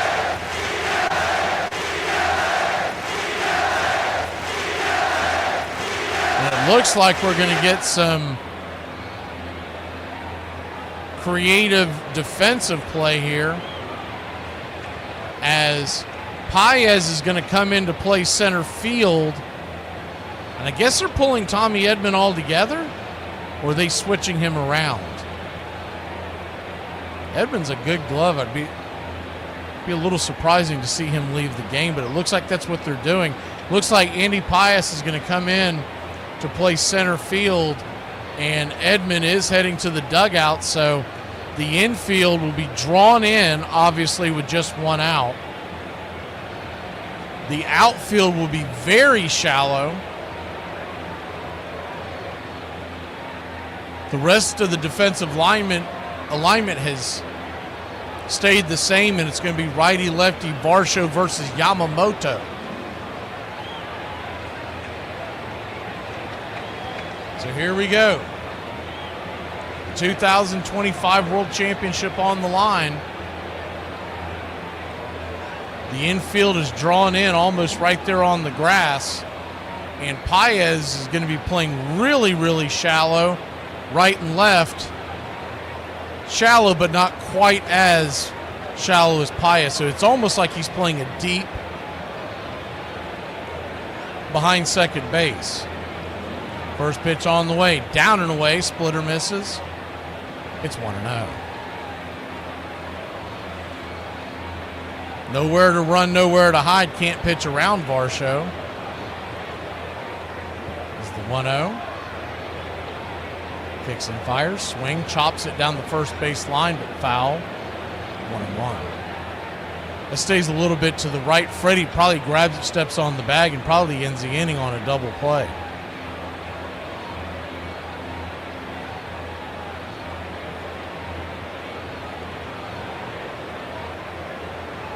The 1-1. 97-mile-an-hour fastball. 1-2. So a 1-2 count.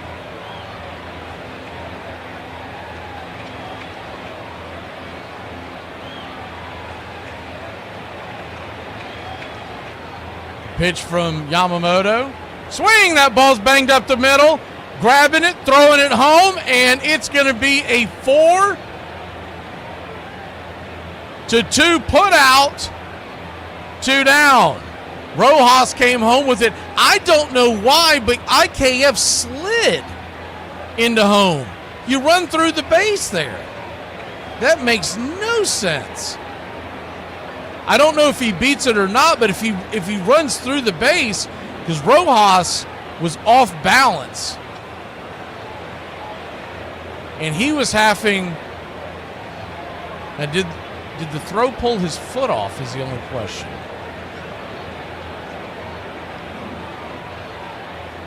It's really close, but the call at the plate wasn't out. I do believe that they got it right. It's really close. His foot comes up. Ooh, then it comes down. Man, that is extremely close. I don't know if they're going to have enough video evidence. Yeah, it looks like he touches the base. But once again, what is IKF doing sliding? The throw is to the right of the plate.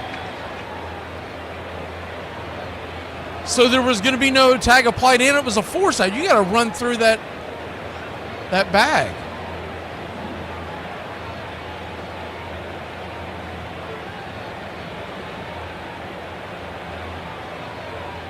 So bases loaded, 2 outs. Game tied 4 apiece. Ernie Clement, who's 3 for 4 already in this game, is coming to the plate. Righty-righty matchup. Here's the first pitch. Swing! That ball's lifted high and deep into left center field. Going back on the track. Colliding at the wall, but making the catches. Paez for out number 3, and the Dodgers live to tell about it. We're heading to the 10th inning, Game 7 of the World Series. Are you kidding me? Can this series get any better?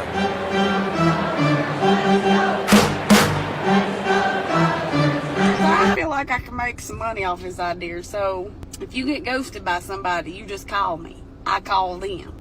And then we tell them that we just found your dead body and that they were the last ones to be seen with you. And so now they got to come in for questioning. I didn't go to Vietnam just to have pansies like you take my freedom away from me. You went to Vietnam in 1993 to open up a sweatshop. And a lot of good men died in that sweatshop.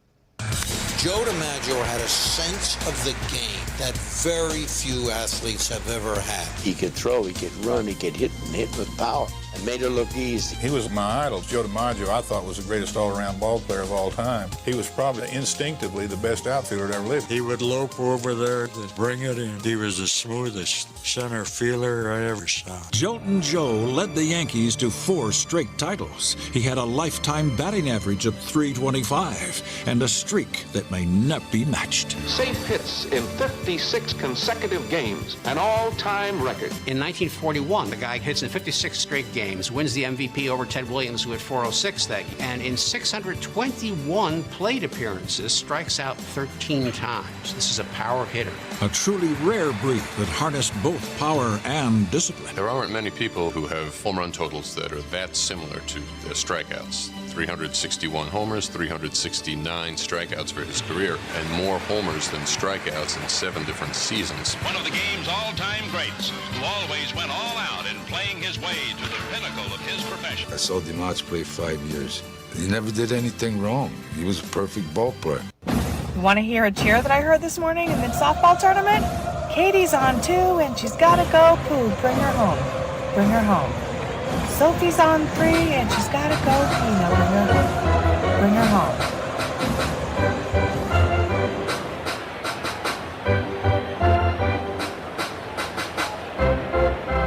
Welcome back.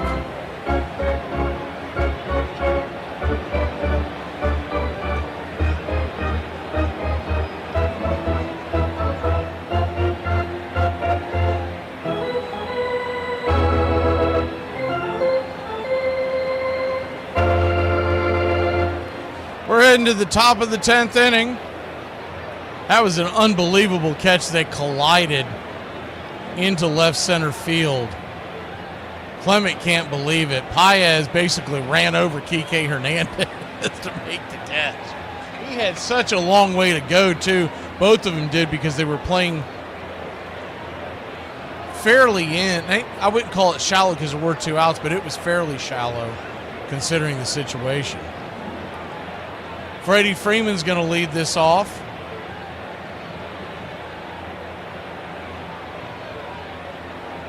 Righty-lefty matchup.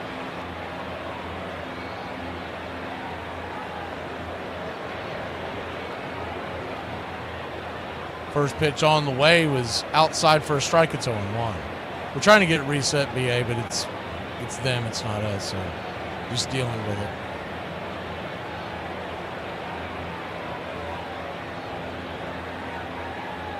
The 1-1, swung on, lifted, high and deep into left field.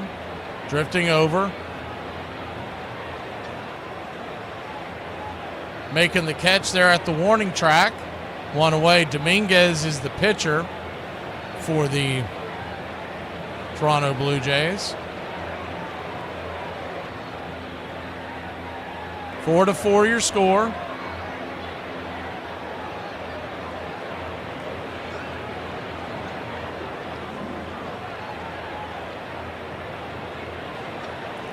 Mookie Betts comes to the plate. Righty-righty matchup. First pitch misses outside wide. It's 1-0. 1-0.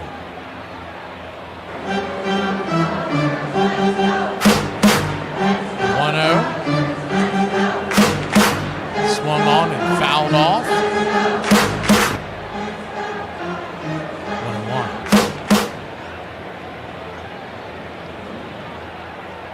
1-1 count. Inside. Sweeper misses. Ball 2, 2-1.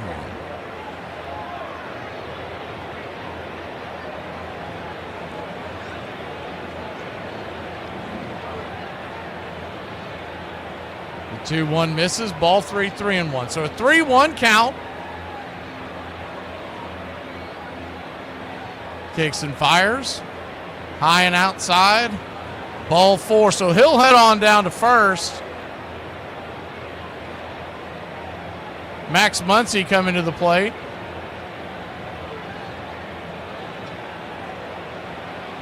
Four to 4 your score. Dominguez. As the first pitch is a swing and a miss at the splitter. From Dominguez to Muncy. It's 0-1. Infield back into the right. Huge hole down the left side.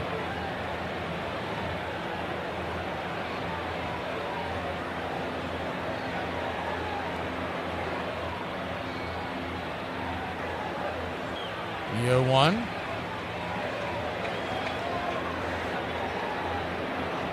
Four-seam fastball. Misses. Evens up the count at 1-1.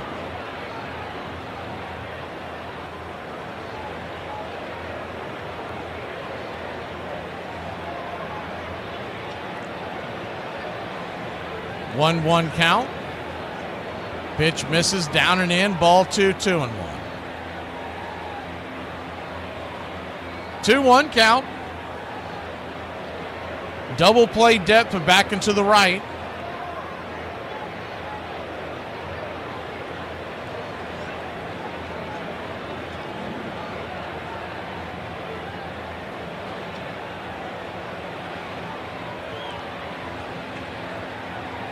Max Muncy at the plate. Teoscar on deck. The 2-1 swing. Fouls it back. It's 2-2.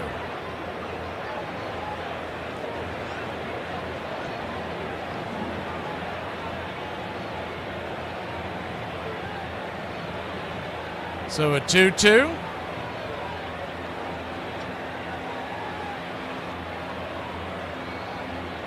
Kicks and fires. Swing. That ball's hit up the middle, and that's going to be through for a base hit. And the Dodgers have runners on first and second, and one out.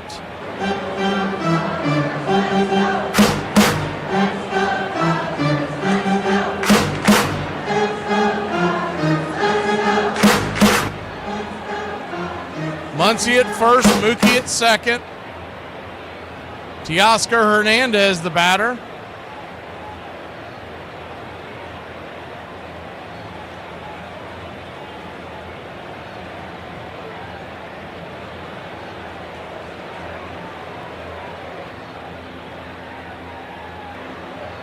He's 0 for 3 on the day. The first pitch, sweeper misses up top for a ball. It's 1-0.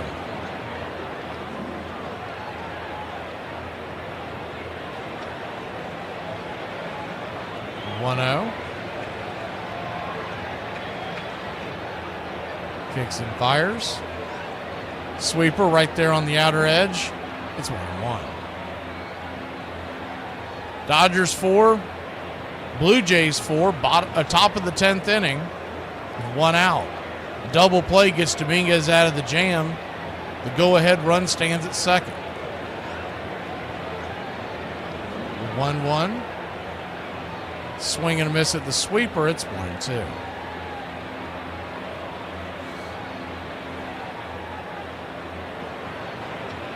One-two count.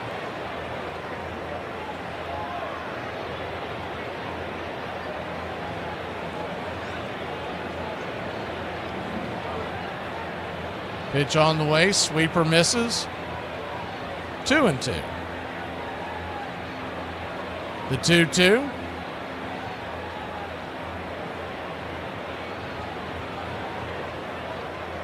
Righty-righty matchup.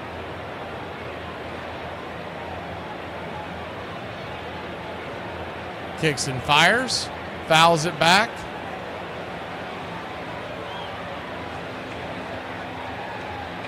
The 2-2 count.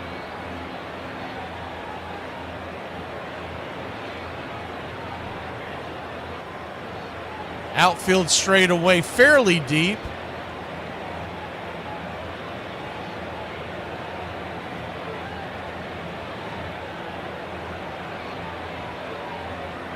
The 2-2. Right there on the edge, did not get the call. Jordan Baker blowing another call. And it's a full count. So runners on first and second and a full count. And Dominguez, yeah, they're re-showing the play over the plate. It definitely hit the zone. And full count offering, misses outside, ball 4. So the blown call by Baker ends up costing Dominguez a batter, and the bases are loaded. There's only one out, and Andy Paez, who came on for defensive purposes, has a chance to be the offensive hero. 27 home runs on the year. Righty-righty matchup. They have a quick powwow out there on the mound.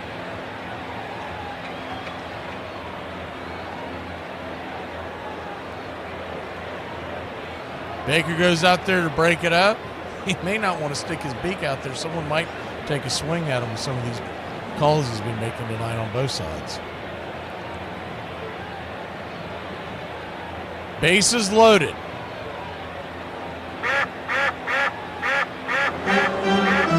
One out. Paez the batter. Ducks all over the pond.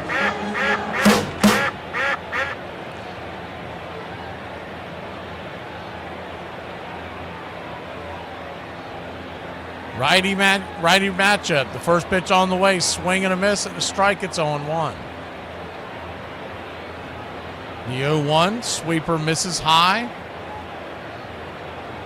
1-1.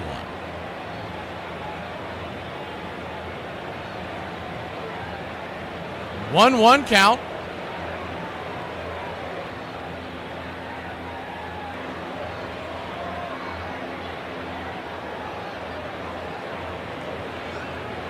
Four to 4 your score, top of the 10th inning.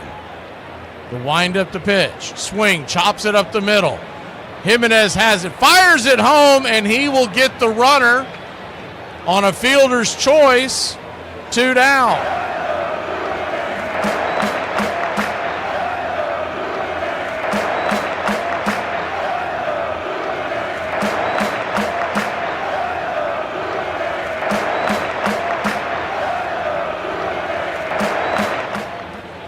So bases loaded now once again, and Kike Hernandez, who has had the flair for the dramatics in the postseason throughout his Dodger career. Righty-righty matchup.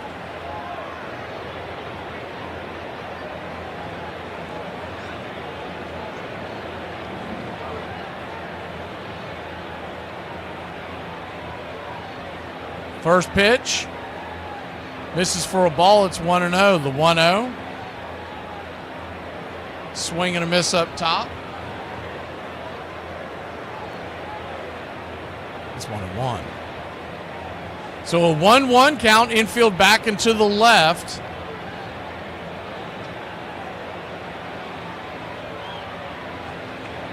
Pitch on the way, swung on, chopped over towards the right side of the infield. Vladdy's got it, turns, spins, underhands it to Dominguez. He taps the bag just before the runner, and that'll end the inning.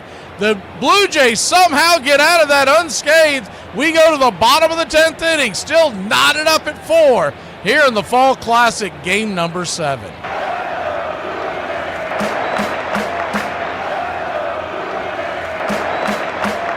Looking at, you dirty old skank. What are you looking at, Popeye? What are you looking at, you piece of road trash? What are you looking at? Jeez, I can smell you from over here. What are you looking at me for? I'm not a bottle of Jim Beam.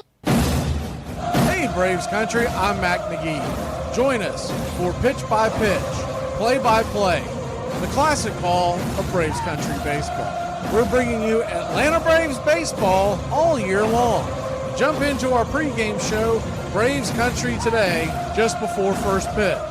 Stick around for the postgame show, Braves Country Tonight, where we will open up the phone lines and react to your calls or your comments all year long.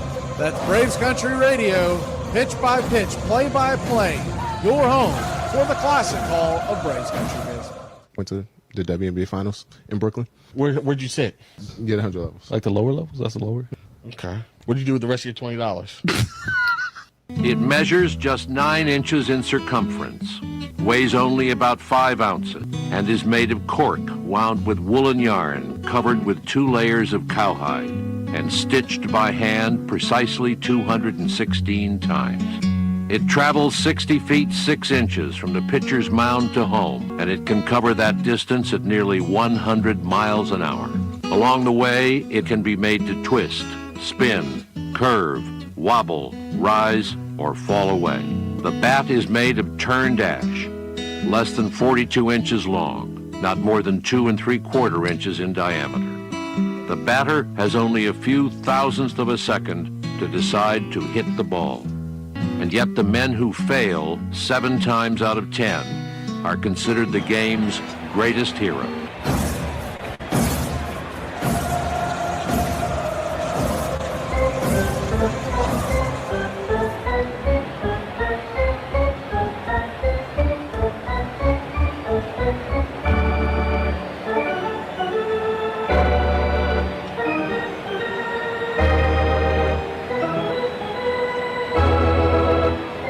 Welcome back.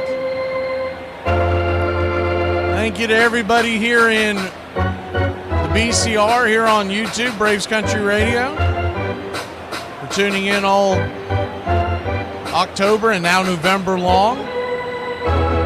And special thanks to Being told that we are being carried 37 radio stations tonight in 7 different countries. That is an all-time record for the BCR, independent stations throughout the world.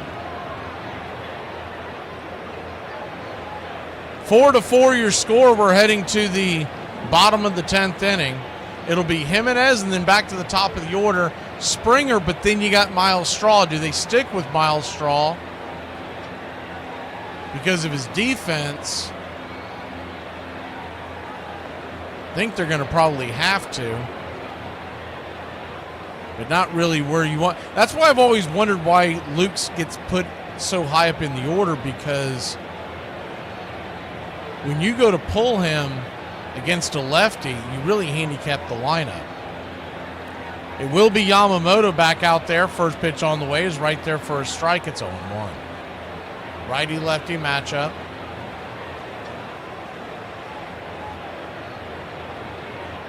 The 0-1, swing and a miss. It's 0-2. It's gone cutter splitter to start the at-bat.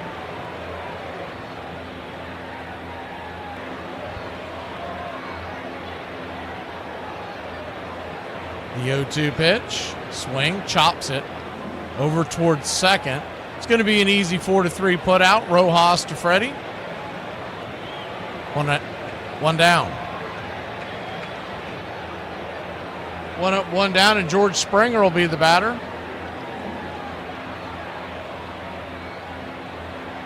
I don't know how many pitches they'll allow Yamamoto to go. He's thrown 10 so far. Remember, he threw 96 last night. First pitch on the way is inside.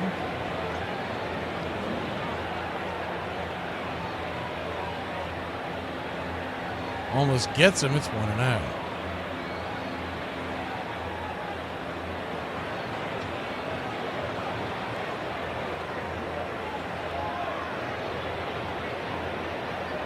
The 1-0. Kicks and fires.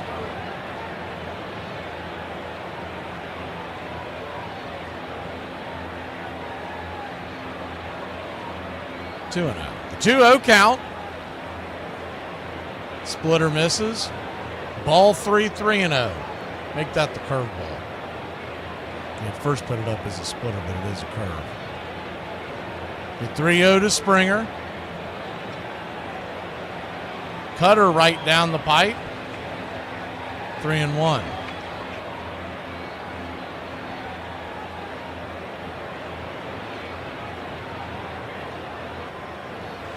The 3-1 pitch taken all the way once again. Splitter. Full count. Full count to Springer. One out, infield back into the left.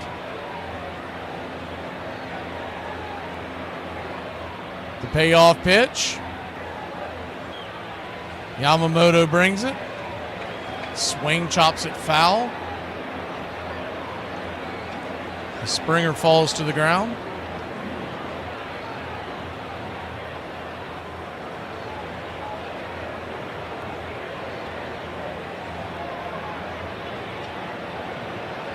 So a full count.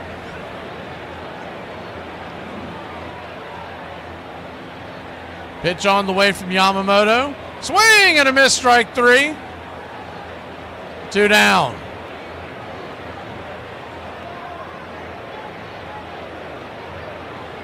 Chase one well out of the zone.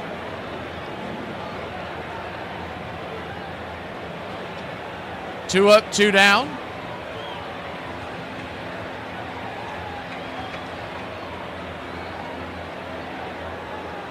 That'll bring Miles Straw to the plate.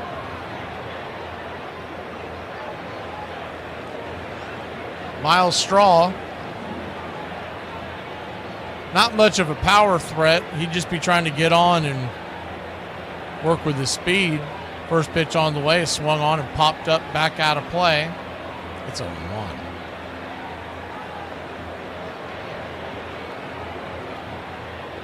The 0-1.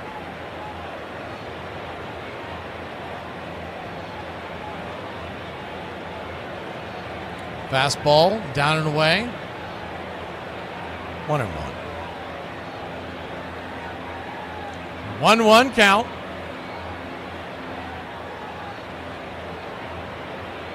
Four to 4 your score. We're in the bottom of the 10th here in the World Series. The pitch on the way. Swung on and popped up. That'll be a lazy fly ball into right field, and that's going to end the inning. F9 in your scorecard. We go to the top of the 11th. Extra innings. World Series. Game number 7.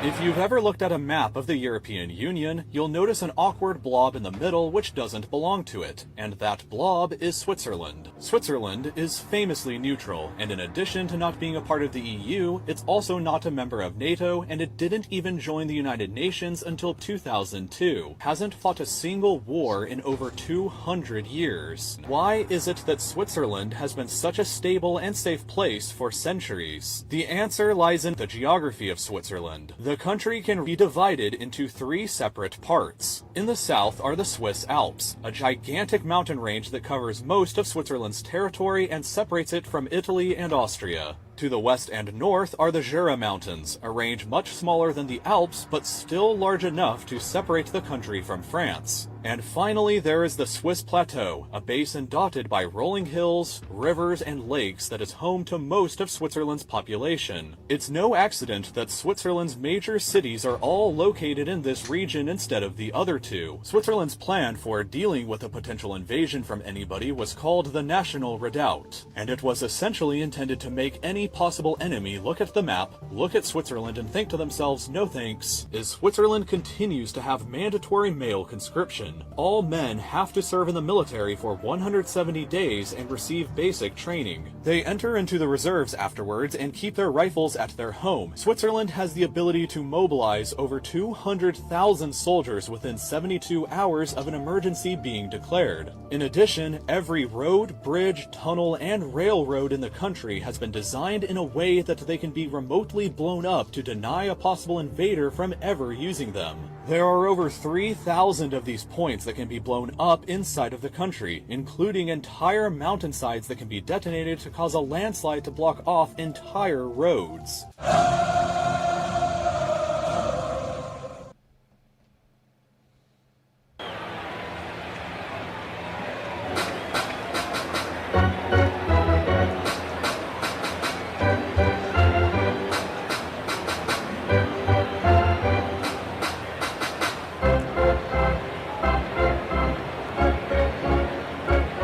Only 1924 and 1997 has gone 11 innings or longer in a Game 7 of the World Series. So you are witnessing histories, boys and girls. Shane Bieber's on the bump. First pitch on the way. Strike. It's 0-1. The 0-1. Chops it down the third base side. And on it quickly is Clement. Ernie fires it over to first.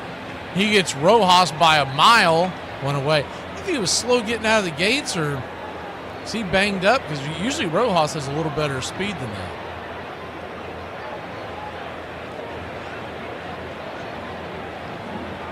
Shohei Ohtani, the batter. Righty-lefty matchup. Got to be careful if you're Shane Bieber here. The first pitch. Swing! That ball is a one-hopper into the glove of IKF. He flips it to first, and that's a quick 4-3. 2 down. Will Smith will be your batter.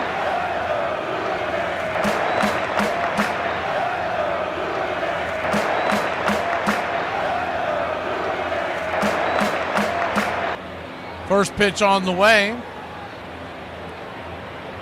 Misses for a ball. It's 1-0.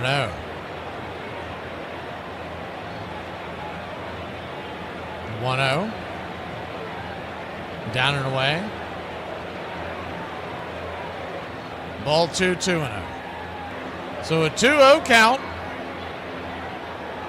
Righty-righty matchup. Pitch on the way. Swing! That ball's belted high and deep. Going back. On the track.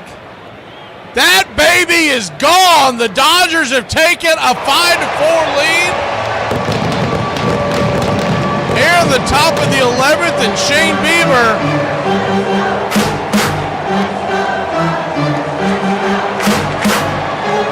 hangs a slider, a cement mixer, and the Dodgers have a 1-run lead.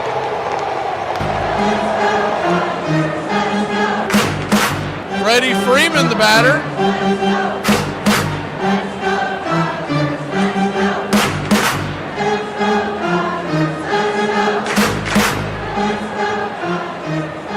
First pitch on the way to Freddie is inside. Cutter for a ball. It's 1-0. 1-0. Change up down and away. Ball 2-0. From the Dodgers pitching side of it, Yamamoto's at 20 pitches. That doesn't sound like a lot, but remember, he threw 96 last night. I mean, he might just be some kind of a AI-generated pitcher, but you'd think eventually you're going to have to pull him out of there.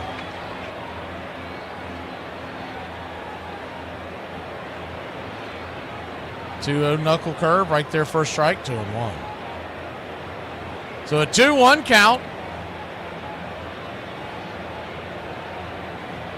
Infield back and to the right. The pitch.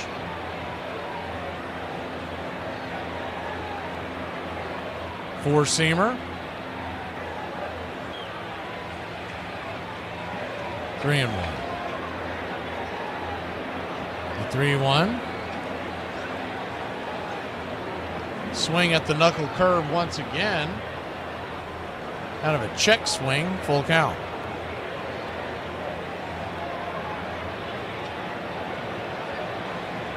So a full count to Freeman. Pitch on the way, swung on, chopped up the middle, and that's going to be an easy 6-3 putout, but not before the Los Angeles Dodgers take a 1-run lead. We go to the bottom of the 11th. It's do or die for the Toronto Blue Jays here in game number 7.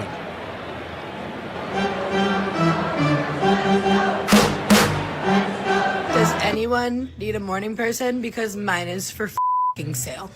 Let's go, get up. The f*** away from me. It's 7:30. I'm pretty sure that 75% of my personality is just caffeine, and the other 25% is regretting all the life decisions that led me to need this much caffeine. We've got the top 9 right fielders, 9 players, 9 innings. Top 9. When you think of a great right fielder, 2 things come to mind: a powerful arm and a ferocious bat. Some of the best arms the game has ever seen could be found in right, where a long-distance gun is a necessity for plays at home and third. Some of the game's most prolific sluggers, including 3 members of the 600 Home Run Club, played at least 1,000 games in right. 1,000 games in right was our cutoff for a player to qualify. So here are the top 9 right fielders. Number 9. Please welcome number 19. Hi, I'm Tony Gwynn of the San Diego Padres. Tony could do almost anything with the bat that was humanly and unhumanly possible. Base hit the center for Tony Gwynn. I was a guy who probably wasn't going to hit with a whole lot of power, but a guy who was going to be a tough ass. Well, he's a professional hitter. 5 for 5 today. Tony was as pure a hitter as they come. Every year, year in and year out. I mean, he was hitting over 300, usually well over 300. Tony was a model of consistency at the plate, posting the 3rd highest career average of any right fielder since 1901. This was the first guy that really kind of instituted video to our game. That is my trademark, is that, you know, I wasn't afraid to work. I wasn't afraid to get after it. He had the uncanny ability to place the ball exactly where he wanted to put it. He was the best hitter in all the baseball that I've been around, and the people that I've played with, I would put him at the top of the list. When a video says, wait for it, nope, you've just guaranteed that I will keep scrolling.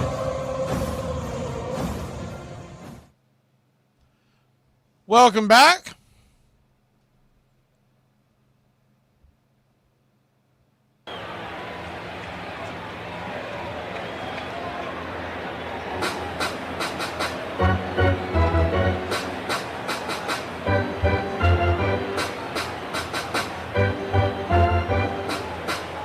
3 outs to crown a champion for Los Angeles. Yamamoto is going to go back out there, and Vladimir Guerrero Jr. leads us off. The first pitch on the way is a cutter. Down and away for a ball. It's 1-0. 1-0. Kicks and fires. Splitter this time. 2-0. 2-0 count. Brings it. Cutter right there for a strike. It's 2-1.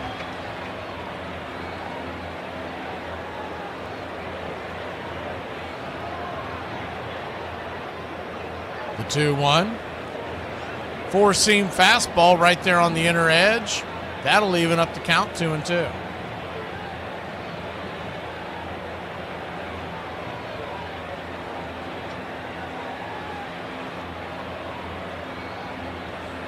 The 2-2. Inside. Ball 3-2. So a full count to Guerrero. He represents the tying run. Infield back and to the left. The pitch on the way. Swing! That ball's hammered down the left field line. That ball's going to get down where the green grass grows. Here comes Vladimir Guerrero Jr., and he's got a leadoff double for the Toronto Blue Jays. Smacks up against the wall just underneath that 328 sign. Good relay by Kike, keeps it to 2 bases. And IKF will be the batter. Do you play small ball and push him over, or do you try to go for the win?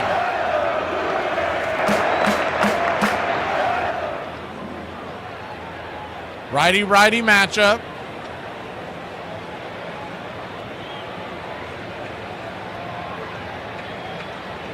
Infield back and to the left.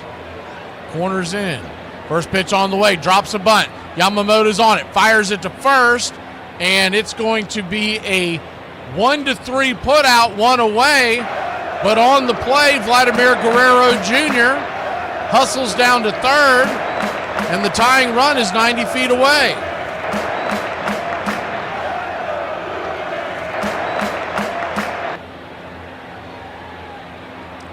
Addison Barger's going to be the batter.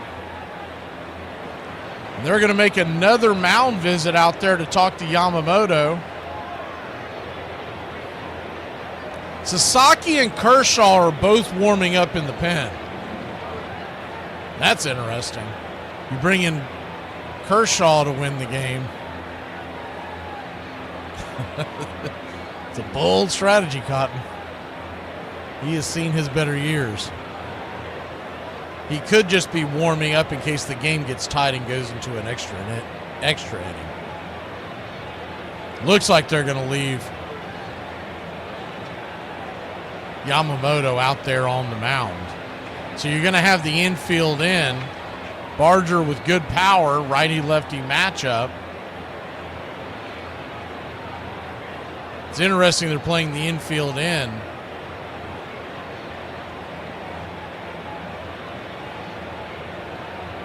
It's probably the right move, but you are opening yourself up to a bigger inning. First pitch on the way is a splitter. Right there for a strike. It's 0-1.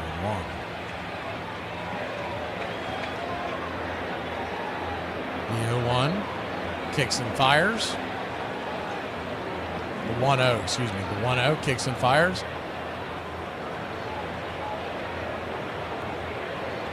Outside wide ball 2-0. 2-0 count. Could be pitching around him to see if he'll chase as the 2-0. Misses high, splitter ball 3-0. 3-0 count. You got Kirk on deck, and he is a double play candidate. So if you do walk Barger, you could pull the infield back. 2-0 misses high, ball 3-0. The 3-0. That ball will miss, ball 4, and he'll head on down to first. And the Blue Jays have runners on the corners. 1 out.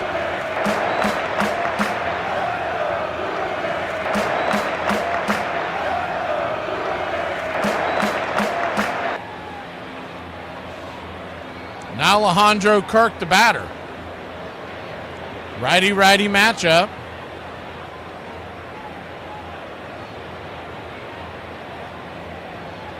Infield is playing back now. First pitch on the way as a cutter fouled back.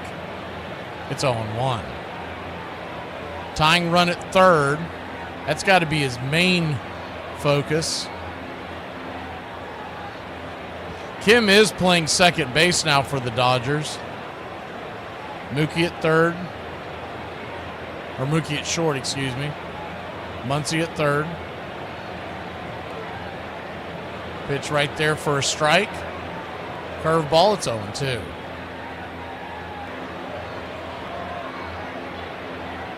So an 0-2 count.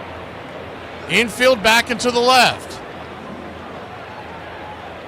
Pitch on the way. Double play depth. Here it is. Swung on, banged on the ground to short. Mookie's got it, steps on the bag, fires it to first, and the Los Angeles Dodgers complete the back-to-back World Series championships. First time since the New York Yankees did it in 99 and 2000, and 98 for that matter. And the Los Angeles Dodgers steal the victory in extra innings against the Toronto Blue Jays, who had so many opportunities there. Yamamoto, he's got to be the World Series MVP. I mean, the guy pitched 2 phenomenal games and then off of no rest comes in and gets another win. He'll get the win tonight. He'll go 5-1 in the postseason. Shane Bieber with the loss on the solo shot that he gave up to Will Smith. And what a great World Series. 5 runs, 11 hits, no errors for the Dodgers. 4 runs, 14 hits, no errors for the Blue Jays. An all-time World Series. Congratulations to the Dodger fans. Congratulations to the Blue Jay fans. You both had incredible seasons. Nothing to hang your hat about Toronto. As the Dodgers, 5 runs, 11 hits, no errors, 10 men left on base. Blue Jays, 4 runs, 14 hits, 14 men left on base, and no errors. And that's it. That's your 2025 season. Go dance in the streets, Los Angeles. The City of Angels brings home another World Series championship. We'll see you in 2026. We'll see you next week. It's MLB Today. MLB Today, Braves Country Today.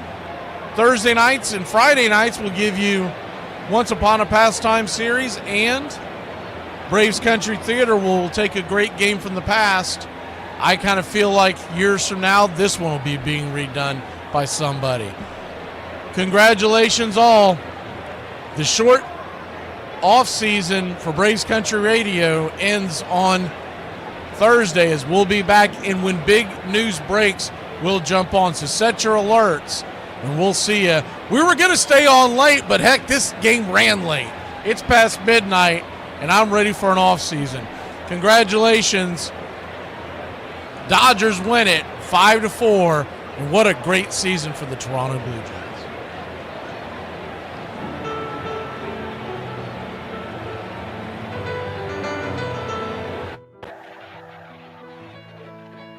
Casey at the Bat by Ernest Lawrence Thayer.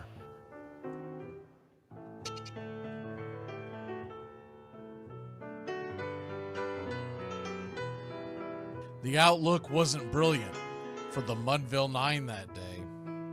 The score stood 4-2, but with 1 inning more to play. And when Cooney died at first and Barrows did the same, a pall-like silence fell upon the patrons of the game.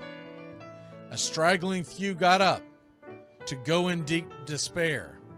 The rest clung to the hope which springs eternal in the human breast. They thought, if only Casey could but get a whack at that, we'd put up even money now with Casey at the bat. But Flynn preceded Casey, as did Jimmy Blake, and the former was a hoodoo, while the latter was a cake. So upon that stricken multitude, grim, melancholy sat, for there seemed but little chance of Casey getting to the bat. But Flynn let drive a single, to the wonderment of all, and Blake, the much despised, tore the cover off the ball. And when the dust had lifted, and men saw what had occurred, there was Jimmy safe at second, and Flynn a hugging third. Then from 5,000 throats and more rose a lusty yell. It rumbled through the valley, it rattled in the dell. It pounded on the mountain and recoiled upon the flat, for Casey, mighty Casey, was advancing to the bat. There was ease in Casey's manner as he stepped into his place. There was pride in Casey's bearing, and a smile lit Casey's face. And when responding to the cheers, he lightly doffed his hat. No stranger in the crowd could doubt 'twas Casey at the bat. 10,000 eyes were on him as he rubbed his hands with dirt. 5,000 tongues applauded when he wiped them on his shirt. Then while the writhing pitcher ground the ball into his hip, defiance flashed in Casey's eye, a sneer curled Casey's lip. And now the leather-covered sphere came hurtling through the air, and Casey stood a-watching it in a haughty grandeur there. Closed by the sturdy batsman, the ball unheeded sped. "That ain't my style," said Casey. "Strike one," the umpire said. From the benches black with people, there went up a muffled roar, like the beating of a storm waves on a stern and distant shore. "Kill him! Kill the umpire!" shouted someone on the stand, and it's likely they'd have killed him had not Casey raised his hand. With a smile of Christian charity, great Casey's visage shone. He stilled the rising tumult, he bade the game go on. He signaled to the pitcher, and once more the dun sphere flew. But Casey ignored it, and the umpire said, "Strike two!" "Fraud!" cried the maddened thousands, and echoed answered, "Fraud!" But one scornful look from Casey, and the audience was awed. They saw his face grow stern and cold. They saw his muscles strain.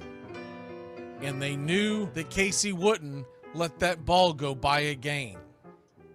The sneer is from Casey's lip. His teeth are clenched in hate. He pounds with cruel violence his bat upon the plate. And now the pitcher holds the ball, and now he lets it go.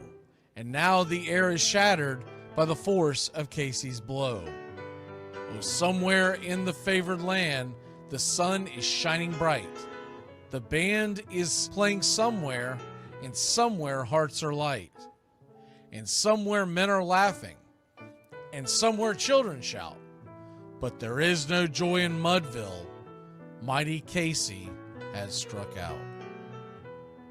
Casey at the Bat, Ernest Lawrence Thayer, published June 3rd, 1888. San Francisco Examiner.